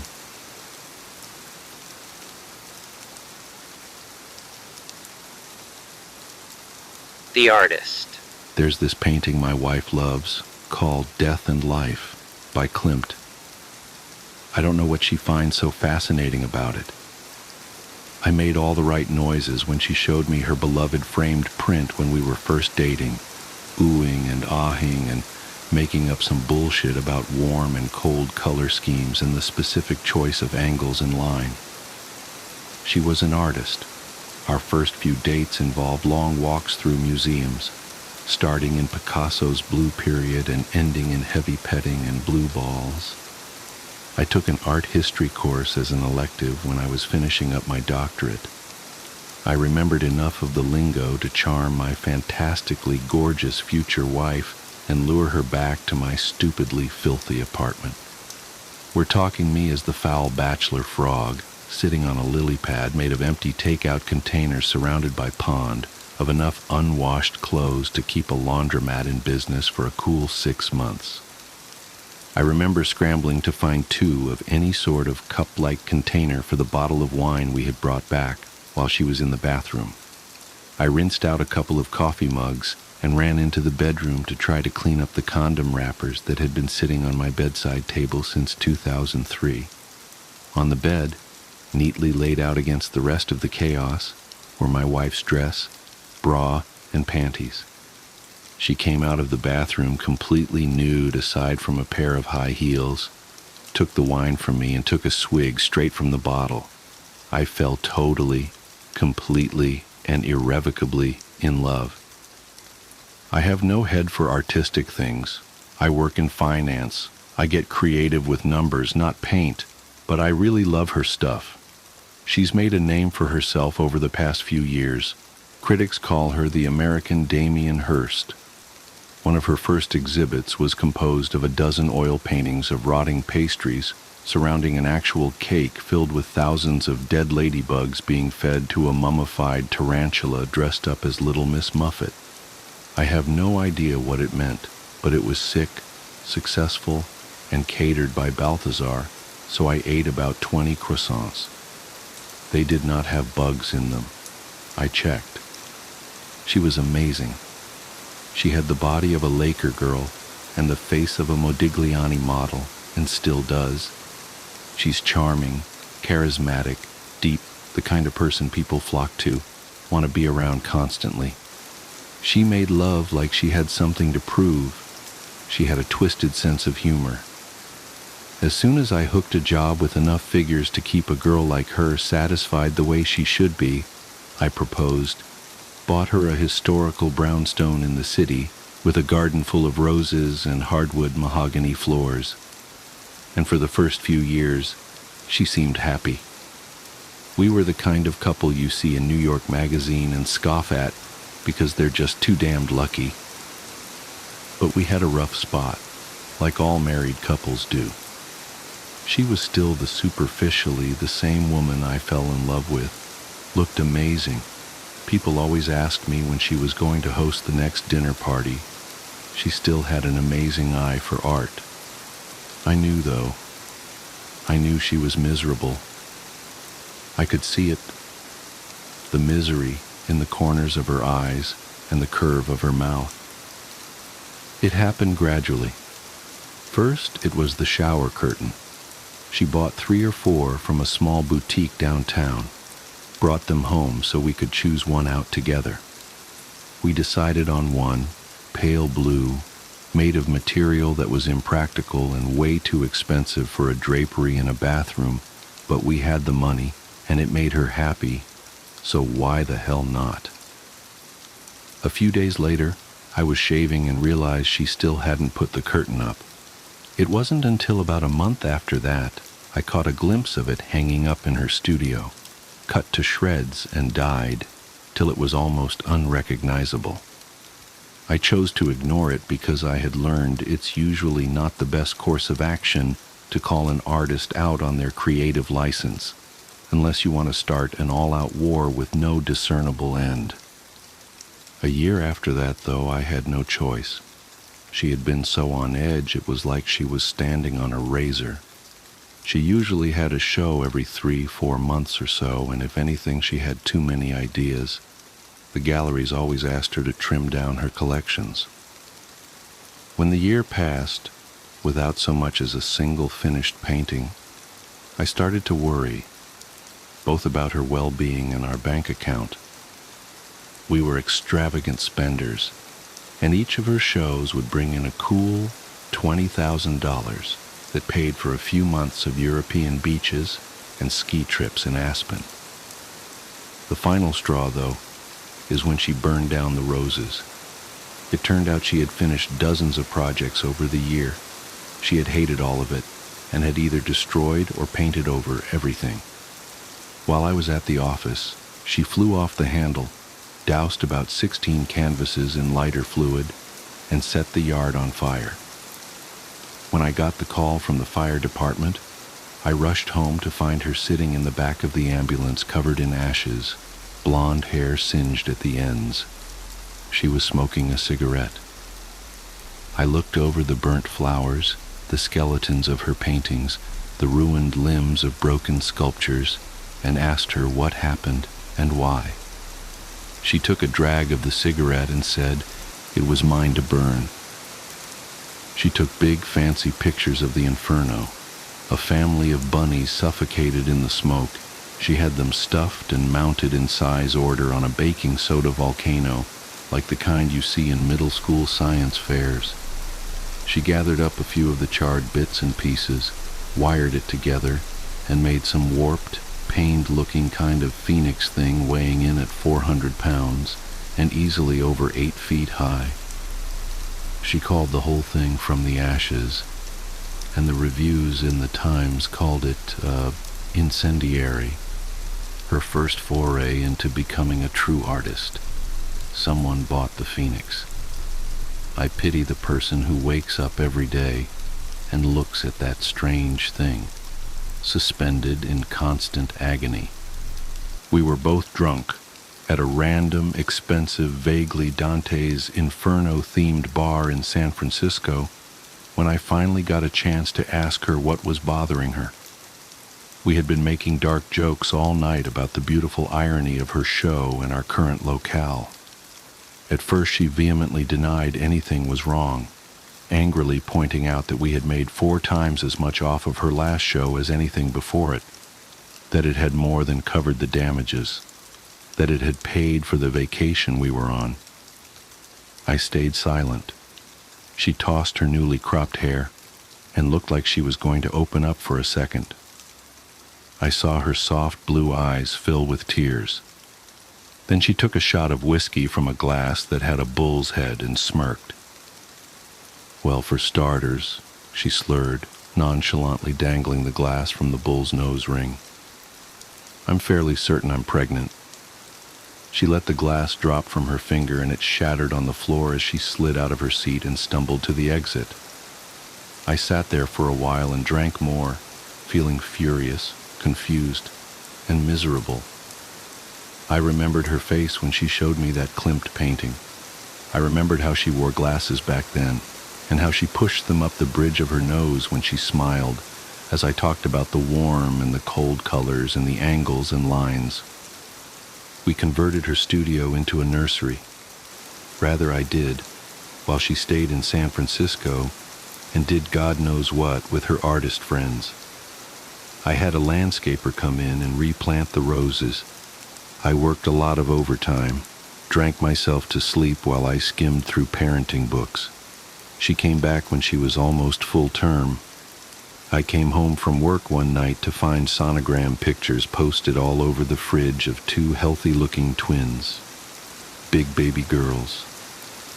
I walked into our bedroom and saw her dead asleep on top of the covers, belly swollen, smelling faintly like pot and paint thinner. She had a rainbow of dried paint on her fingertips. I loosened my tie and walked to the nursery. She had been busy.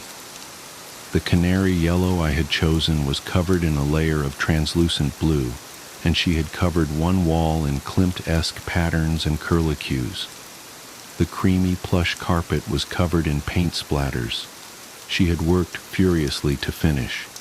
She had cut a swath from one of the new rose bushes and made a giant bouquet, shoving them so tightly in the vase that some had escaped and made their way from their perch on the changing table to the floor. She had scattered them in the bassinet on the windowsill. It was chaotic and beautiful. The next few years were peaceful, for the most part. We bonded over raising the girls. Despite my wife's less than careful prenatal preparation, they were wickedly smart and beautiful. They both looked like her, with long curly blonde ringlets and blue eyes. Sometimes when I put them to bed, I wondered if any of my DNA was in them at all. They were like miniature versions of her. My wife agreed to see a psychiatrist for a little bit. She took some medication for a while, Xanax, some mood stabilizers. Eventually, she and her doctor decided her crisis had been hormonal and temporary. We started having dinner parties again, soothed the gossip that had infected our social circles. She stopped painting and took up teaching at a university. She seemed content again, even happier than she was before. Every once in a while, I would catch a look in her eyes like repressed artillery fire, like she was ready to explode at any second. But it never lasted for longer than a few seconds before they went back to the soft cornflower blue I knew so well. And who doesn't get a little agitated every once in a while? I rose through the ranks at work. I loved the feeling of power that came with promotions. I loved my girls, and by God, I loved her, my crazy, disgusting, beautiful, hateful, and loving, extraordinary wife. Then came today. Today, I came home from work early. Today, my wife took the day off to be a chaperone on a class trip to the Metropolitan Museum. They were after her for months because of her expertise in the art world. They wanted the children to experience the culture in the most sophisticated way possible. I thought it was ridiculous. They were 1 to 3-year-olds in a private daycare. They saw more beauty in Cheerios than in Monet's water lilies. But they wore my wife down. And she was given a gaggle of toddlers and wide-eyed teachers to tour around the museum. I came home for lunch because I had forgotten my iPad that had notes on it for a presentation I was giving that night.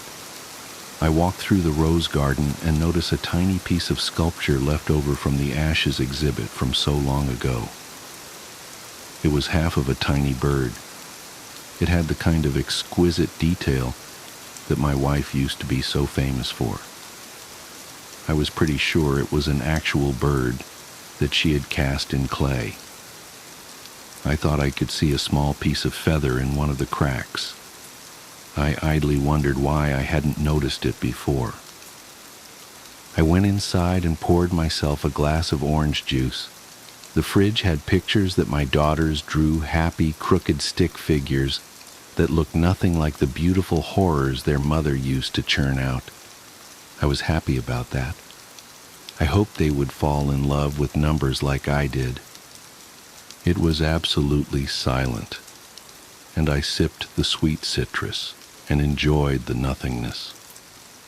Then I thought I caught a vague scent of fresh paint in the air. Curious, I walked into the living room, and there was my wife, sitting on the leather couch with a bottle of wine, looking like an angel of death. She was covered head to toe in blue-gray body paint, with a special concentration underneath her eyes. She was wearing a revealing patchwork blue dress, covered in crosses of various shapes and sizes. Not a dress, I realized, but the shredded shower curtain from so many years ago. I could see most of her still perfect breasts, the curve of her waist. The bottle of wine was elongated and painted a strange shade of orange. The smell of paint was stronger in here, an overwhelming smell of lighter fluid and something else I couldn't place. She had shaven her head. I stared at her for a while, minutes, an hour maybe. Eventually she took a swig of wine from the bottle, swirling it around in her mouth. I noticed paint, deep blues and even deeper reds around her fingers.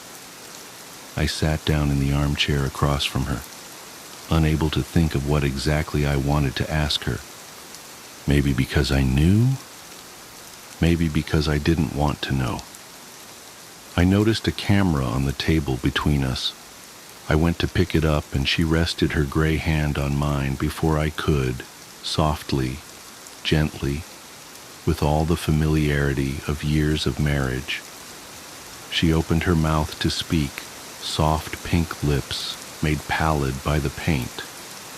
They were mine, and I've been sitting here, knowing what's behind the door to my daughter's room, with the klimt wall we never repainted, knowing why my phone keeps ringing with calls from the school, from the NYPD, knowing why I couldn't find my sleeping pills last night, knowing what that smell is, seeing in my peripheral the red pooling and staining the carpet from underneath the door, the pile of clothes neatly folded next to my wife on the couch.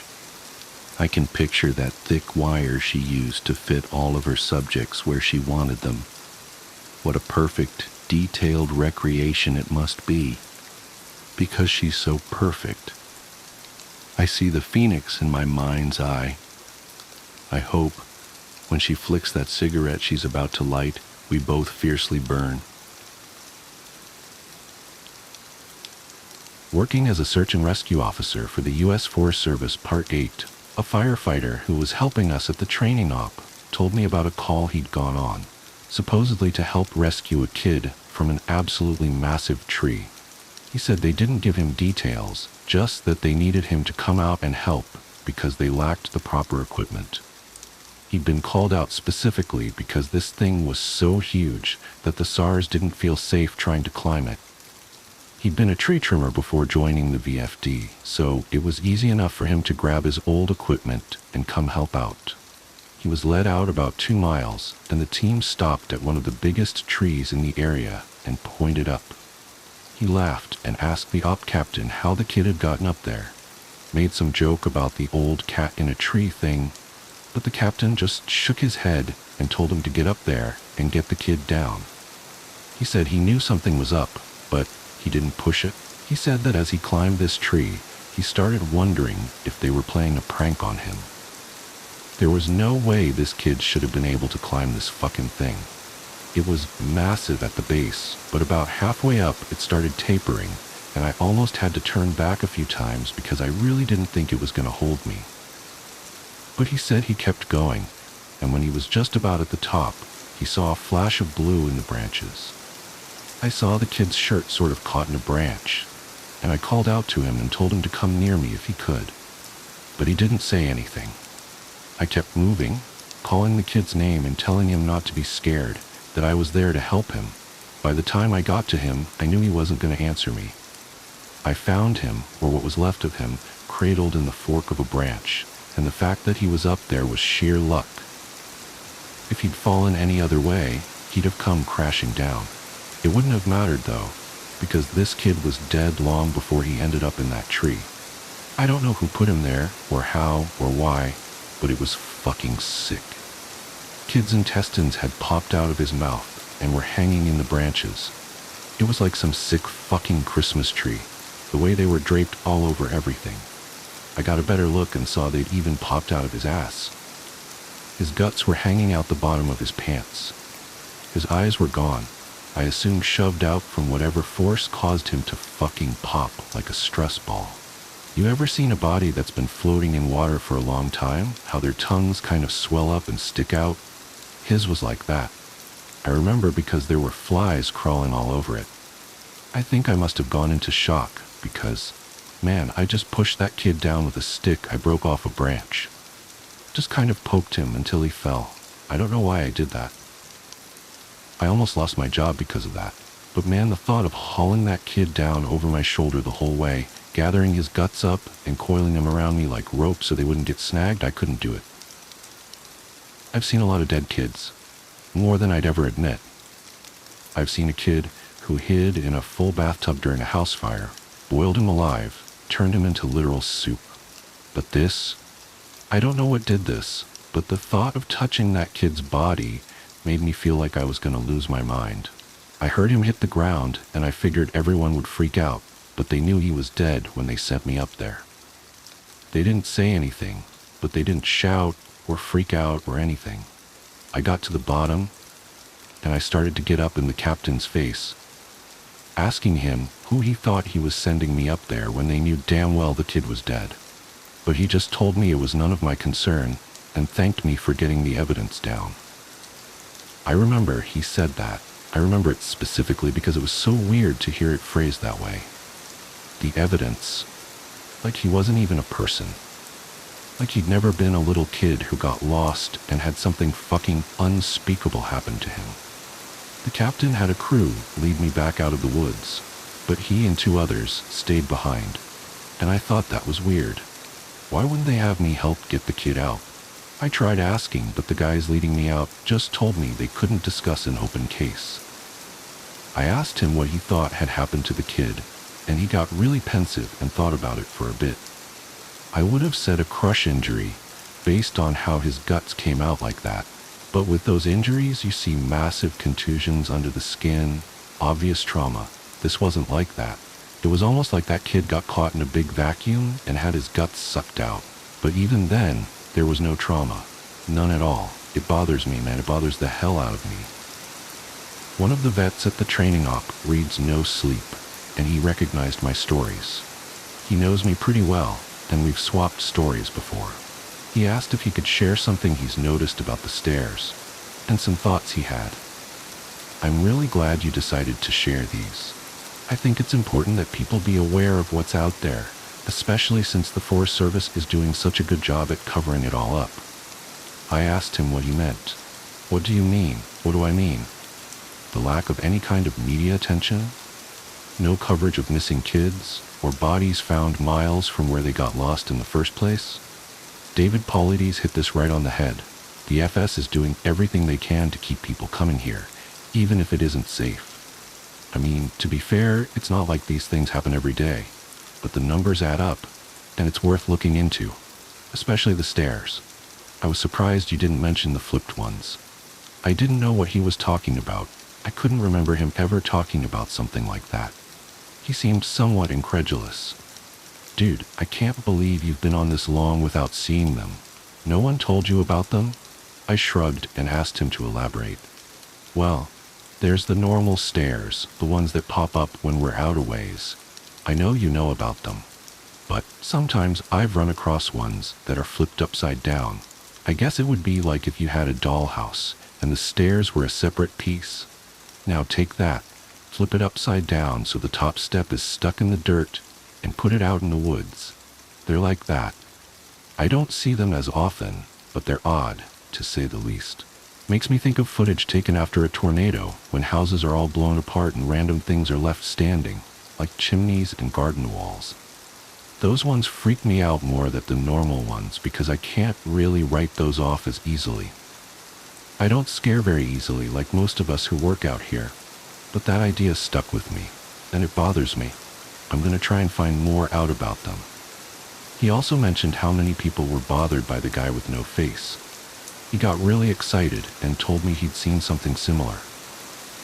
I was out on a training exercise a few years ago. I was camped out in my tent and I heard someone walking around outside of camp. We're told not to wander far, which you know, so I wondered if maybe it was a rookie who'd gotten up to pee and couldn't find his way back. Remember that guy in our group a few years back who almost fell off the damn mountain? Well, I'm paranoid about that happening again, so I got up to see what was going on. I went to the edge of camp, and I called to whoever it was and told them that camp was this way. But they kept going back out into the woods, so I went after them. I know it was stupid, but I was half asleep, and I just really didn't want to deal with some idiot getting hurt. I followed this thing on a dead straight course for about a mile, and then it stopped on the edge of a little river. I could see the outline of it because the water was reflecting the moon, and it looked just like an ordinary guy. He had a pack on, and it looked like he was facing me. I asked if he was okay, if he needed help, and he cocked his head like he didn't understand me. I always have my pocket knife on me, and it's got a little thumb light attached to it, so I turned that on and lit up his chest so I wouldn't blind him. He was breathing slow and deep, so I wondered if he was sleepwalking. I went closer and asked him again if he was okay. I moved the light up, and something didn't seem right, so I stopped. He kept breathing in this real slow, deep breaths, and I sort of figured out gradually that that's what was bothering me. It was like he was pretending to breathe, but not actually doing it. His breaths were too even and deep, and all his movements were exaggerated, like his shoulders going up and his chest moving. I told him to identify himself, and he made this muffled noise. I moved the light up, and I shit you not, this guy had no face, just smooth skin. I freaked out, and I sort of fumbled my light, but I saw him move toward me, but he didn't actually move. I don't know how to explain it, but 1 second he was at the edge of the river, and the next he was 5 feet from me. I never looked away or blinked. It was like he moved so fast my brain couldn't keep up. I tripped and fell on my ass, and I could see this line open up on his throat. It stretched up to his ears, and his head tilted back, and he smiled at me with his throat. There wasn't any blood, just this gaping dark hole, and I swear he smiled at me with this gash in his throat. I got up and I ran as fast as I could back to camp. I couldn't hear him following me, but I felt like he was always right behind me, even though, when I looked back, I couldn't see him. I calmed down when I got back to camp. The fire was still going, and I guess that pack mentality of being with other people made me stop and breathe a little. I waited by the fire to see if he'd follow me there, but I didn't hear anything else for a few hours, so I went back to bed. I know it sounds weird, but the whole thing was just so surreal that it was almost like I immediately wrote it off as my imagination. We were telling ghost stories one night before bed just to scare each other and poke fun at whoever got creeped out. Most of the time it's the rookies, but one woman told a story that actually managed to get under my skin a little bit, and I know the same was true for others. She said it was true. But then again, every ghost story told around a campfire is true. Somehow, though, I don't think she was making it up. It had that ring of truth that only really traumatizing events have. She said that when she was a kid, she and her friend used to go out in the woods behind her house a lot. She lived in northern Maine, where there's a lot of dense, unpopulated national forest. She said the woods up there aren't like they are here. They're so thick in places that the trees block out the sun almost completely. She and her friend grew up there, so they weren't scared of being out there alone, but they did always maintain a sense of caution in certain areas. She said it was never really talked about, but they always knew not to go more than a mile or two beyond their homes. The adults never said why, but it was an unspoken rule that no one ventured out that far. She and her friend made up stories about bears as big as houses that lived out there, and they used to scare each other by hiding and making growling noises while the others searched for them. She said, one summer, there was a series of awful storms that blew down a lot of trees and set one part of the forest a few miles behind her house on fire. Fire crews got it under control, but she said some of them came back not quite the same. It was like they'd been to war. You could tell who'd really gotten scared because they had the same look on their faces. I think it's called shell shock. My friend and I said they were like Walking Dead people. They didn't smile or say anything if you went up to them, and most of them left town as soon as everything was over. I asked my parents about it, but they said they didn't know what I was talking about. Once everyone was told the woods were safe again, my friend and I decided to try and hike out to where the fire had been. We didn't tell our parents where we were going, and it was pretty exciting to think that we were disobeying them like that.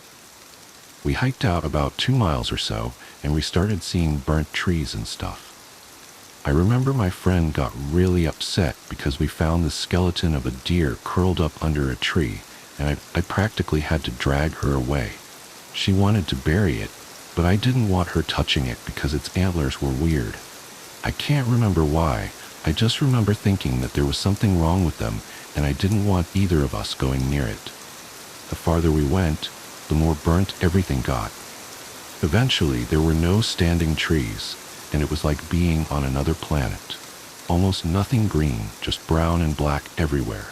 We were standing there looking at it all, and we both heard someone shouting in the distance. I panicked because I thought it was my dad, and that he was going to tell me I was grounded.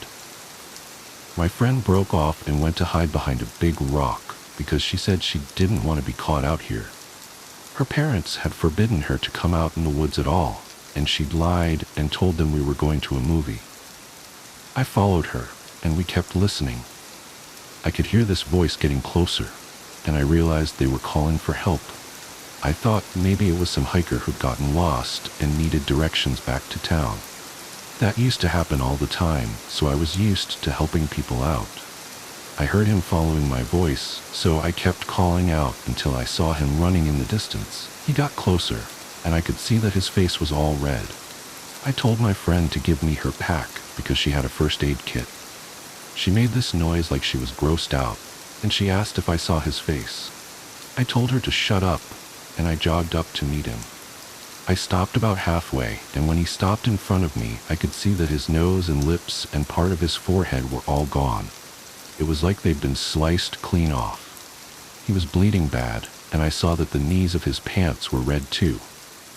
I took a step back, but I was too scared to move much, and he grabbed my shoulders. It felt like I got a shock, and he jerked back. He started babbling, and I couldn't tell what he was saying, except that he kept asking how long he'd been gone.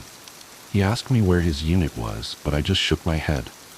He looked me over and he saw my Walkman and he screamed. He just kept babbling and touching his face, and I realized he wasn't wearing the right clothing. He had some kind of weird gray cloth jacket and almost formal pants on, and the jacket had these weird buttons and red borders on it. I kept shaking my head, and I told him I couldn't understand what he was saying. I went to open the first aid kit, but he just screamed again and said the only thing I could really understand, "Don't touch me. You'll make me go back there."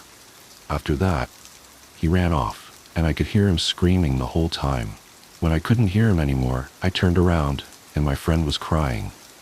I just turned around and started walking back toward town. She asked me over and over what had happened and who that was. But I didn't say anything. When we got home, I told her I didn't want to play in the woods with her anymore. We're still friends, but we don't talk about that guy. Not ever.